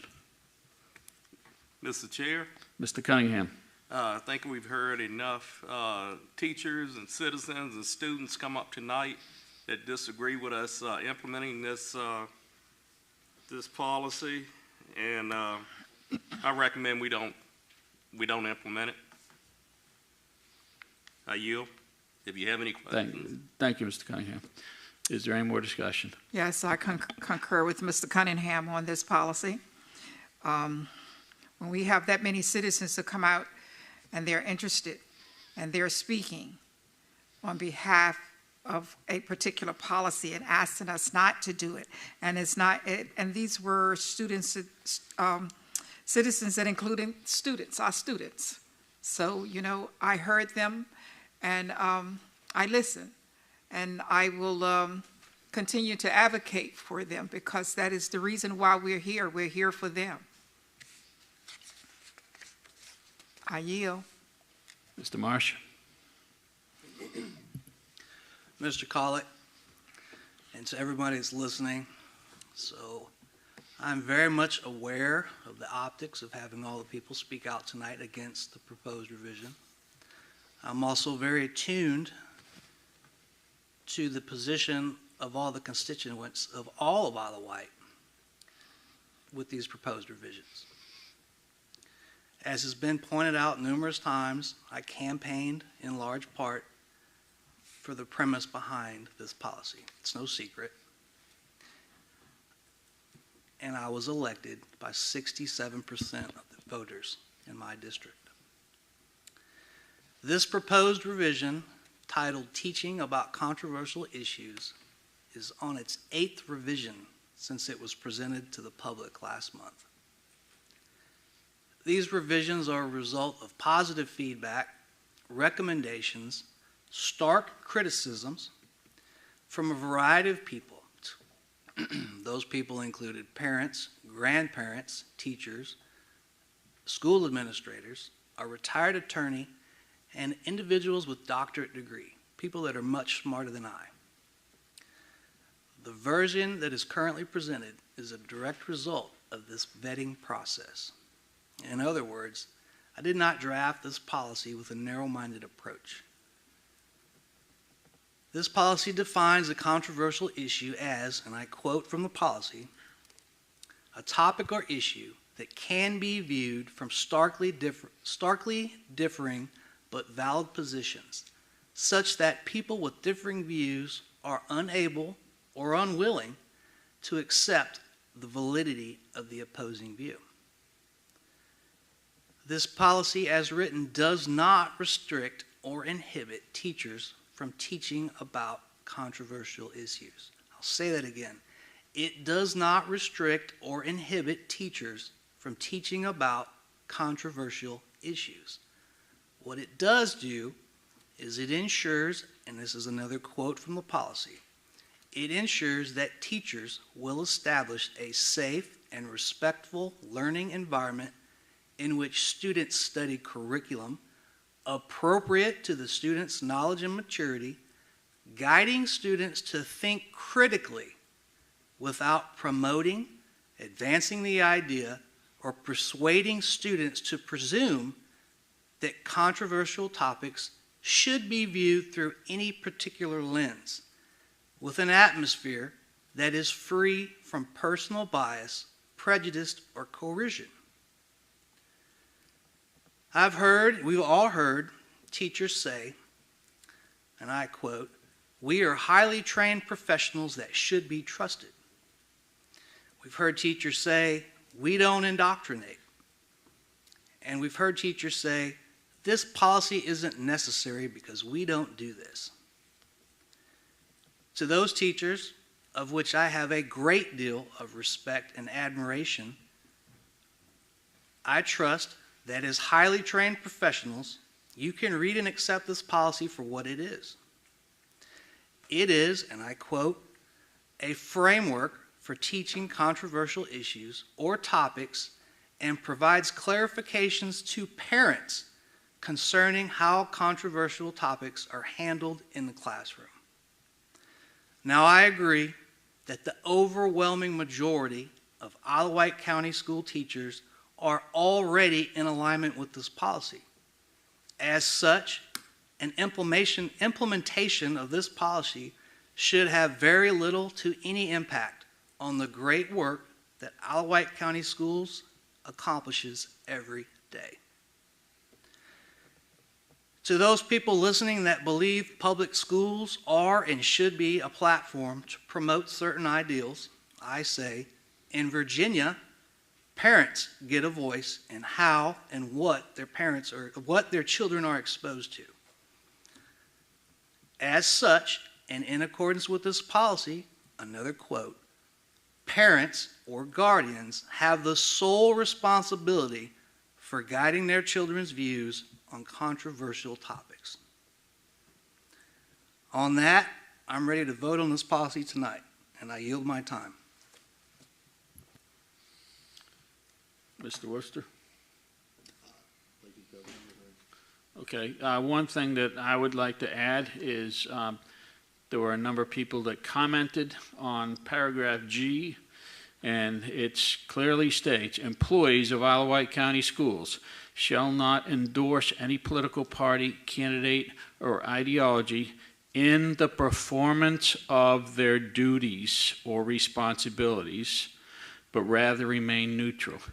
Virginia Code clearly states that public employees have the right to endorse politicians, to participate in campaigns, to do anything political outside of their official duties.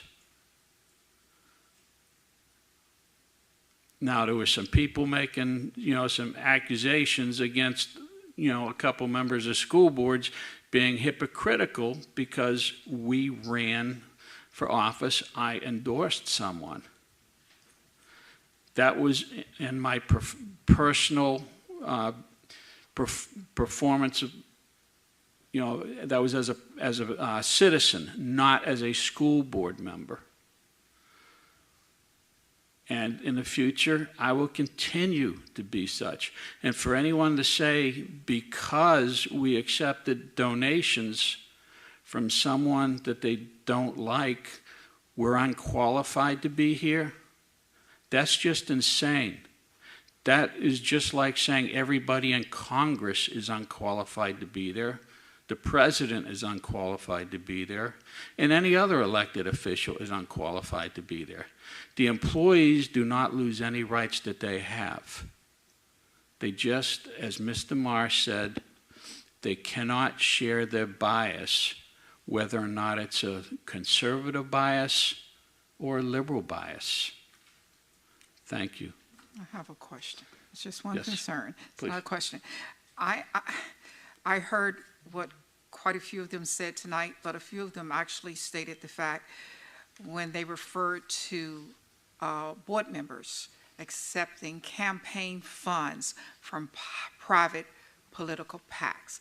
That's when you're campaigning for a position.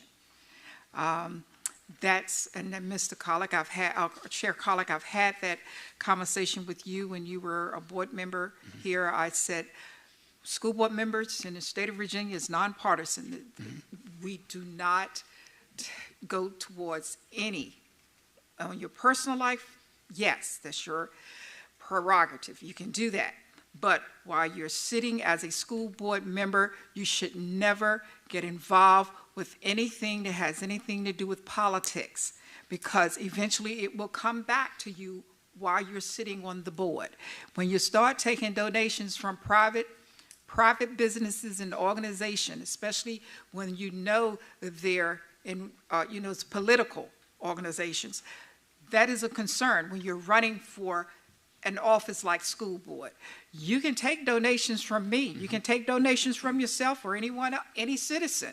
But when you're doing it from private organizations and political PACs, I do have a concern with that, because they will come back.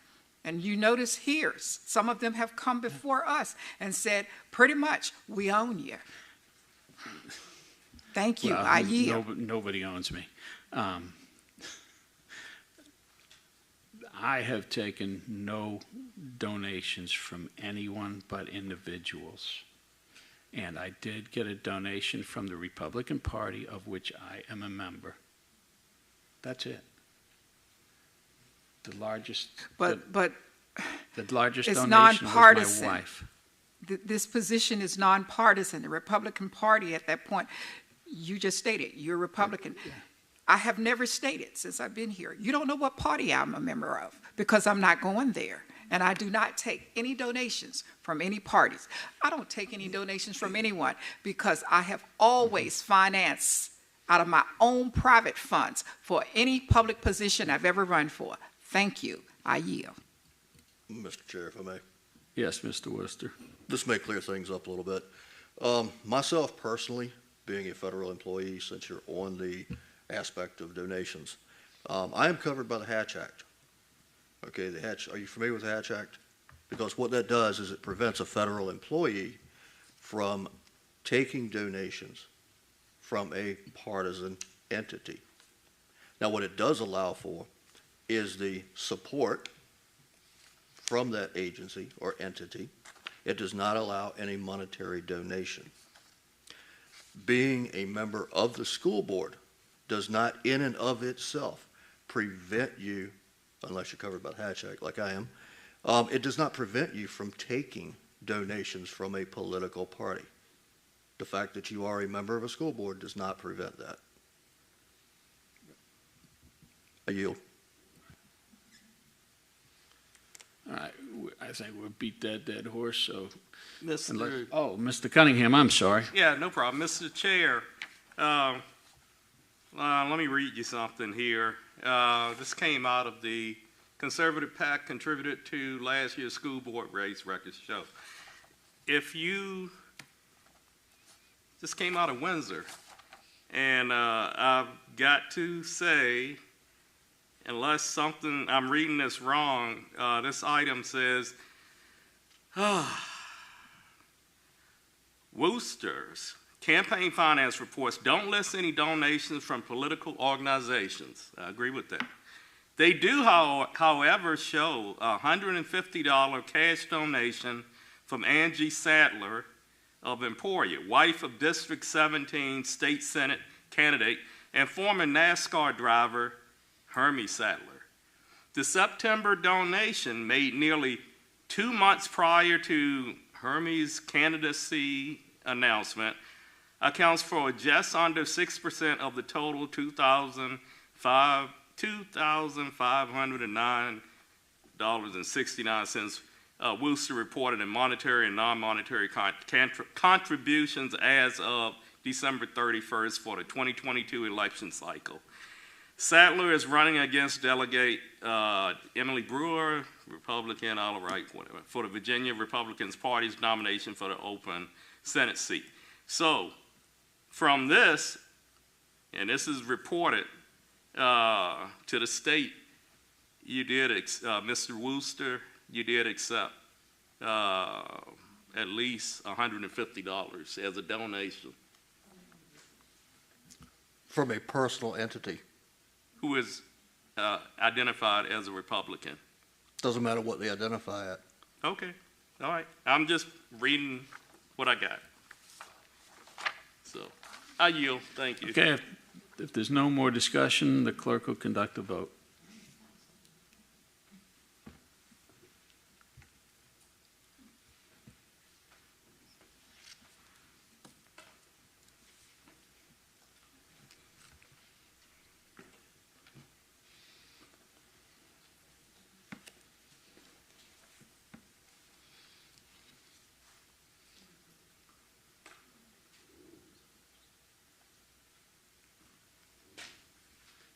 And the policy is approved 3-2. Next, we will go to policies for first read.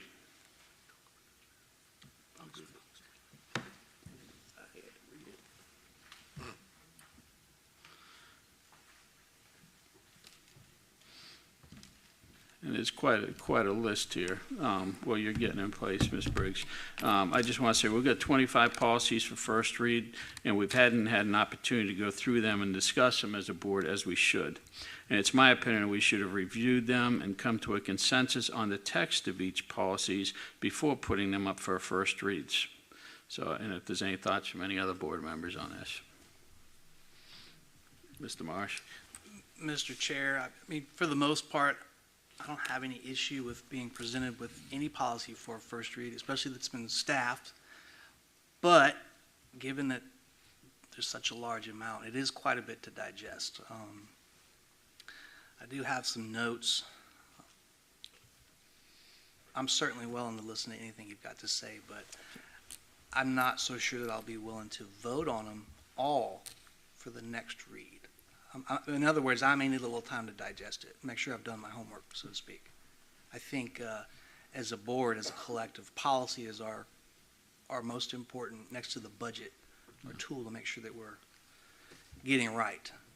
And at the same time, I know that some of these they've met that 5-year expiration, so they need to get done. So, I yield. Mrs. Briggs. Yeah, so you will see that several of them are up for review with no revisions, and the file name reflects reviewed. So no language was changed in those policies. It was the fact that they were reaching their 5-year review deadline, and by putting them on this month and having them approved next month, we would not exceed the 5 years. The other ones were recommendations that came from VSBA. A lot of the changes were minor changes to maybe a legal reference or changing some things from shall be to active tense. But I do know there are a few in there that do have more language changes to them. And certainly it's the will of the board how you wish to proceed with those. Now, as you said, tonight it's just information only. Yes. Mr. Marsh. Are you willing to entertain a few questions? I will do my best. If I can't answer on the spot, I will certainly follow up. Fair enough. Let's roll through a few of them. Policy CBG, evaluation of the superintendent. Can someone point me in the direction to review the guidelines for uniform performance standards and evaluation criteria for superintendents? Yes. Obviously I don't need it right now, but at some point in time in the next week or so. Yes, and I believe there was a link to it on the response you received today. It's right on the VDOE website. Okay, I didn't have a chance to digest all Okay, that. no problem. Policy DA, management of funds.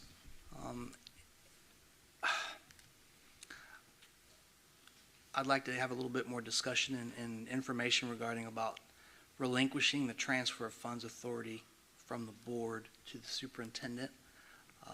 Certainly don't know enough about that to make an intelligent decision at this point. And there is a footnote on that one that does say that's an option for the board to decide. The Yes, footnote- ma'am. Yes, ma'am. Okay, yes, sir. On policy ECAB, vandalism, can you tell me why policy JFC was redlined out? Yes, it's actually regulation JFC-R, standards of student conduct. That regulation was deleted a while back. So it was cleaning up a regulation that's no longer in existence. Okay. That was a change through the VSBA. That regulation went away. Okay. This may be a Ms. Sullivan question. Policy GCBEB for military leave. One of the lines in there reads supplemental pay in the amount determined by the school board if blah, blah, blah. How do we go about determining that amount of supplemental pay? And I don't need that answer right this moment, but that's something I'm trying to figure out. Okay, I think the next line in the policy actually states how you determine it. I had to read it a couple times, and because I said, well, the school board, it says they determine it, but the next line is how you determine it. Okay, okay. Policy GCPB, resignation of staff members. I think this is the one we had someone speak about tonight. Yes, sir. And again, I don't need an answer right this moment, but on what authority can the superintendent or the school board revocate a teacher's license because he or she resigned? Aside from policy, is there any other authority that grants that? Yes. It's the legal reference at the bottom, Code of Virginia 1950 as amended, 22.1-304. If you go look that code up, it will say that that's allowed by the superintendent. And part of that is when you have staff that can, under contract, who can leave mid-year. I mean, we already have people leaving and we have vacancies. If there's no, and Ms. Sullivan can help me out here, but if there's no penalty to breaking that contract, I think you would see us with a lot more vacancies. Would I be correct, Ms. Sullivan? Yes, and this is only if it's a breach of contract. So there's lots of reasons why we would accept a resignation in the middle of a contract year. It's when it's the non-justifiable reason that there would be a breach in contract, and then that's a possibility. It's not a requirement that we revoke a license. It's just the Code of Virginia offers us the ability to do so. I see PAC wants to respond. And also, the school board doesn't revoke anyone's license. It would be a recommendation from the school board to the Board of Ed, and the Board of Ed has two separate hearings before license is revoked. One is before a superintendent panel, and the other one is before the full Board of Ed. As long as I've been practicing in this area, and it's been over a decade, I don't know of any time since that I've practiced that the Board of Ed has revoked someone's license under this statute. Okay. Okay, let's move along here. Yes, sir. IIBD, School Library Resource Centers. Do we currently have a process in place where we screen materials? I think one of the gentlemen tonight hinted on it about talking about why don't books have ratings? Why? That's well beyond the purview of this board, but one of the things I'd like to discuss as we review this particular policy is whether or not there's a policy or a process in place to make sure that the books and materials that we're bringing in are appropriate. I don't want to open that can of worms any more than that, but that's what I'm thinking. My last question, Mr. Chair, and then I will yield. Policy JN, student fees. Why do we charge students parking fees? It helps to maintain those parking lots, paving, lining, renumbering. Those fees are used to maintain that student parking lot at both of our high schools, Ms. Getz. And the decals the students get to put on their cars to be able to park up there. Yes, sir. Okay. I yield. Thank you. Mr. Chair. Yes, Mr. Cunningham. I've got a quick question. Yes, sir. Who reviews these documents and makes these changes? Is it you? Is it? At one time, I was told it was the Virginia School Board Association. So who goes through each one of these and updates them? Me? Well, okay. No, what we do is we get the updates from VSBA. The updates are shared with appropriate staff, so Ms. Getz for instruction, Ms. Sullivan for human resources, and so forth. And they look at the current policy, we look at the recommended changes from VSBA. We typically incorporate those changes and bring it to the board for first read and second read. Okay. Did I answer your question satisfactorily? You did, but looking at CBG, evaluation of the superintendent, I see in red, it's one bullet on here saying an evaluation of cultural competency. What is that? How do you do that? How do you evaluate the superintendent on his cultural competency? Who's going to be the evaluator? The school board? Yeah. It's from the Virginia Department of Education. Okay. It's part of those superintendent standards referenced at the bottom, the uniform performance standards. And as Ms. Getz is saying, that is part of the teacher evaluation as well. I believe that was something passed by the General Assembly a few years ago, that had to be part of the evaluation process, which is why this was updated in 2022. Okay, I'm not picking on you. No, sir. I'm just trying to figure out how are we going to evaluate if our superintendent is culturally competent? I think as Mrs. Briggs mentioned, those standards will enlist the various items in a bit more depth. Okay. So I think you'll be given a bit more information if you think back to what I provided this board at the beginning of the year. Those standards are in that document. But yes, it will give a bit more detail than what appears here. Okay, that'll work. Mr. Chair, I yield. Mr. Chair.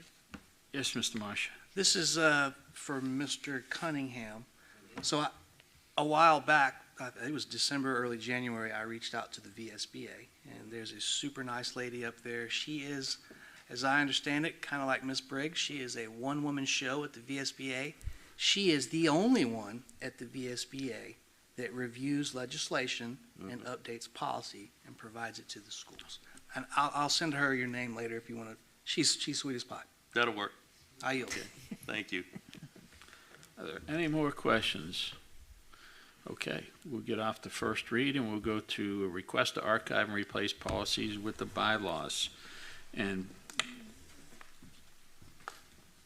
basically, this is to ensure that the policies that were incorporated into the bylaws are archived in case they're needed in the future so that we have a historical record. 20.3.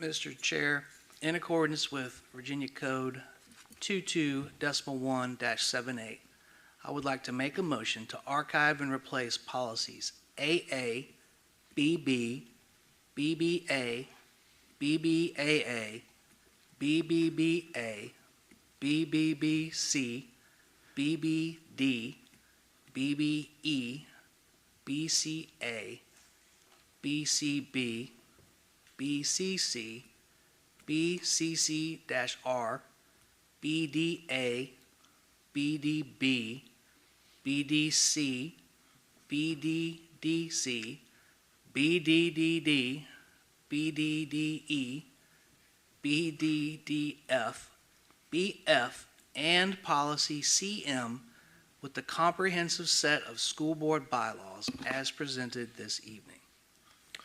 Second.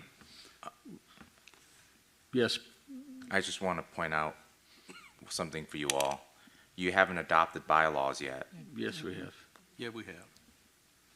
Oh, I thought there was a first read on the bylaws. No, that's a change to the Oh, bylaws. okay. I apologize. Yep.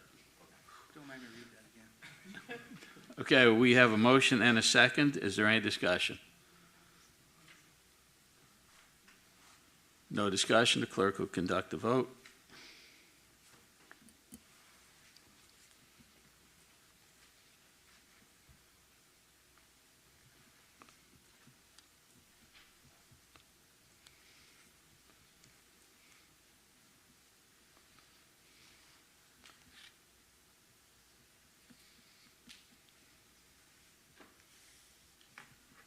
And it is passed 3-2.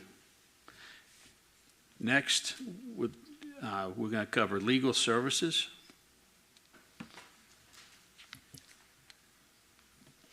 Mr. Chair, I move to direct the superintendent to release a request for proposals for legal services for the school board. I'll second that. We have a motion and a second. Is there any discussion?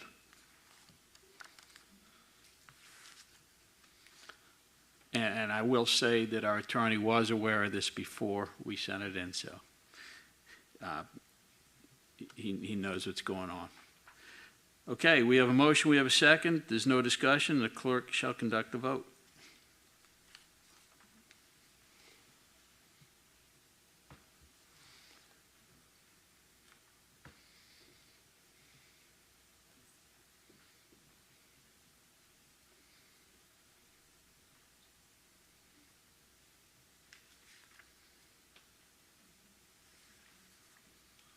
And we have unanimous approval from the board. And next, we have one more. The additional budget meetings. That was a separate page. No, the bottom one X out.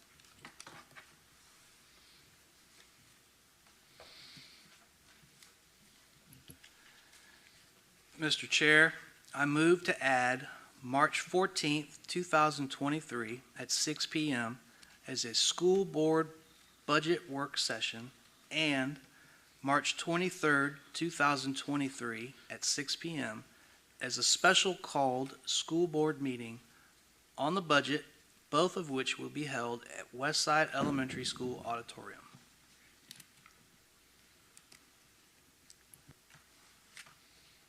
Second. We have a motion and a second. Is there any discussion? Yes. Yes, Mr. ma'am. Chair.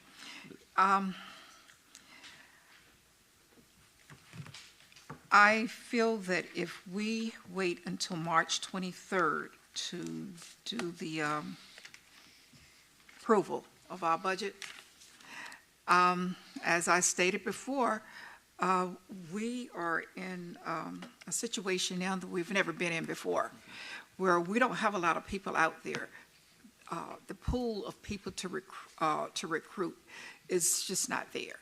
And there are school districts all around us that have already approved their budgets, sent them forward. There are school systems that already have approval of their budget for next year. If you all need this extra work session, fine. I don't have a problem with it. But on the March 14th budget work session, why not at the end of that session, we go on and approve the budget, because that's pretty much the only thing we're going to be doing on March 23rd. Why have those two separate meetings? Just combine them and have one meeting on the 14th, and at the end, because it's for the board, not for the public. We've already had the public hearing. We had our sit down with the Board of Supervisors, and I don't see where we need all of this extra time. Especially when we need to get this budget in there so that give the Board of Supervisors an opportunity to look over it. This is the first time since I've been sitting on the board this term and the previous term that we've ever submitted a budget that late in March. We always would pretty much vote on it at this meeting. Oh, I absolutely agree with you, Mrs. Tynes, but we have yet to see the full budget. We can't approve something that we haven't seen in its entirety. So what are we looking for? What are we waiting for? We're waiting for the budget. Please. Mrs. Tynes, I echo your concerns. I truly do. And I think that time is of the essence. At the same time, as Mr. Collick said, we really have not seen the budget. We've seen proposals twice. Mrs. Harris, bless her heart, she's probably putting in some long work days, getting numbers straight. As we saw tonight, she's already fixed 1, 2, 3 discrepancies where we've got to go back and reappropriate funds that were, for whatever the reason, there was an error there. I think it's warranted and it's probably necessary to at least schedule a second meeting. And if by March 14th, which is next week Tuesday, if we can collectively agree that we're ready to prioritize something to submit to the supervisors, then I'm sure at that point in time we could vote then and there. But I think we'd be doing a disservice if we didn't at least announce a future date as a contingency. Call it a backup plan. Because I think it's fair to say that today, Mrs. Harris is not prepared to present a budget. I have a appointment set up for next Monday at 3 o'clock to sit down with her as part of the Finance Committee to look at where we're at and what we've got. Based off the conversations I've had, I expect to see about a 90% solution. And that's the day before our next meeting. So, Mr. Chair, if I may. Yes, Dr. Kramer. So I think a few things, if I may state. The initial budget book was prepared by the consultant, a condensed version of that. To your point, our new CFO, Mrs. Harris, is providing, I think, the budget book, a more extensive version that this board, I think, is familiar with.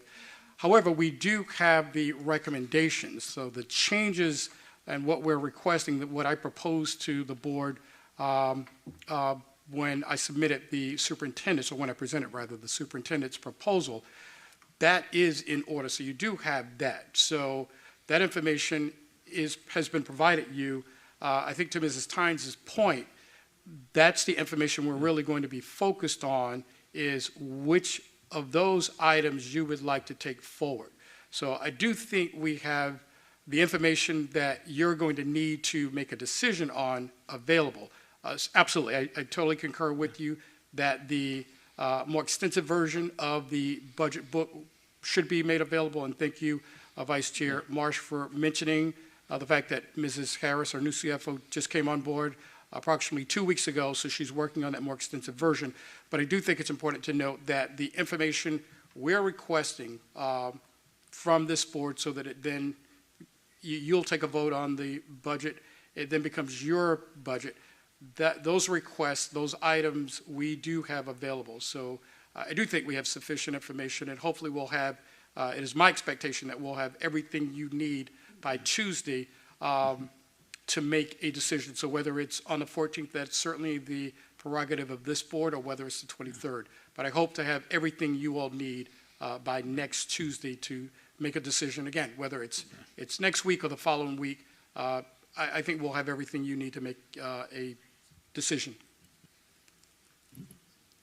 Dr. Kramer, happy birthday. Listen, with all due respect, I think next week Tuesday, we can certainly sit down and make some proverbial sausage and prioritize your proposals. But in my view, and in my view alone, until I see a full budget, where the money's coming from and where it's going, I will not vote to own a budget for presentation. That's my personal opinion.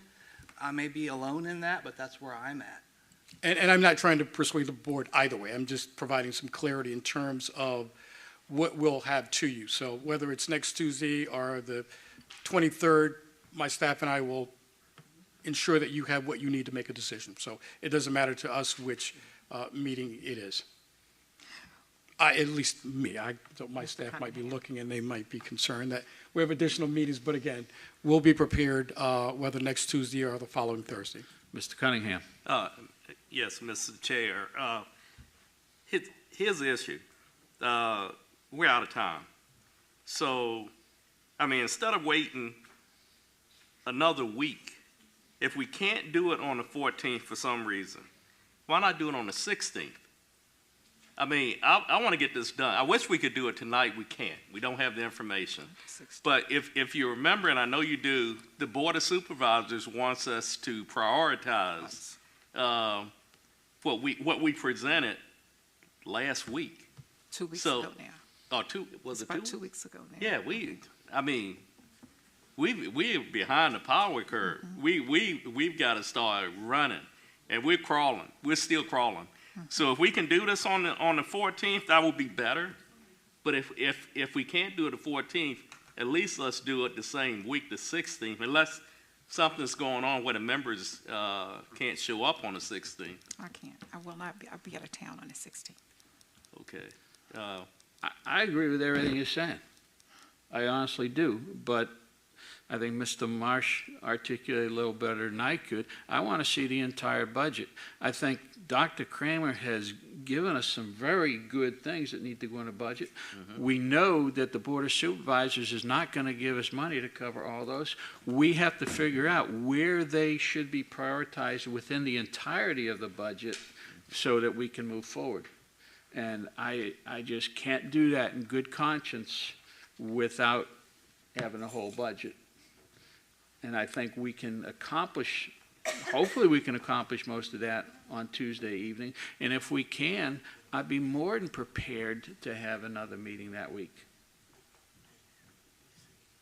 I'm not opposed to that at all. If you want, we can change the motion, and let's just meet on Tuesday with the caveat that we will make another motion on Tuesday for when we're going to meet again.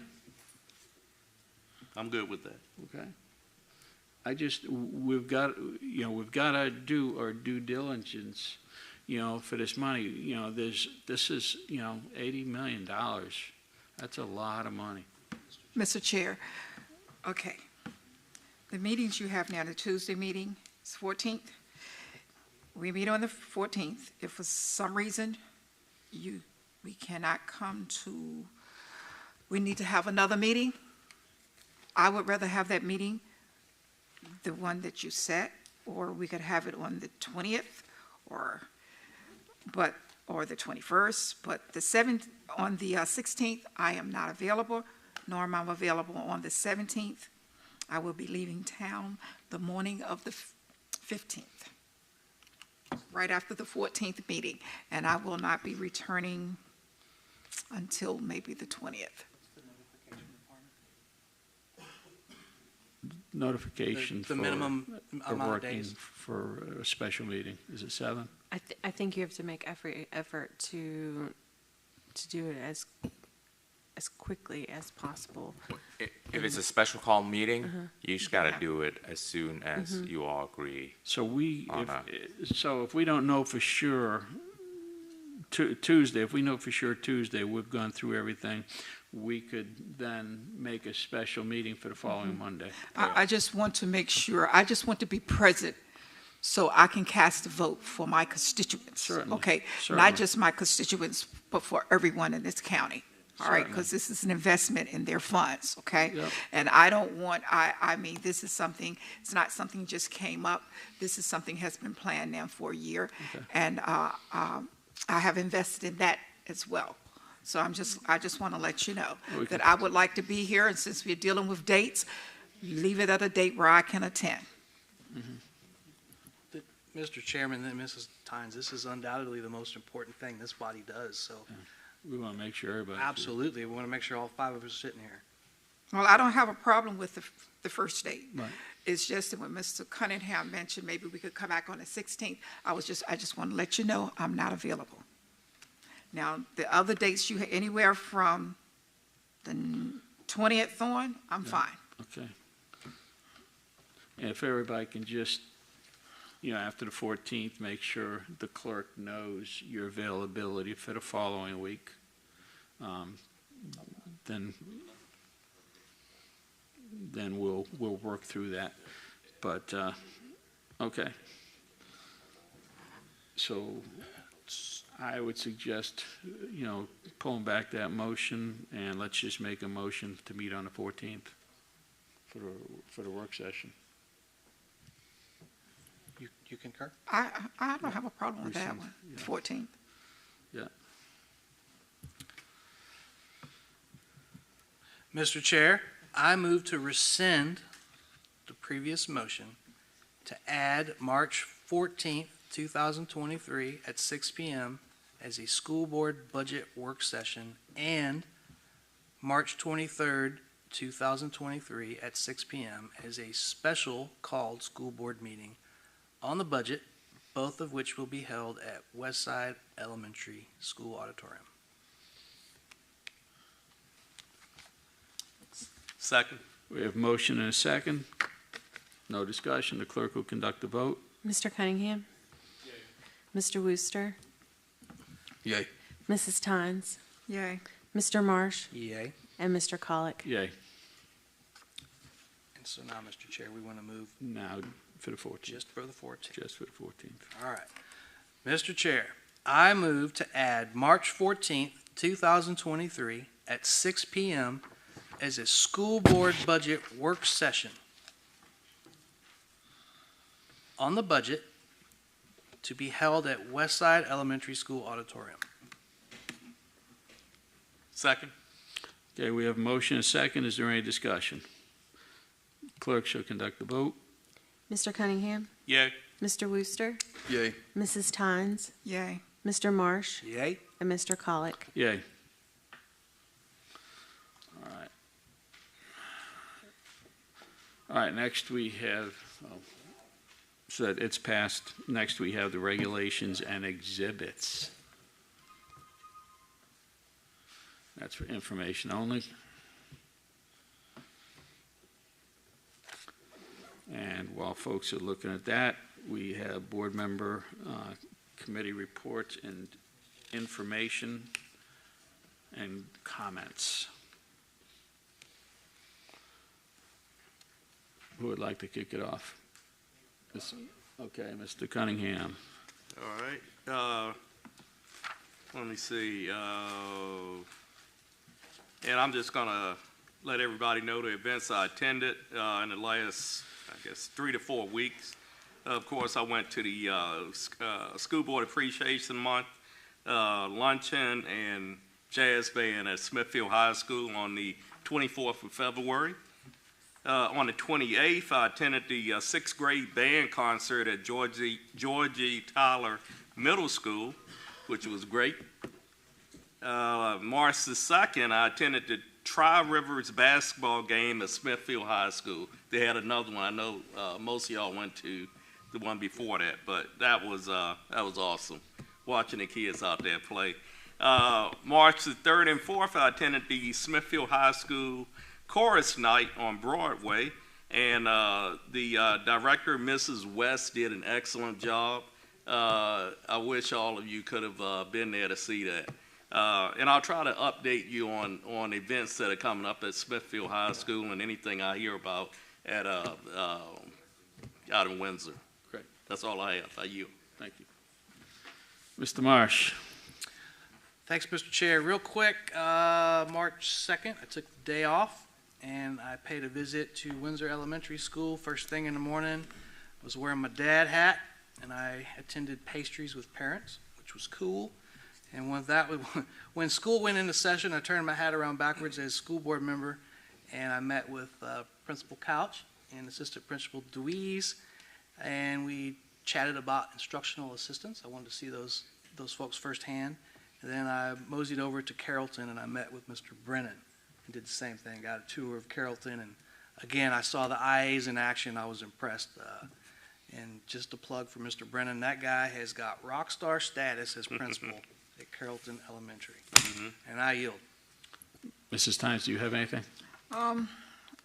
I went to, well, we all went to the luncheon at Smithfield High School with the rock band. I also paid a visit to Hardy Elementary on after we had the luncheon, and I purchased 7 bricks. And that's pretty much all of I've done for, other than attend meetings, school board meetings, budget meetings, okay? Been busy with the budget meetings. Yep. Thank Mr. you. Worcester? Well, I don't remember the exact dates, but over the course of a few weeks, I've met with Mr. Bedoyan when dealing with Stop the Bleed. Thanks to the hard work of Ethan Schwartz and everybody else that's been putting forth the effort to it, it's come to fruition. We have scheduled a date for April, I want to say 17th and 18th, right off the top of my head. So far, looking at the multiple period blocks, it could be potentially, and I'm going to drop it a little bit, but 80 to potentially 100 students over a course of 2 days. And that's variable, of course. It depends on teachers coming in during their planning period, that want to participate in the course as well. But I'm looking forward to it. I think it's going to be a very good program. And if anybody wants to come observe, perfectly fine with it. Mr. Chair. Yes. Mr. Tynes.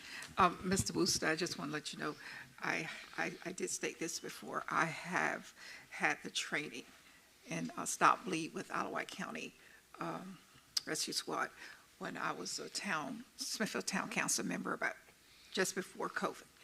And I did miss the fact that I did do a webinar. I do a lot of webinars, educational. And this was on poverty in public education. And that one was done yesterday. And it was very good. Did a little luncheon once, and they're very good. And I got to, within that webinar, I guess the presenters, they were board members from different districts across the nation. We had, I think one was from the state of Louisiana, one was from Florida, and I can't remember exactly where the other one was from. I want to say maybe Missouri or something like that, one of those states. And I learned a lot from them, although they were in urban areas, because Wight County is so close to our urban areas, we have some of the same issues. Not exact same issues, but we don't have, it's not as pronounced as some of the larger cities. But I got to learn, I learned a lot of things from there, and I'm going to share them with Dr. Kramer, but he already knows, okay? But I would like, sometime I share things with him when I do those little webinars. Thank you. Okay, and I'm just going to gloss over a few things that I participate in. One, I got to go to another exciting Tri-Rivers basketball game. I just really enjoy those. And then last weekend, I attended an educational summit. While I was there, the governor showed up and he talked with school board members from throughout the state for about 20 minutes. And the overarching theme that he presented was parents are the primary educators of their children. And we also discussed school board powers and duties, the role of school board members versus the role of superintendent, First Amendment and Title IX issues, and reviewing adjudicated FOIA cases, and policy development and oversight. And then the following day, we talked about budget formulation, analysis, and school board participation. Probably some of the best school board training I've had to date. And then earlier this week, I attended some training with Dr. Kramer, Dr. Coleman, and Ms. Harris on fiscal governance, and I'm looking for the title. It's VSBA's inaugural fiscal governance training, and we're going to be continuing that for several more sessions, and we're able to learn quite a bit. And I've also visited Carrollton Elementary School, Windsor Elementary School, met with both of the principals, and Windsor High School a couple times, once to discuss the deans and another time to talk with Coach Parrish about the athletic program, and I really got a lot of information about how much the booster program helps the school and the athletic programs. So that's just a Reader's Digest version, and I hope everyone has a wonderful night and a safe night home. So if there's, I've already said happy birthday. So without any further ado, this meeting is adjourned.